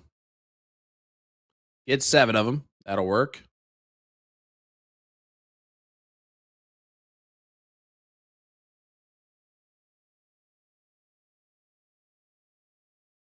We know Madison Van Beek, Tia Hughesby,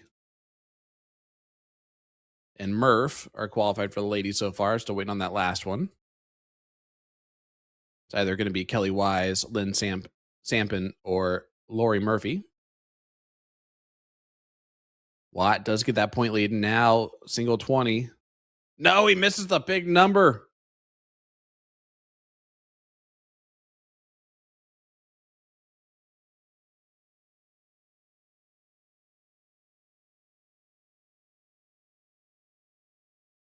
Jenny Schaefer, Trisha Mater, Liz Tynan, and then the winner of the 5th place match of Kelly Sipe and Ashley Shepard will qualify automatically.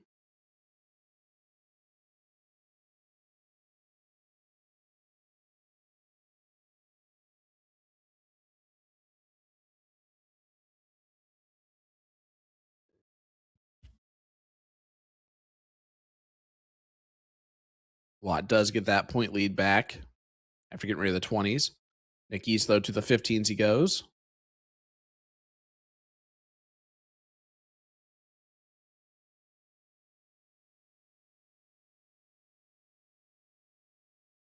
He's got to stay. Oh, he did not stay. And then Christy DePoy, Michelle Hughes, Carolyn Naguki Johnson, and Brittany Stanton have qualified.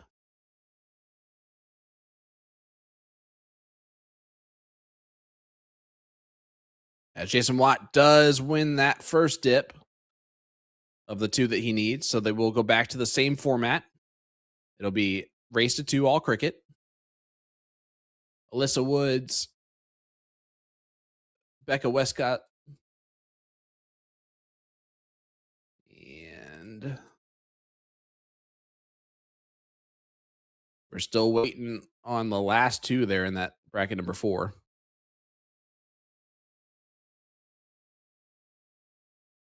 But here we go. Watt needs one more win against Nick East in a race to 2. All cricket to get the job done.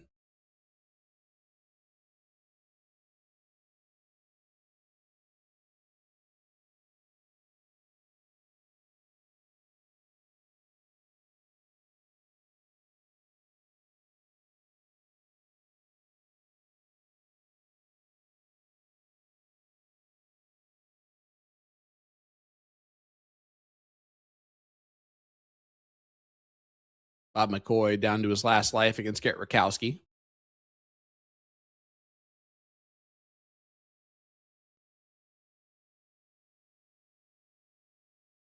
Justin Coppins down to his last life against Isaac Robinson.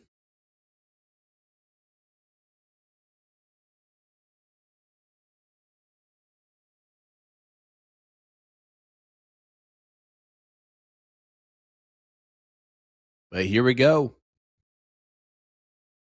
Watt, 2 legs away from $700 to go along with that elite finale qualify spot, which is something like $750 just for getting last place. Micah, I do not know that answer, but I'm going to go on a limb and say probably Alabama.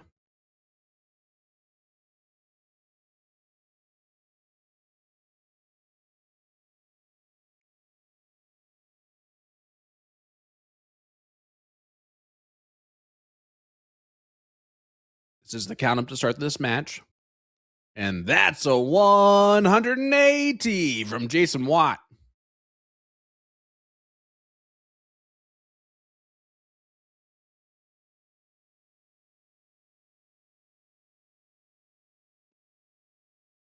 Nick's going to throw those last 2 darts really quickly. Still hit 2 triples, but it'll go to Jason Watt.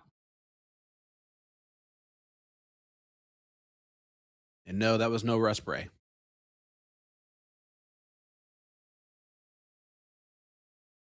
All right, here we go. Watt versus East.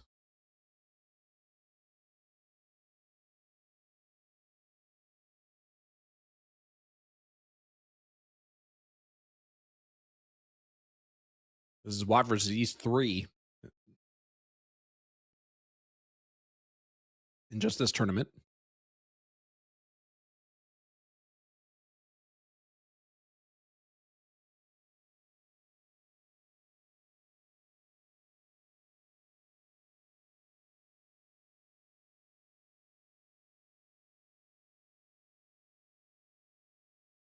Look at this. Boom goes the dynamite. Jason Watt.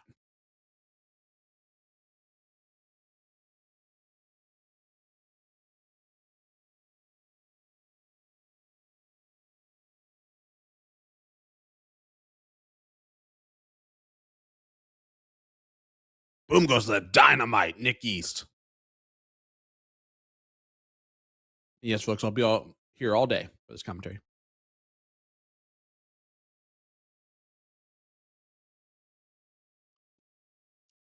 Boom goes the dynamite for Jason Watt.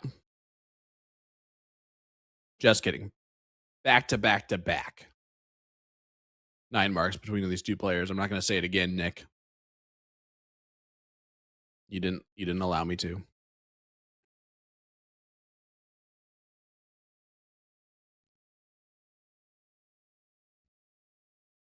It's bang bang, daddy's home.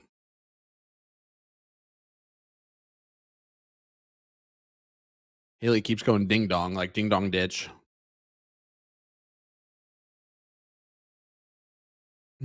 Ding dong. Daddy's not going to go ding dong when he comes in the door. Like, he's not going to ring the doorbell and then walk in. Watt in the driver's seat here in leg number 1.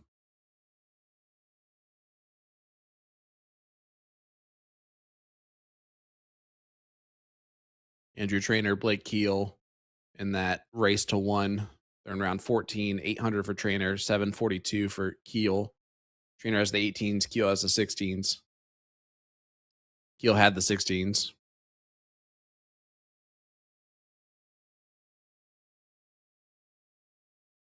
Watt does close the 16s there.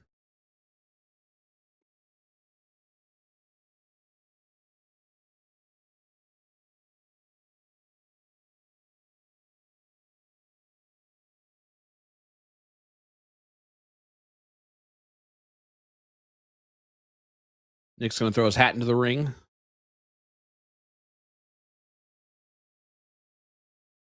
Elects again to go bulls instead of 15s.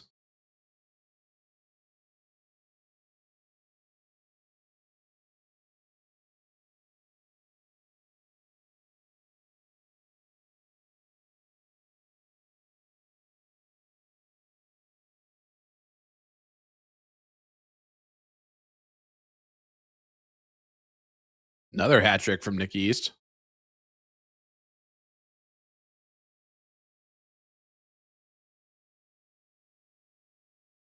But leg number 1 goes to BDG.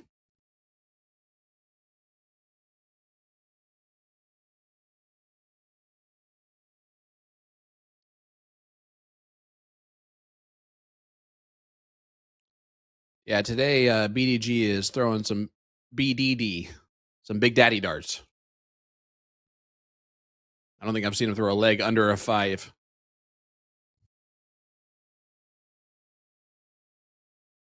As that's a 9 mark from Nick East.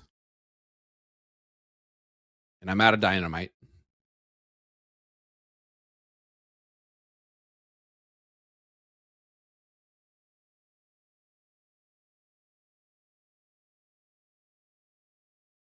Good 7 mark from Watt.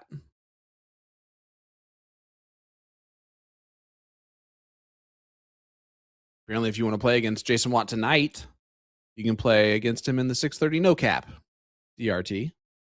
Him and Eugene are going to play in that bad boy. Eugene's sitting behind him there.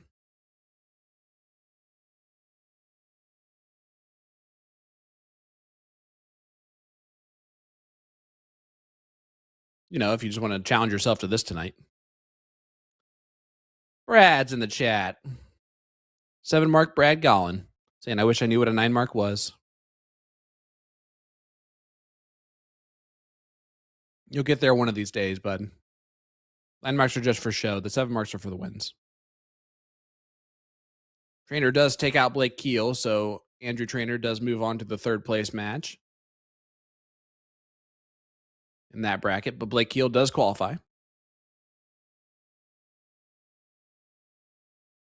As we get a boom goes the dynamite from Jason Watt. Brad, that's what it looks like. Take notes.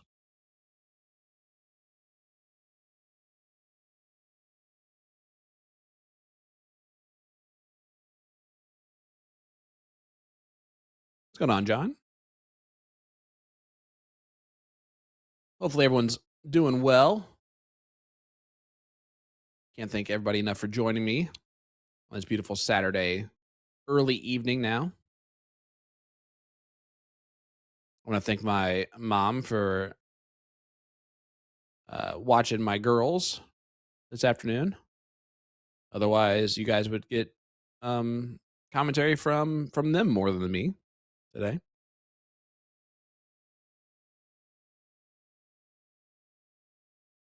We would have a cuter boom goes the dynamite, though. That's for sure.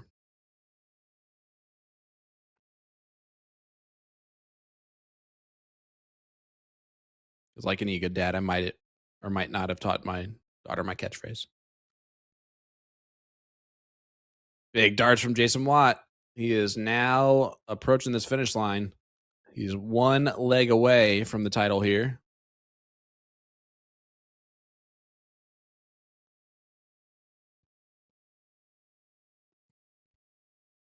I'm also consistent on a dartboard. I consistently miss.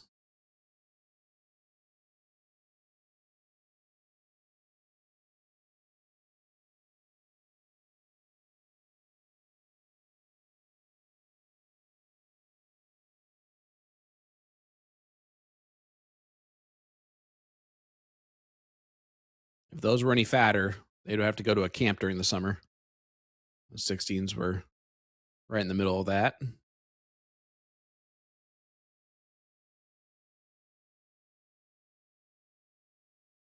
Nick Bales on the 15s gets that double, but that's not going to be enough here.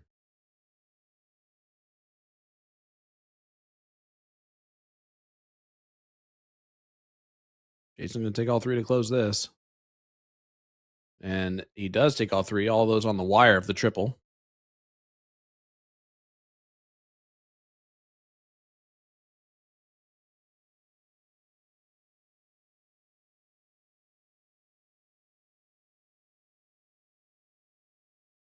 Here we go. 3 darts, maybe 2 darts for Jason Watt. It's going to be just 2 darts needed. So he runs through this bracket, not losing a single match. He lost 1 leg of everything that we saw from him. That is domination. 5-7-4 from Jason Watt. I'll tell you what, folks. The CSC Challenger Series, those fellas in that elite bracket better be on notice with how Watt has shot today. That is for sure, folks. But we're going to take a short break here.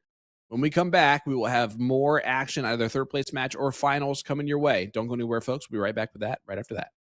Let me tell you about A to Z Darts. We're a specialty dart store with over 10,000 different products. We create in-depth videos and blogs to help improve your game and showcase our products. We give helpful advice on how to practice darts, the fundamentals of form and mechanics, and how to make better decisions when purchasing your darting equipment. Whether you're brand new or a seasoned player, we try to provide fun and informative content. I'm Jen, the creative director for A to Z Darts. I've been playing for over 10 years and I've traveled the world competing in and promoting the sport. This is Will. He runs our live streaming company, USA Darts, and travels the globe as well to broadcast major darting events and interview PDC players alike. You'll find over 2,000 different sets of darts on our website. Guessing right now you're pretty interested in our resources? Learn about form, throwing mechanics, practice routines, scoring and grouping, checkout methods, cricket strategy, and much more. Visit a-zdarts.com to take advantage of our blog or follow us on social media at AZDarts today.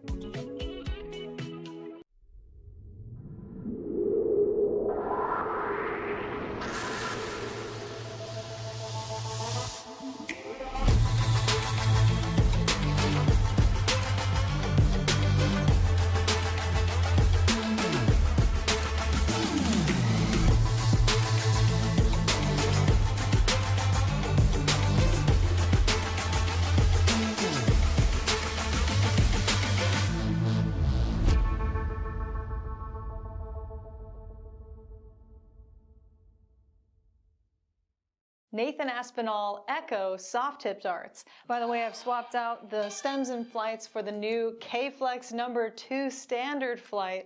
Originally only number 6 was available. Now we have number 2 in all colors and lengths. All right, 146 remaining.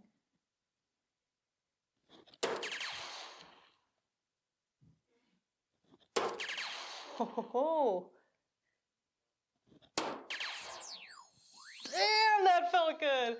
Echo has really expanded since it first came out as an exclusively soft tip range. Now we have a player edition that has remnants of Nathan's prior signature darts, notably the overall shape of the barrel and the milling, with the CNC milling in the front, nano grooves in the middle, finishing off with radial grooves in the rear, which to me feel the most aggressive. So if you have a widespread grip or a 5-finger hold like Nathan himself, I would recommend taking a look at this barrel. It's certainly a more affordable option than your typical PDC Superstar signature dart. Take a look.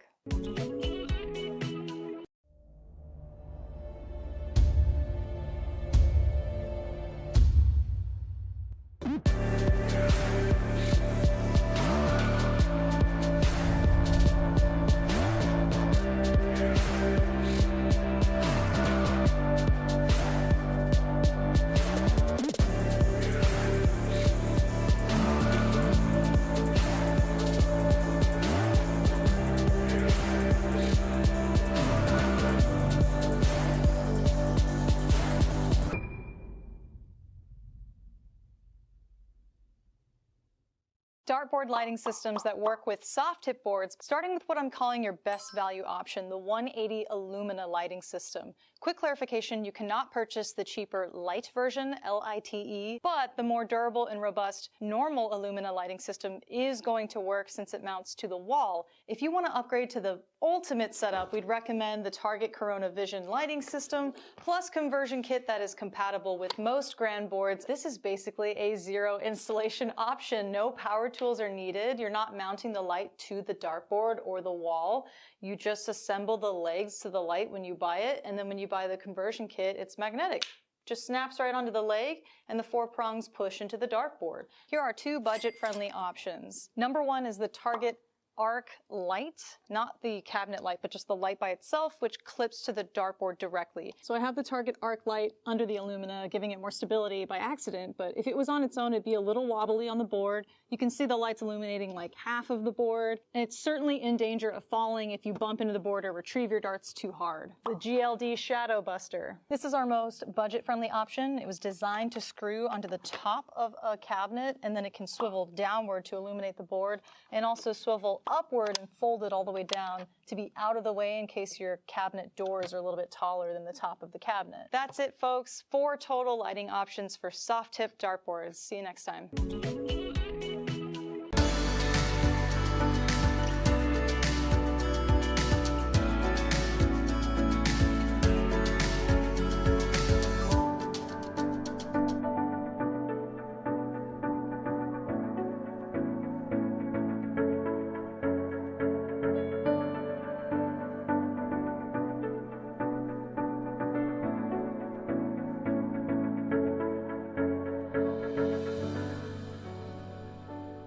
Hollywood action, 20-gram soft tip darts made for Chris Dobie by Target. Can we take a second to appreciate how sleek and sexy these barrels look? It's getting hot in here. We're playing 301 split bowl double out on the Grand Board 3S. Let's see how we fare.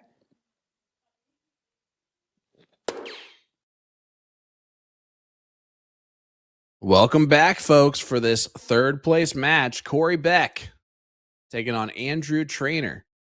Andrew playing at Tom Ryans has given us a view out of Fahonix all day long.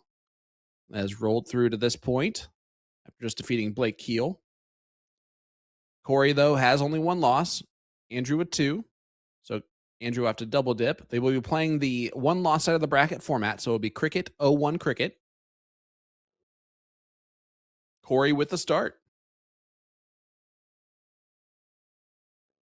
The Red Sox win streak comes to an end.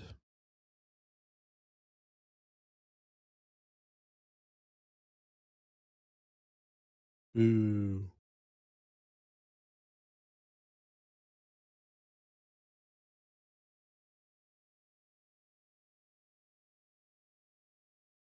And a 5-mark opening there for Corey Beck.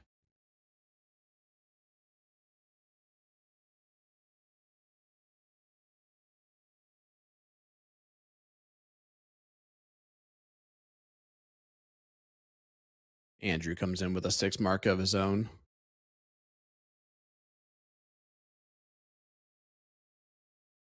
We believe what we're going to end up doing, folks, and this is as long as Liz ends up on that streaming board for her final, is we will be bringing you her final. It'll probably be after this match, unless Andrew does double dip. Then we'll just play that by ear.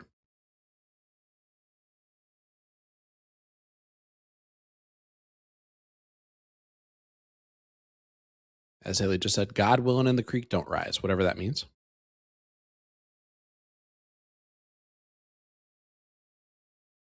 Not the creek don't rise part.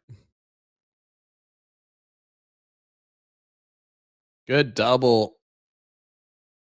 Another Spurgeon double there. That one from Corey Beck.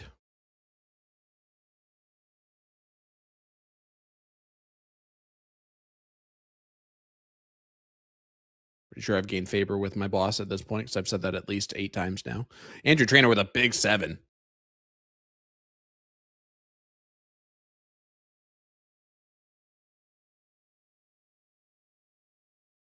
Reminder, folks, both of these players have done their job today. They wanted to qualify for the elite finale. They have done so by placing in the top 4 at least. Now they're going for extra money. Winner of this match guaranteed at least $400.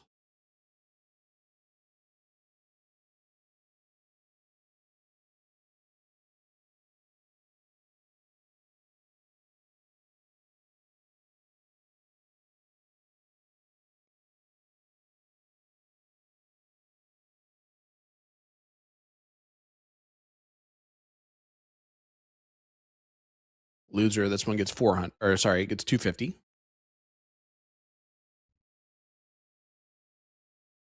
Good find on dart 3. Get that point lead over Corey. Corey, one of those dart players, is just absolutely relentless. And we get another look at that shoe game in the background.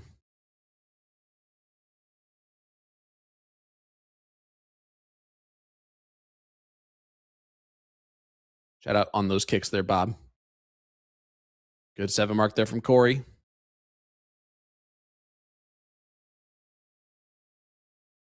Andrew needs a 9 to get back control. Not going to do that. One of those annoying things that happens in darts is when you hit the first dart in the triple and then you miss the other 2.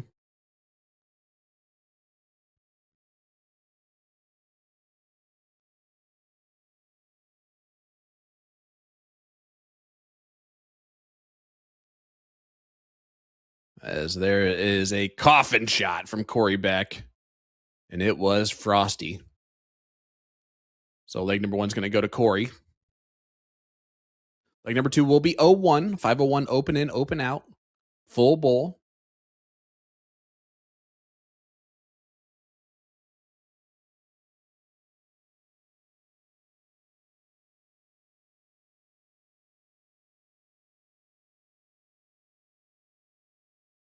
Once Corey hits this, Corey.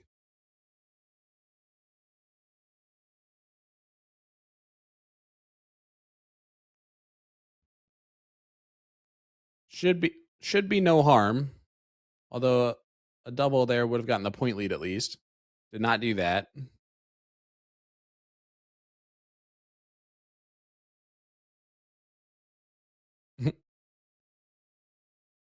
There it is.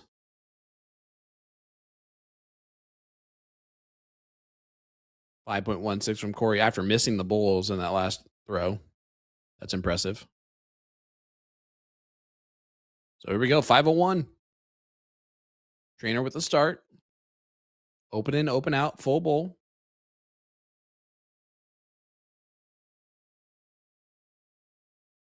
You see they will shoot at the bowls. Hat tricks are perfection. Low tons if you're Andrew are good enough. At least a couple times. Corey needs hat tricks all the way through.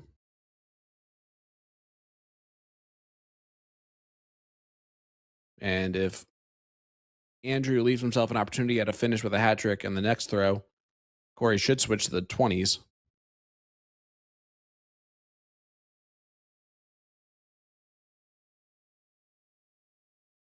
Corey should switch to the 20s here. Because a 180 will leave a finish.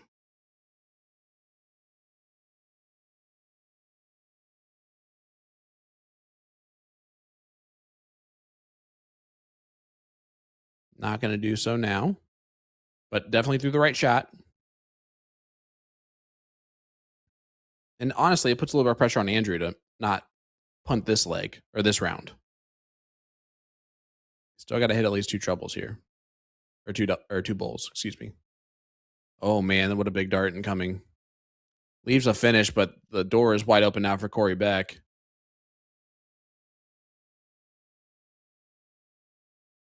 Two triples now needed for Andrew to take out the 161. Corey's going to be in a much better position, most likely. Not really. It's slightly better because it's 2 bowls to leave the triple. Bullseye first. Trip 20. Trip 17. Oh, he just hesitated slightly. Corey Beck, the 148 for the match. Bullseye, bullseye, trip 16.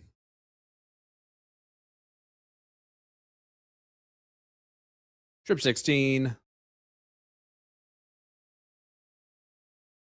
Corey Beck moves on to the finals with a 148 checkout after Andrew Trainer just barely misses the 161. Wow. Unfortunately for us, we do not get to see that final of that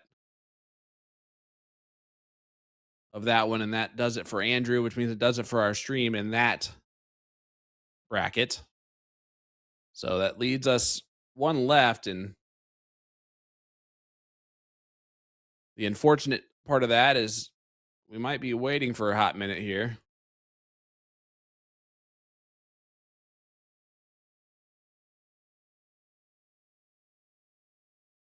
Yeah, we're just going to roll commercial, and the only reason why is because there's, just for that one match, there's no reason to stop and restart it for that. But it will be either Jenny Schaefer or Trisha Mader taking on Liz Tynan to end our stream. Jenny only has one loss, Trisha with 2.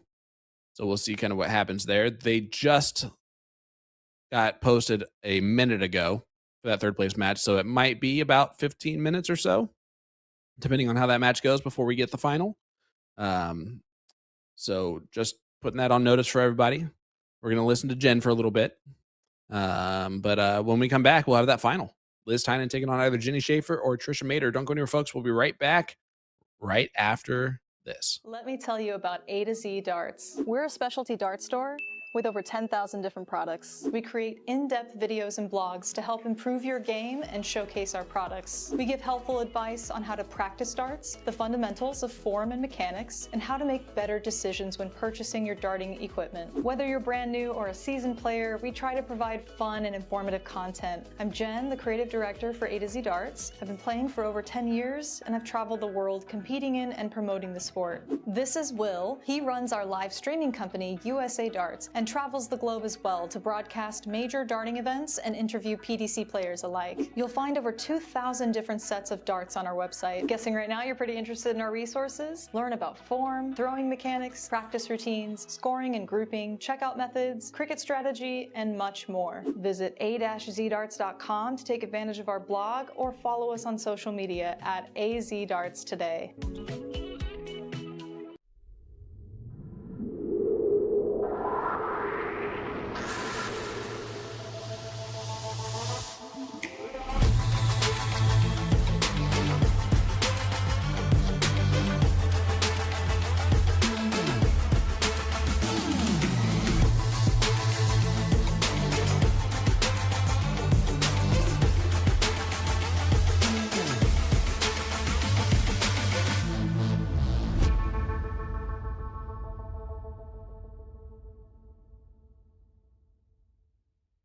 Nathan Aspinall Echo soft tip darts. By the way, I've swapped out the stems and flights for the new K-Flex number 2 standard flight.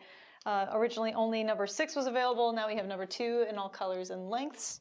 All right, 146 remaining.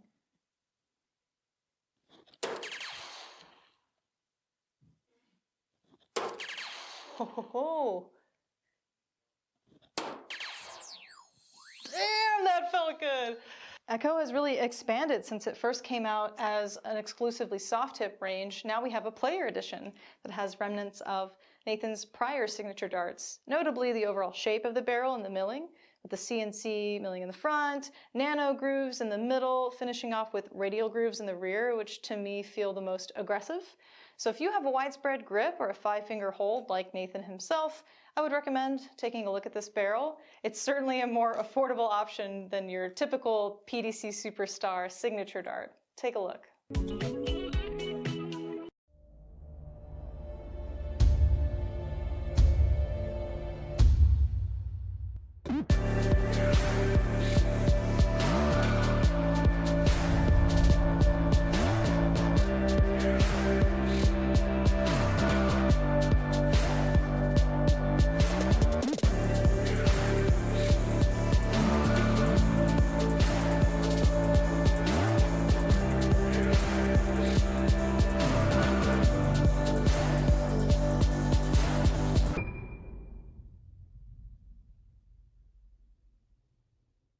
Dartboard lighting systems that work with soft tip boards, starting with what I'm calling your best value option, the 180 Illumina lighting system. Quick clarification, you cannot purchase the cheaper light version, LITE, but the more durable and robust normal Illumina lighting system is going to work since it mounts to the wall. If you want to upgrade to the ultimate setup, we'd recommend the Target Corona Vision lighting system, plus conversion kit that is compatible with most grand boards. This is basically a zero installation option. No power tools are needed. You're not mounting the light to the dartboard or the wall.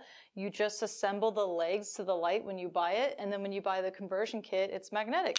Just snaps right onto the leg, and the 4 prongs push into the dartboard. Here are 2 budget-friendly options. Number 1 is the Target Arc light, not the cabinet light, but just the light by itself, which clips to the dartboard directly. So I have the Target Arc light under the Illumina, giving it more stability by accident, but if it was on its own, it'd be a little wobbly on the board. You can see the lights illuminating like half of the board, and it's certainly in danger of falling if you bump into the board or retrieve your darts too hard. The GLD Shadow Buster. This is our most budget-friendly option. It was designed to screw onto the top of a cabinet, and then it can swivel downward to illuminate the board, and also swivel upward and fold it all the way down to be out of the way in case your cabinet doors are a little bit taller than the top of the cabinet. That's it, folks. 4 total lighting options for soft tip dartboards. See you next time.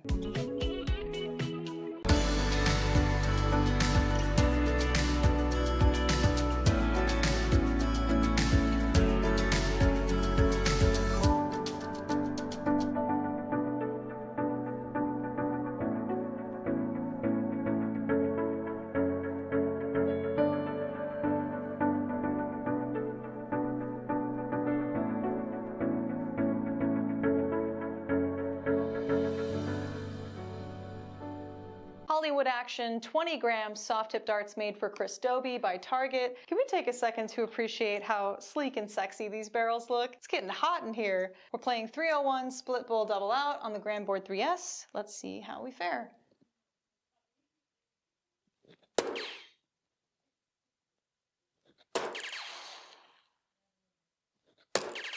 Nice starts. By the way, I've swapped out the stems and flights for the new Target K-Flex number 2 flight. Now let's fail this attempt.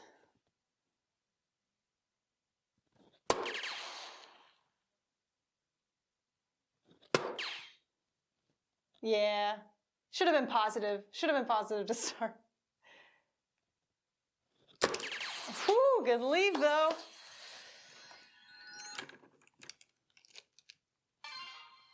I'm really loving this texture and milling, by the way. It's just nice, consistent all throughout mid-rear where I hold. Okay, check out 24 and we will summarize. Ooh. That was a great leg, actually. Maybe I should have played 501.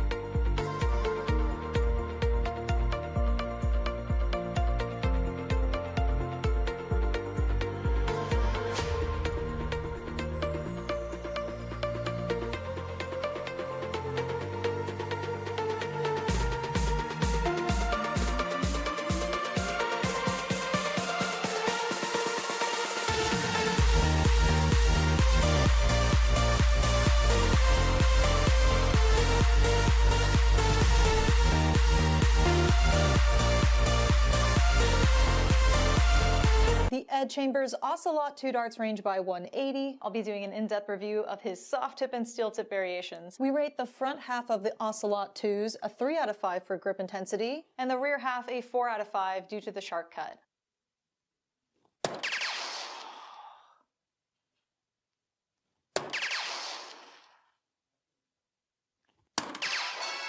Well, how about that? We could have never predicted it, but we actually found our way to a 99 checkout.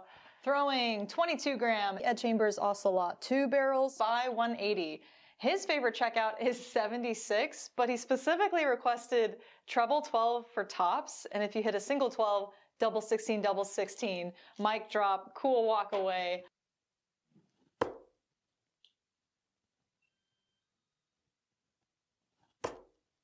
Ooh, it was so beautiful too, right in the center of that double. Can you tell me why I keep throwing to the right? Excellent question. For the sake of this video, let's assume this person is right-handed. So when he's aiming for the treble 20, he's missing into the 1, over to the right. The most common reason why this happens to people is because in their setup, their elbow's kicking out.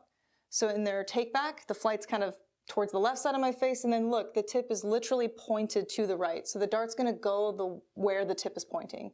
So real simple, tell yourself to tuck the elbow in, and then in the take back, the dart falls straight back, bang. It's gonna go forward. It could be a lot of different things. It could be your foundation, the way where you stand on the Aki. Maybe your elbow's tucked in, but your wrist is turning. So we always recommend to film yourself in slow motion. A camera straight on, and then if you're right-handed, a camera over to your left. Look for deviations on the second or third dart, or look for a bad habit that's always present. Because you might think that everything's aligned and straight, but the camera's gonna tell you otherwise. I mean, trust me, I thought I was straight for 16 years, and boy was I wrong. The Mark McFadden V2 darts range by our in-house brand Colonial are available now. I'll be doing an in-depth review of the soft tip and steel tip versions, of course. Overall, we give the V2 range a 5 out of 5 for grip intensity. 18-gram Mark McFadden Colonial barrel.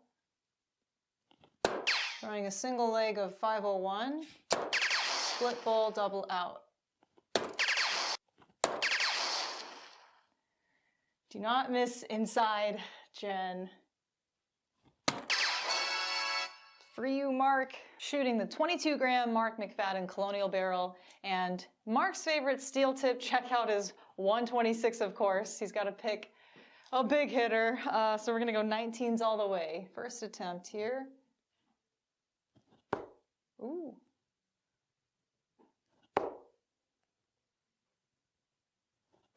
Oh my God.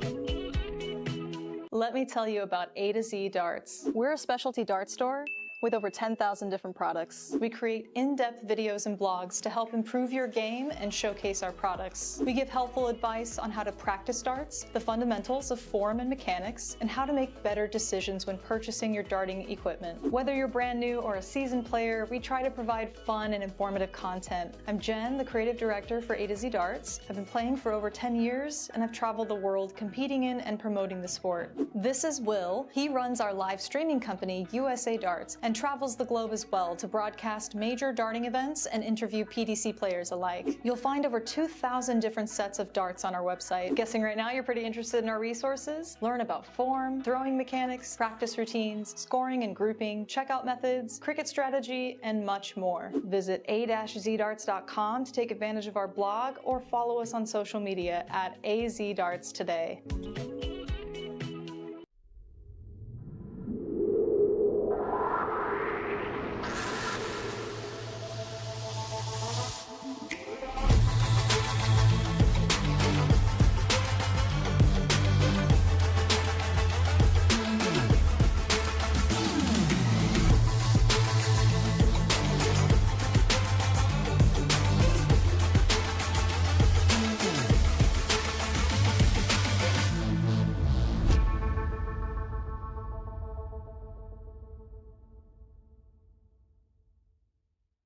Nathan Aspinall Echo soft tip darts. By the way, I've swapped out the stems and flights for the new K-Flex number 2 standard flight. Originally only number 6 was available. Now we have number 2 in all colors and lengths. All right, 146 remaining.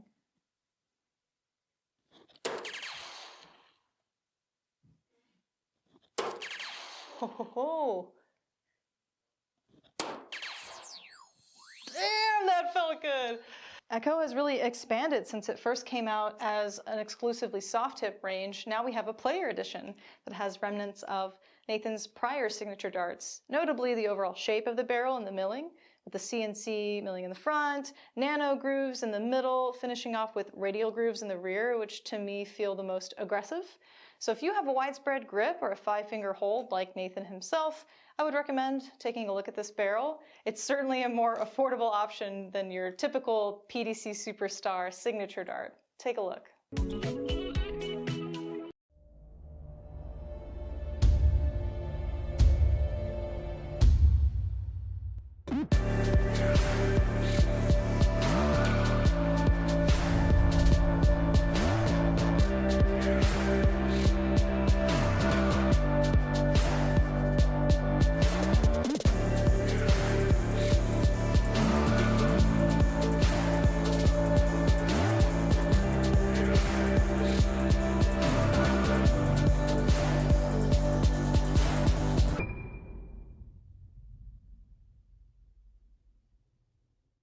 Dartboard lighting systems that work with soft tip boards, starting with what I'm calling your best value option, the 180 Illumina lighting system. Quick clarification, you cannot purchase the cheaper light version, LITE, but the more durable and robust normal Illumina lighting system is going to work since it mounts to the wall. If you want to upgrade to the ultimate setup, we'd recommend the Target Corona Vision lighting system, plus conversion kit that is compatible with most grand boards. This is basically a zero installation option. No power tools are needed. You're not mounting the light to the dartboard or the wall.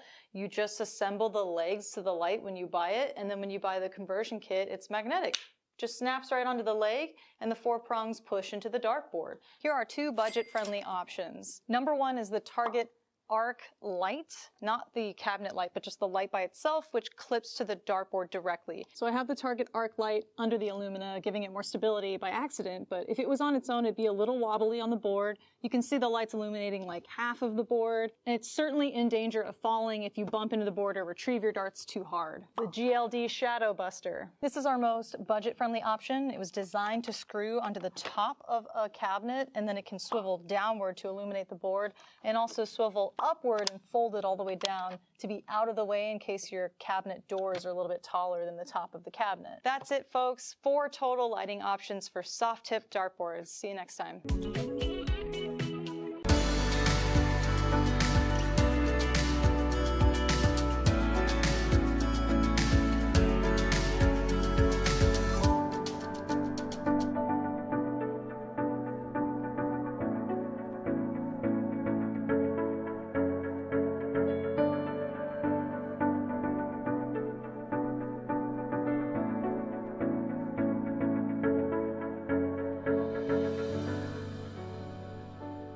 Hollywood Action 20-gram soft tip darts made for Chris Dobie by Target. Can we take a second to appreciate how sleek and sexy these barrels look? It's getting hot in here. We're playing 301 split bowl double out on the Grand Board 3S. Let's see how we fare.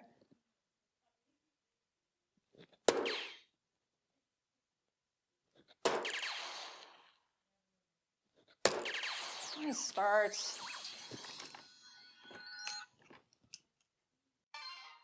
By the way, I've swapped out the stems and flights for the new Target K-Flex number 2 flight. Now let's fail this attempt.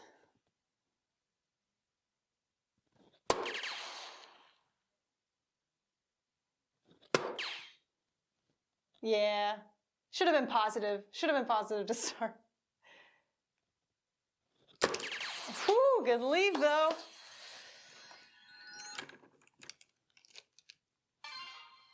I'm really loving this texture and milling, by the way. It's just nice, consistent all throughout mid-rear where I hold.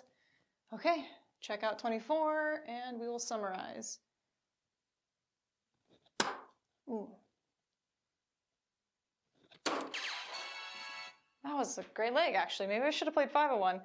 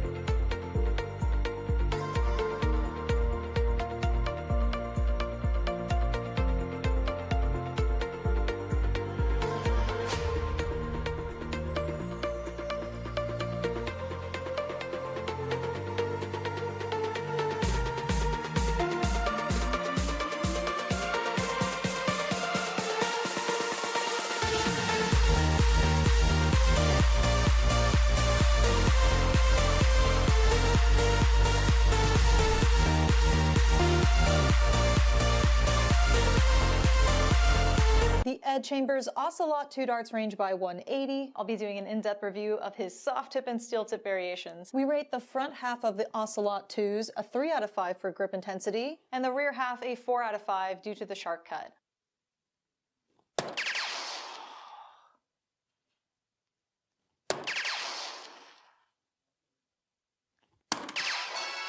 Well, how about that? We could have never predicted it, but we actually found our way to a 99 checkout.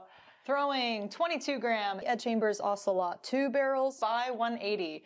His favorite checkout is 76, but he specifically requested treble 12 for tops, and if you hit a single 12, double 16, double 16. Mic drop, cool walk away.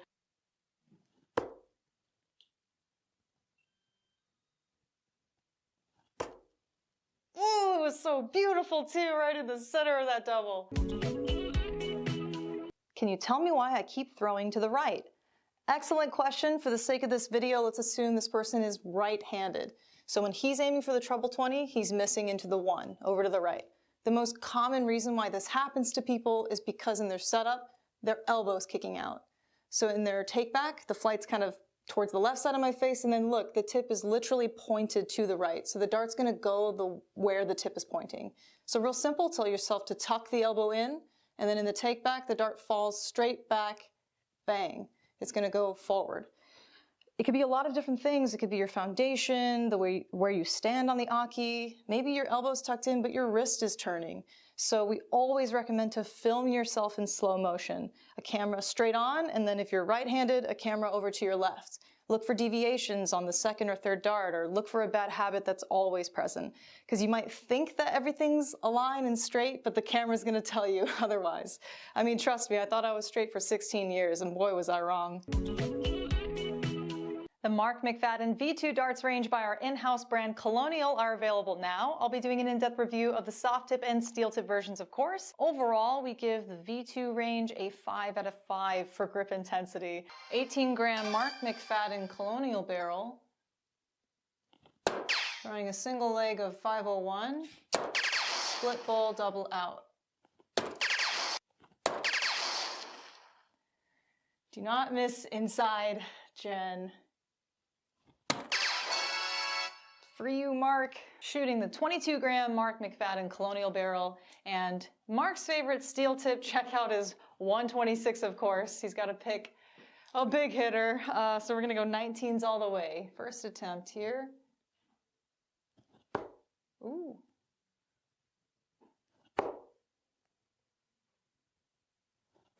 Oh my God.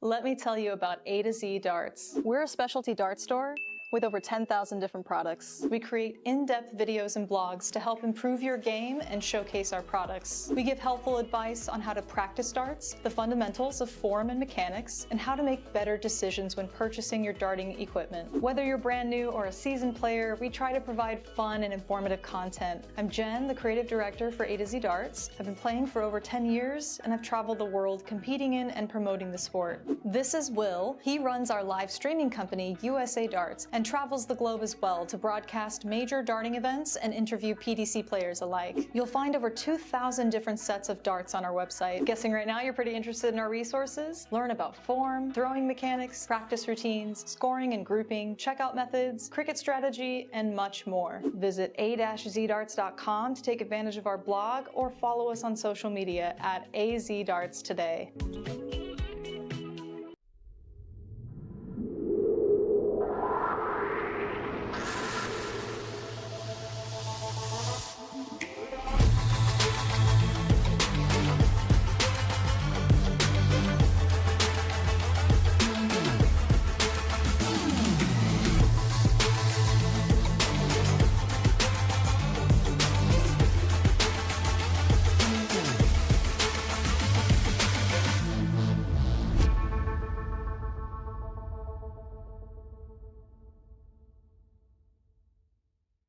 Nathan Aspinall Echo soft tip darts. By the way, I've swapped out the stems and flights for the new K-Flex number 2 standard flight.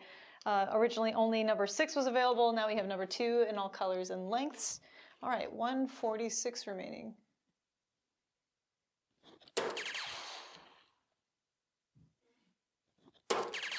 Ho, ho, ho.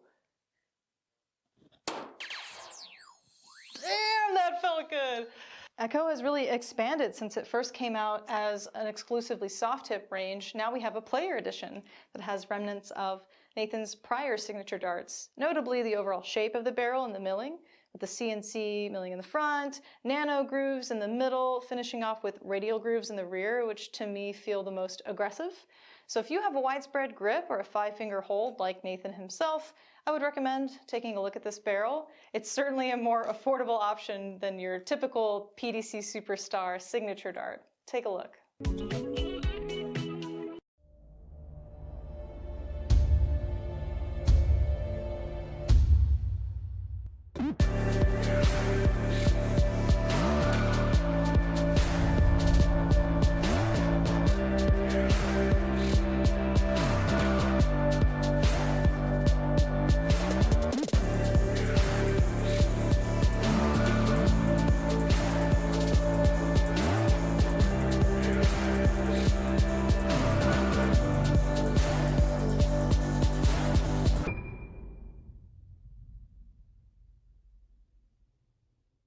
Dartboard lighting systems that work with soft tip boards, starting with what I'm calling your best value option, the 180 Illumina lighting system. Quick clarification, you cannot purchase the cheaper light version, LITE, but the more durable and robust normal Illumina lighting system is going to work since it mounts to the wall. If you want to upgrade to the ultimate setup, we'd recommend the Target Corona Vision lighting system, plus conversion kit that is compatible with most grand boards. This is basically a zero installation option. No power tools are needed. You're not mounting the light to the dartboard or the wall. You just assemble the legs to the light when you buy it, and then when you buy the conversion kit, it's magnetic. Just snaps right onto the leg, and the 4 prongs push into the dartboard. Here are 2 budget-friendly options. Number 1 is the Target Arc light, not the cabinet light, but just the light by itself, which clips to the dartboard directly. So I have the Target Arc light under the Illumina, giving it more stability by accident, but if it was on its own, it'd be a little wobbly on the board. You can see the lights illuminating like half of the board, and it's certainly in danger of falling if you bump into the board or retrieve your darts too hard. The GLD Shadow Buster. This is our most budget-friendly option. It was designed to screw onto the top of a cabinet, and then it can swivel downward to illuminate the board, and also swivel upward and fold it all the way down to be out of the way in case your cabinet doors are a little bit taller than the top of the cabinet. That's it, folks. 4 total lighting options for soft tip dartboards. See you next time.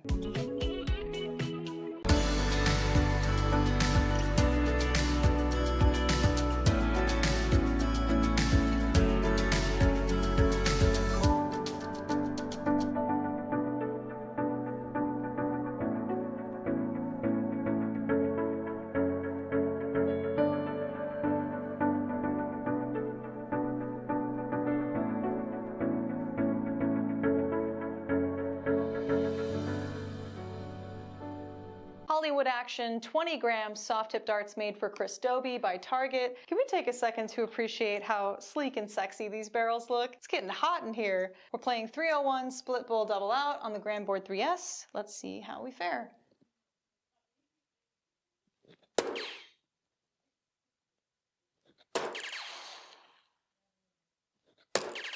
Nice starts. By the way, I've swapped out the stems and flights for the new Target K-Flex number 2 flight. Now let's fail this attempt.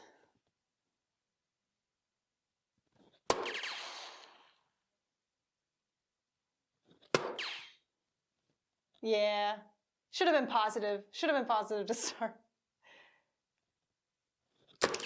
Whew, good leave though.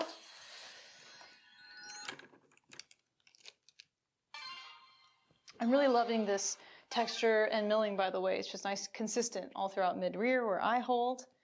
Okay, check out 24 and we will summarize. Ooh. That was a great leg, actually. Maybe I should have played 501.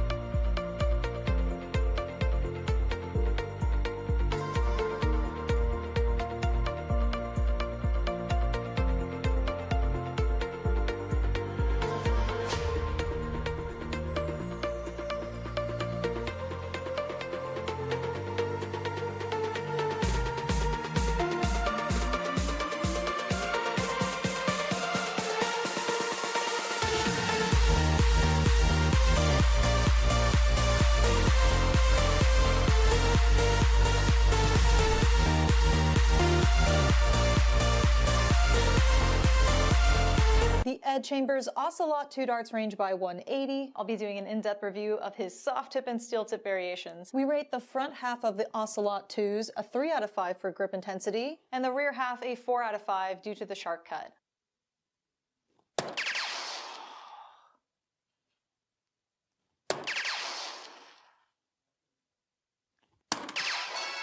Well, how about that? We could have never predicted it, but we actually found our way to a 99 checkout. Throwing 22-gram Ed Chambers Ocelot 2 barrels by 180.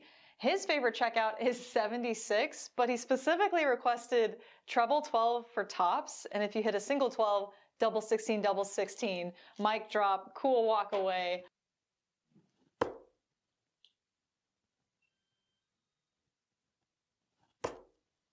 Ooh, it was so beautiful too, right in the center of that double. Can you tell me why I keep throwing to the right? Excellent question. For the sake of this video, let's assume this person is right-handed. So when he's aiming for the treble 20, he's missing into the 1, over to the right. The most common reason why this happens to people is because in their setup, their elbow's kicking out. So in their take back, the flight's kind of towards the left side of my face, and then look, the tip is literally pointed to the right. So the dart's gonna go where the tip is pointing. So real simple, tell yourself to tuck the elbow in, and then in the take back, the dart falls straight back, bang. It's gonna go forward. It could be a lot of different things. It could be your foundation, the way where you stand on the Aki. Maybe your elbow's tucked in, but your wrist is turning. So we always recommend to film yourself in slow motion. A camera straight on, and then if you're right-handed, a camera over to your left. Look for deviations on the second or third dart, or look for a bad habit that's always present. Because you might think that everything's aligned and straight, but the camera's gonna tell you otherwise. I mean, trust me, I thought I was straight for 16 years, and boy was I wrong. The Mark McFadden V2 darts range by our in-house brand Colonial are available now. I'll be doing an in-depth review of the soft tip and steel tip versions, of course. Overall, we give the V2 range a 5 out of 5 for grip intensity. 18-gram Mark McFadden Colonial barrel. Throwing a single leg of 501. Split bowl, double out. Do not miss inside, Jen. For you, Mark, shooting the 22-gram Mark McFadden Colonial barrel, and Mark's favorite steel tip checkout is 126, of course. He's got to pick a big hitter, so we're gonna go 19s all the way. First attempt here. Ooh.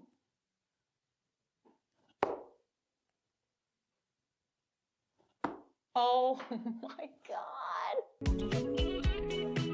Let me tell you about A to Z Darts. We're a specialty dart store with over 10,000 different products. We create in-depth videos and blogs to help improve your game and showcase our products. We give helpful advice on how to practice darts, the fundamentals of form and mechanics, and how to make better decisions when purchasing your darting equipment. Whether you're brand new or a seasoned player, we try to provide fun and informative content. I'm Jen, the creative director for A to Z Darts. I've been playing for over 10 years, and I've traveled the world competing in and promoting the sport. This is Will. He runs our live streaming company, USA Darts, and travels the globe as well to broadcast major darting events and interview PDC players alike. You'll find over 2,000 different sets of darts on our website. Guessing right now you're pretty interested in our resources? Learn about form, throwing mechanics, practice routines, scoring and grouping, checkout methods, cricket strategy, and much more. Visit a-zdarts.com to take advantage of our blog or follow us on social media at AZDarts today.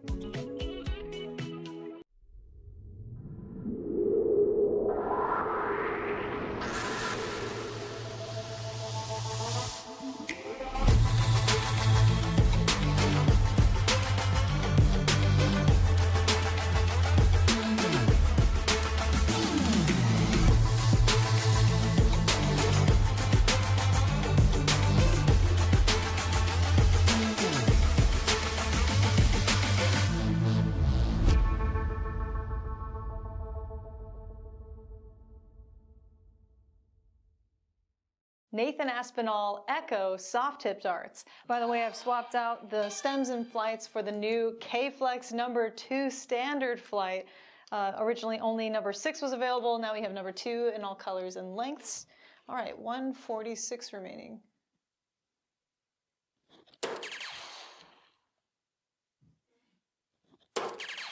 Oh, damn, that felt good. Echo has really expanded since it first came out as an exclusively soft tip range. Now we have a player edition that has remnants of Nathan's prior signature darts, notably the overall shape of the barrel and the milling, with the CNC milling in the front, nano grooves in the middle, finishing off with radial grooves in the rear, which to me feel the most aggressive. So if you have a widespread grip or a 5-finger hold like Nathan himself, I would recommend taking a look at this barrel. It's certainly a more affordable option than your typical PDC Superstar signature dart. Take a look.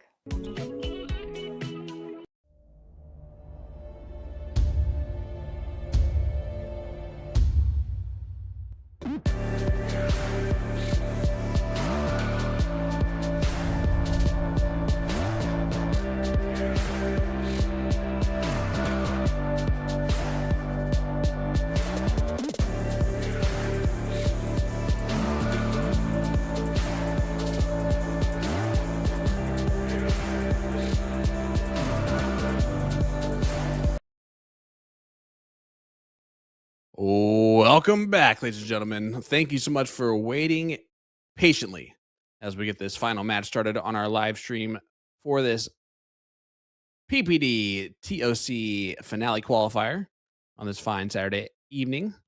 Sean Green on the call with you, Hazen behind the scene, and we have ourselves a good one.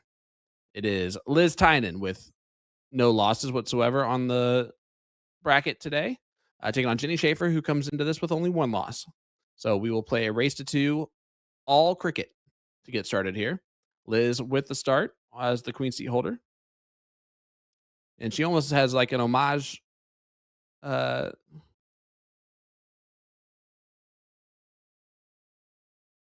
up here, as that's a boom goes the dynamite start for Liz Tynan.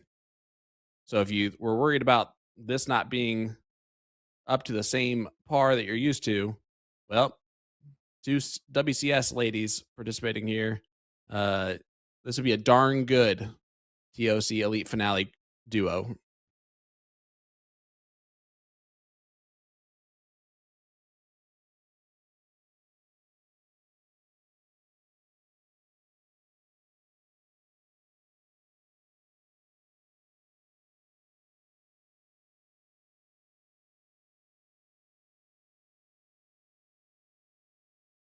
Liz does close the 18s. She is marching along here.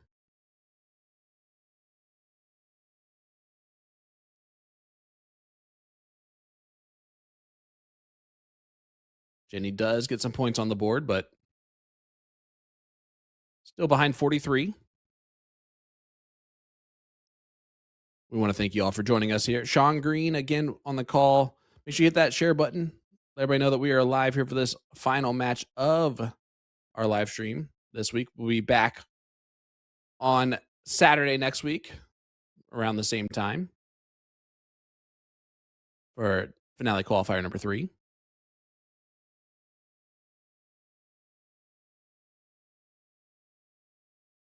It's weird that we're off on Monday night,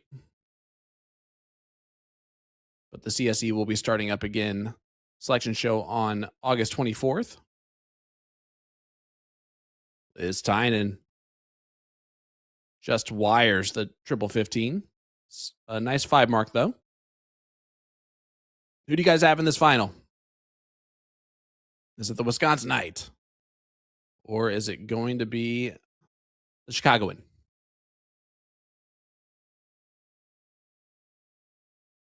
Meredith McGee has taken on Madison Van Beek in the final of the ladies bracket number 1. Liz, another big 5 mark, this time coffin shot.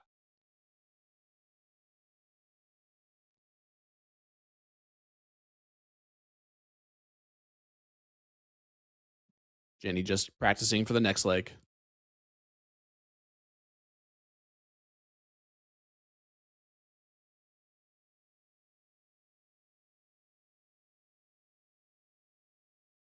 And there we go, 5.06 from Liz Tynan in leg number 1.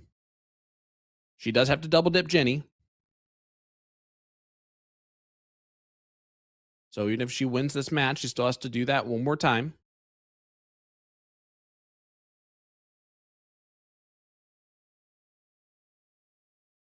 I can tell you the one person that is for sure hoping for this to go 2 straight is my mother, who is currently watching my 2 girls while this finishes up.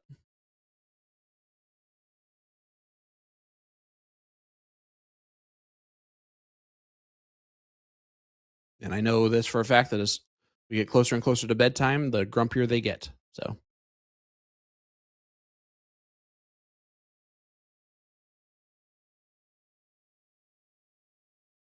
but from my perspective, I'm just taking a little extra break here.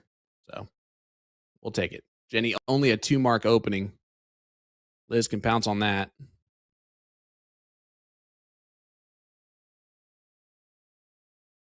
Only a 2-mark follow for Liz Tynan.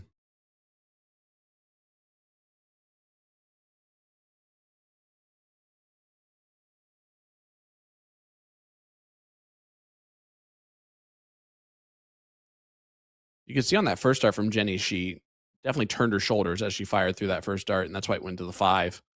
Darts 2 and 3, she stayed straight on. Liz does not get rid of the 20 on the last dart. I'm a little bit surprised by that.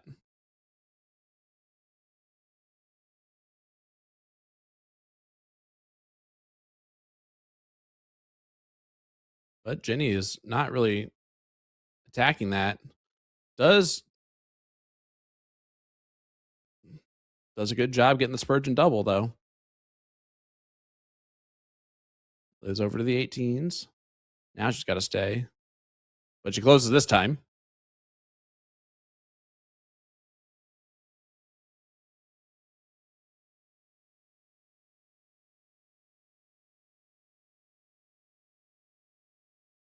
Spent this last week at PPD headquarters with Haley and the rest of the team. Had a very enjoyable week.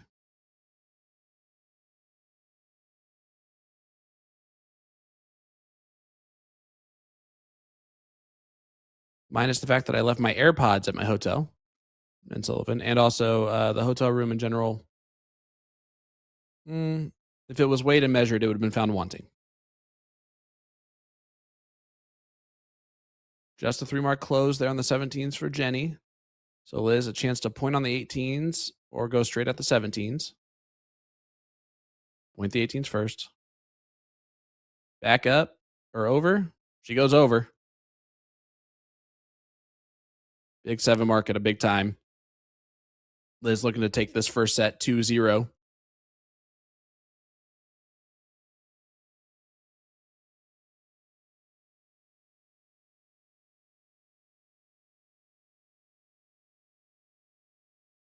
When your opponent starts off with a 9-mark to start off the match, it almost is like a little bit of a psychological just breakdown right away.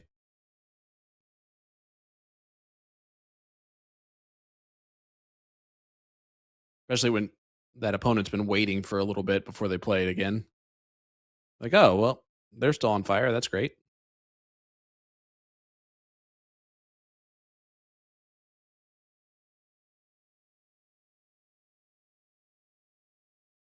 Liz just wanting to close the 15s. Add a bullseye. And off and running.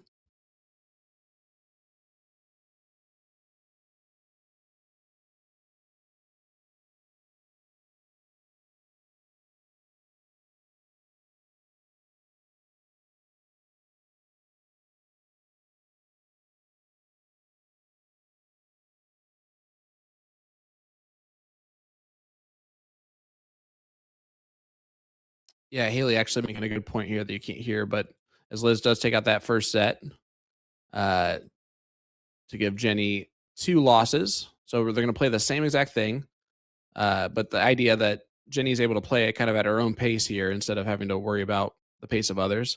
Let's run through real quick those that have cemented their qualifying spot in the elite finale. Men's bracket number 1, Brandon Kessler, Corey Beck, Andrew Trainer, and Blake Keel. Number 2 is Garrett Rakowski, Bob McCoy, Jake Smith, and Scott McNeilius. Matt Higgins, John Pilgrim. So Matt Higgins came back and beat John Pilgrim. Jeremiah Berger and Travis Wilkinson. Doesn't matter because they both qualify anyway. How about Billy Garkey, Kurt Seedorf, Paul Heelman, and Paul Nyberg? Jason Watt, Nick East, Chris Champagne, and Bob Exner. Nathaniel Fowler, Gerald Rutledge, Brett Davis, and Howard Hill. And the last one for the men's sides of things, the last 4, Isaac Robinson, Justin Coppins, Jamie Hadman, and Dave Parker. Those are the ones that have automatically qualified. Right now, the final of bracket number 1's ongoing. Madison Van Beek, Meredith McGee, Tia Huseby, and Lori Murphy have submitted their spot there. Kelly Sipe, Trisha Mater, Liz Tynan, and Jenny Schaefer in bracket number 2. Bracket number 3, Christy Dupoy, Carolyn Naguki Johnson, Michelle Hughes, and Brittany Stanton. And then finally in number 4, we have Sarah Thompson, Becca Westcott,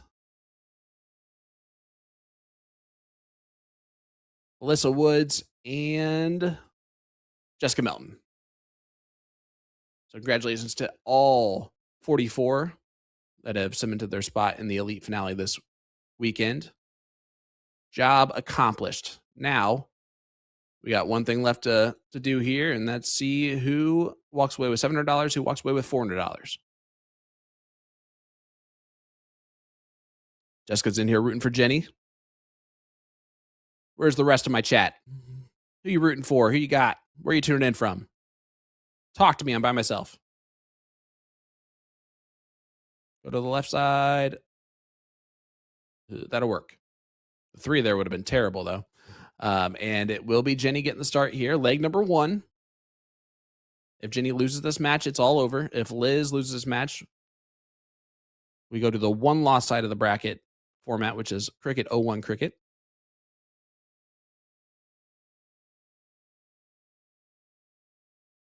Well, this is good. Almost a boom to get us started here in this match. Jenny Schaefer had a great run in the women's WCS this season. Liz did as well. Colleen student from Idaho. Liz starting off with a whole bunch of 7s. She should have 28 points on the scoreboard, but that's not how this game works.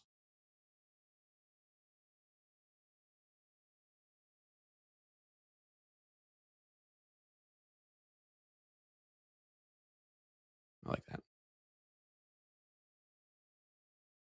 By the way, folks, I just need you guys to know Haley has thrown in some great one-liners from time to time, and I can't even respond to them out loud. I just have to nod my head at them so that you guys don't come off as like thinking I'm weird. We got Moline, Illinois in the chat. What's up, Joe?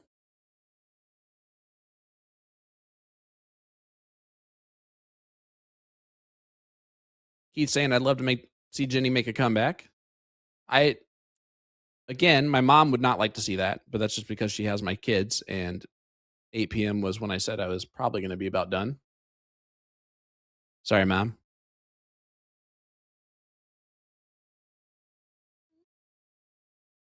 It's definitely Haley's fault. She's a slave driver in the fact that she is keeping me busy and working.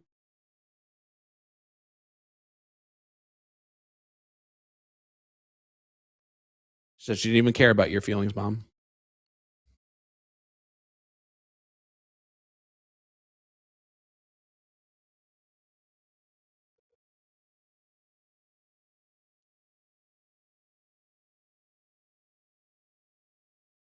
Alexis, who's probably in the air right now, saying, come on, Liz. She's not in the air. She's somewhere nice, probably.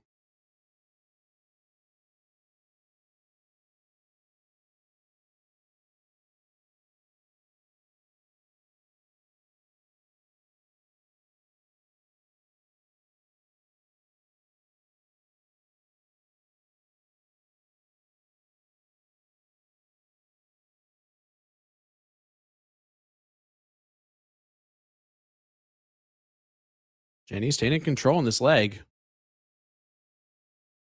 Well, for once, Alexis is at home. Home is still probably somewhere nice, though, isn't it?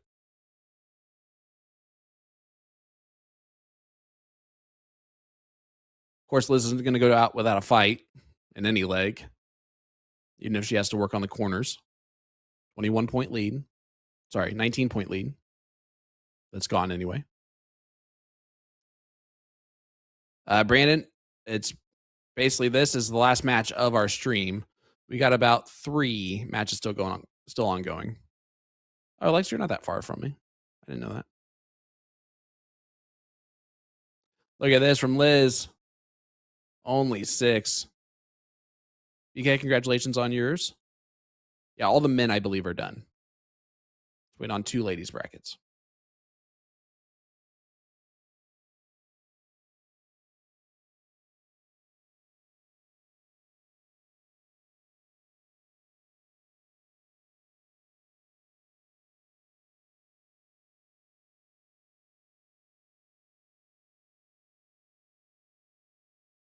Liz, that last one's just a bit outside. Gets 2.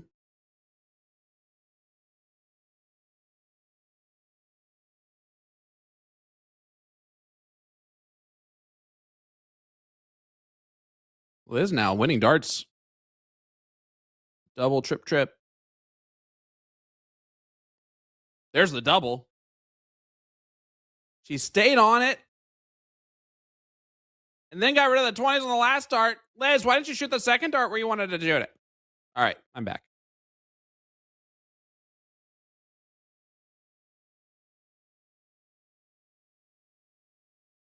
Well, it's going to pay off.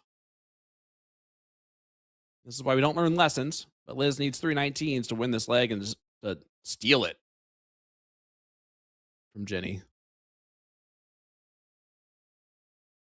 And she does exactly that. Made that look way too easy. Wow. Liz 1 leg away from the win in $700. Again, both ladies already did their job today, which is qualifying for the TOC Elite finale. It will be in a bracket where first place is $30,000 per team. $15,000 per player.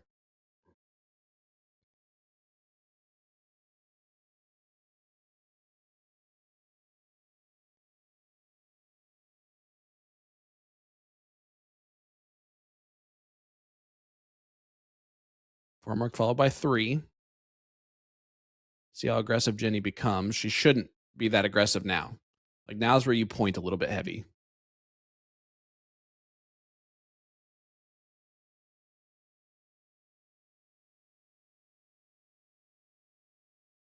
See, and I don't like that last dart. She didn't point heavy enough to take that opportunity to switch. That was almost like no matter what she did on the first 2 darts, she was going to shoot at the 19s on dart 3, and you can't have that mindset. Liz is going to move up, and there goes those 20s because she left them vulnerable.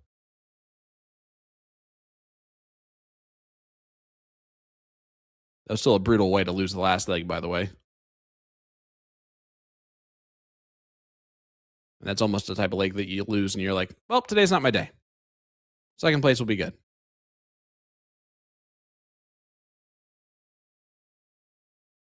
Well, that first dart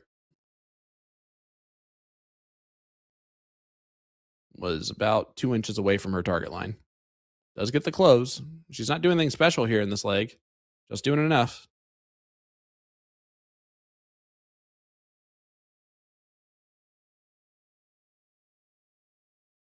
And Jenny is unfortunately not quite doing that same thing.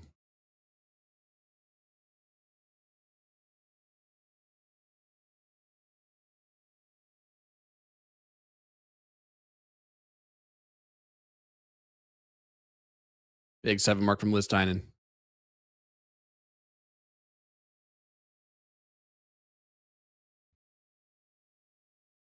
And my mom knew that Liz was playing at the cantina and just paid her a little,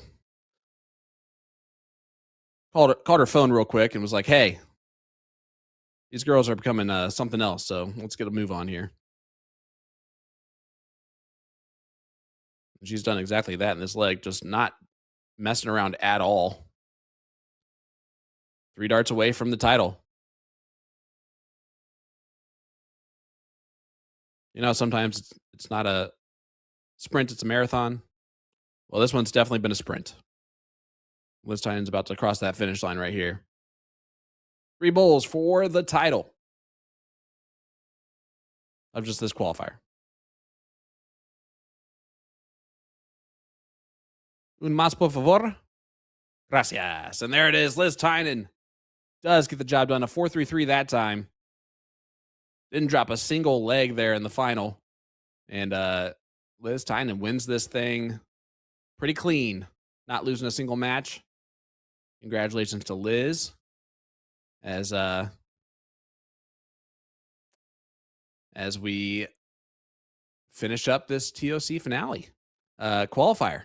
Absolutely insane day, guys. Thank you so much for joining me. As you can tell, it's a little bit cold in my apartment, which is just the way I like it, by the way, because it is hot outside.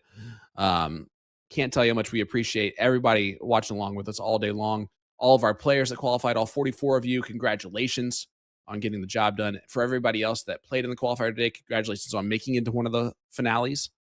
Whether or not it's the elite, the master, the pro, or the semi-pro, you got the job done, and you're going to be playing for some money on Wednesday of TOC. That being said, there's 2 more qualifiers left to go. That includes next Saturday and the following Saturday after that. Next Saturday, we'll be back in action at around the same time, 1:30-ish Central. It'll be Ryan Mooneyham joining myself in the commentary booth, so you won't want to miss that. But folks, thanks so much for joining us this evening. Haley Robinson behind the scene did a fantastic job once again. You guys have all been wonderful.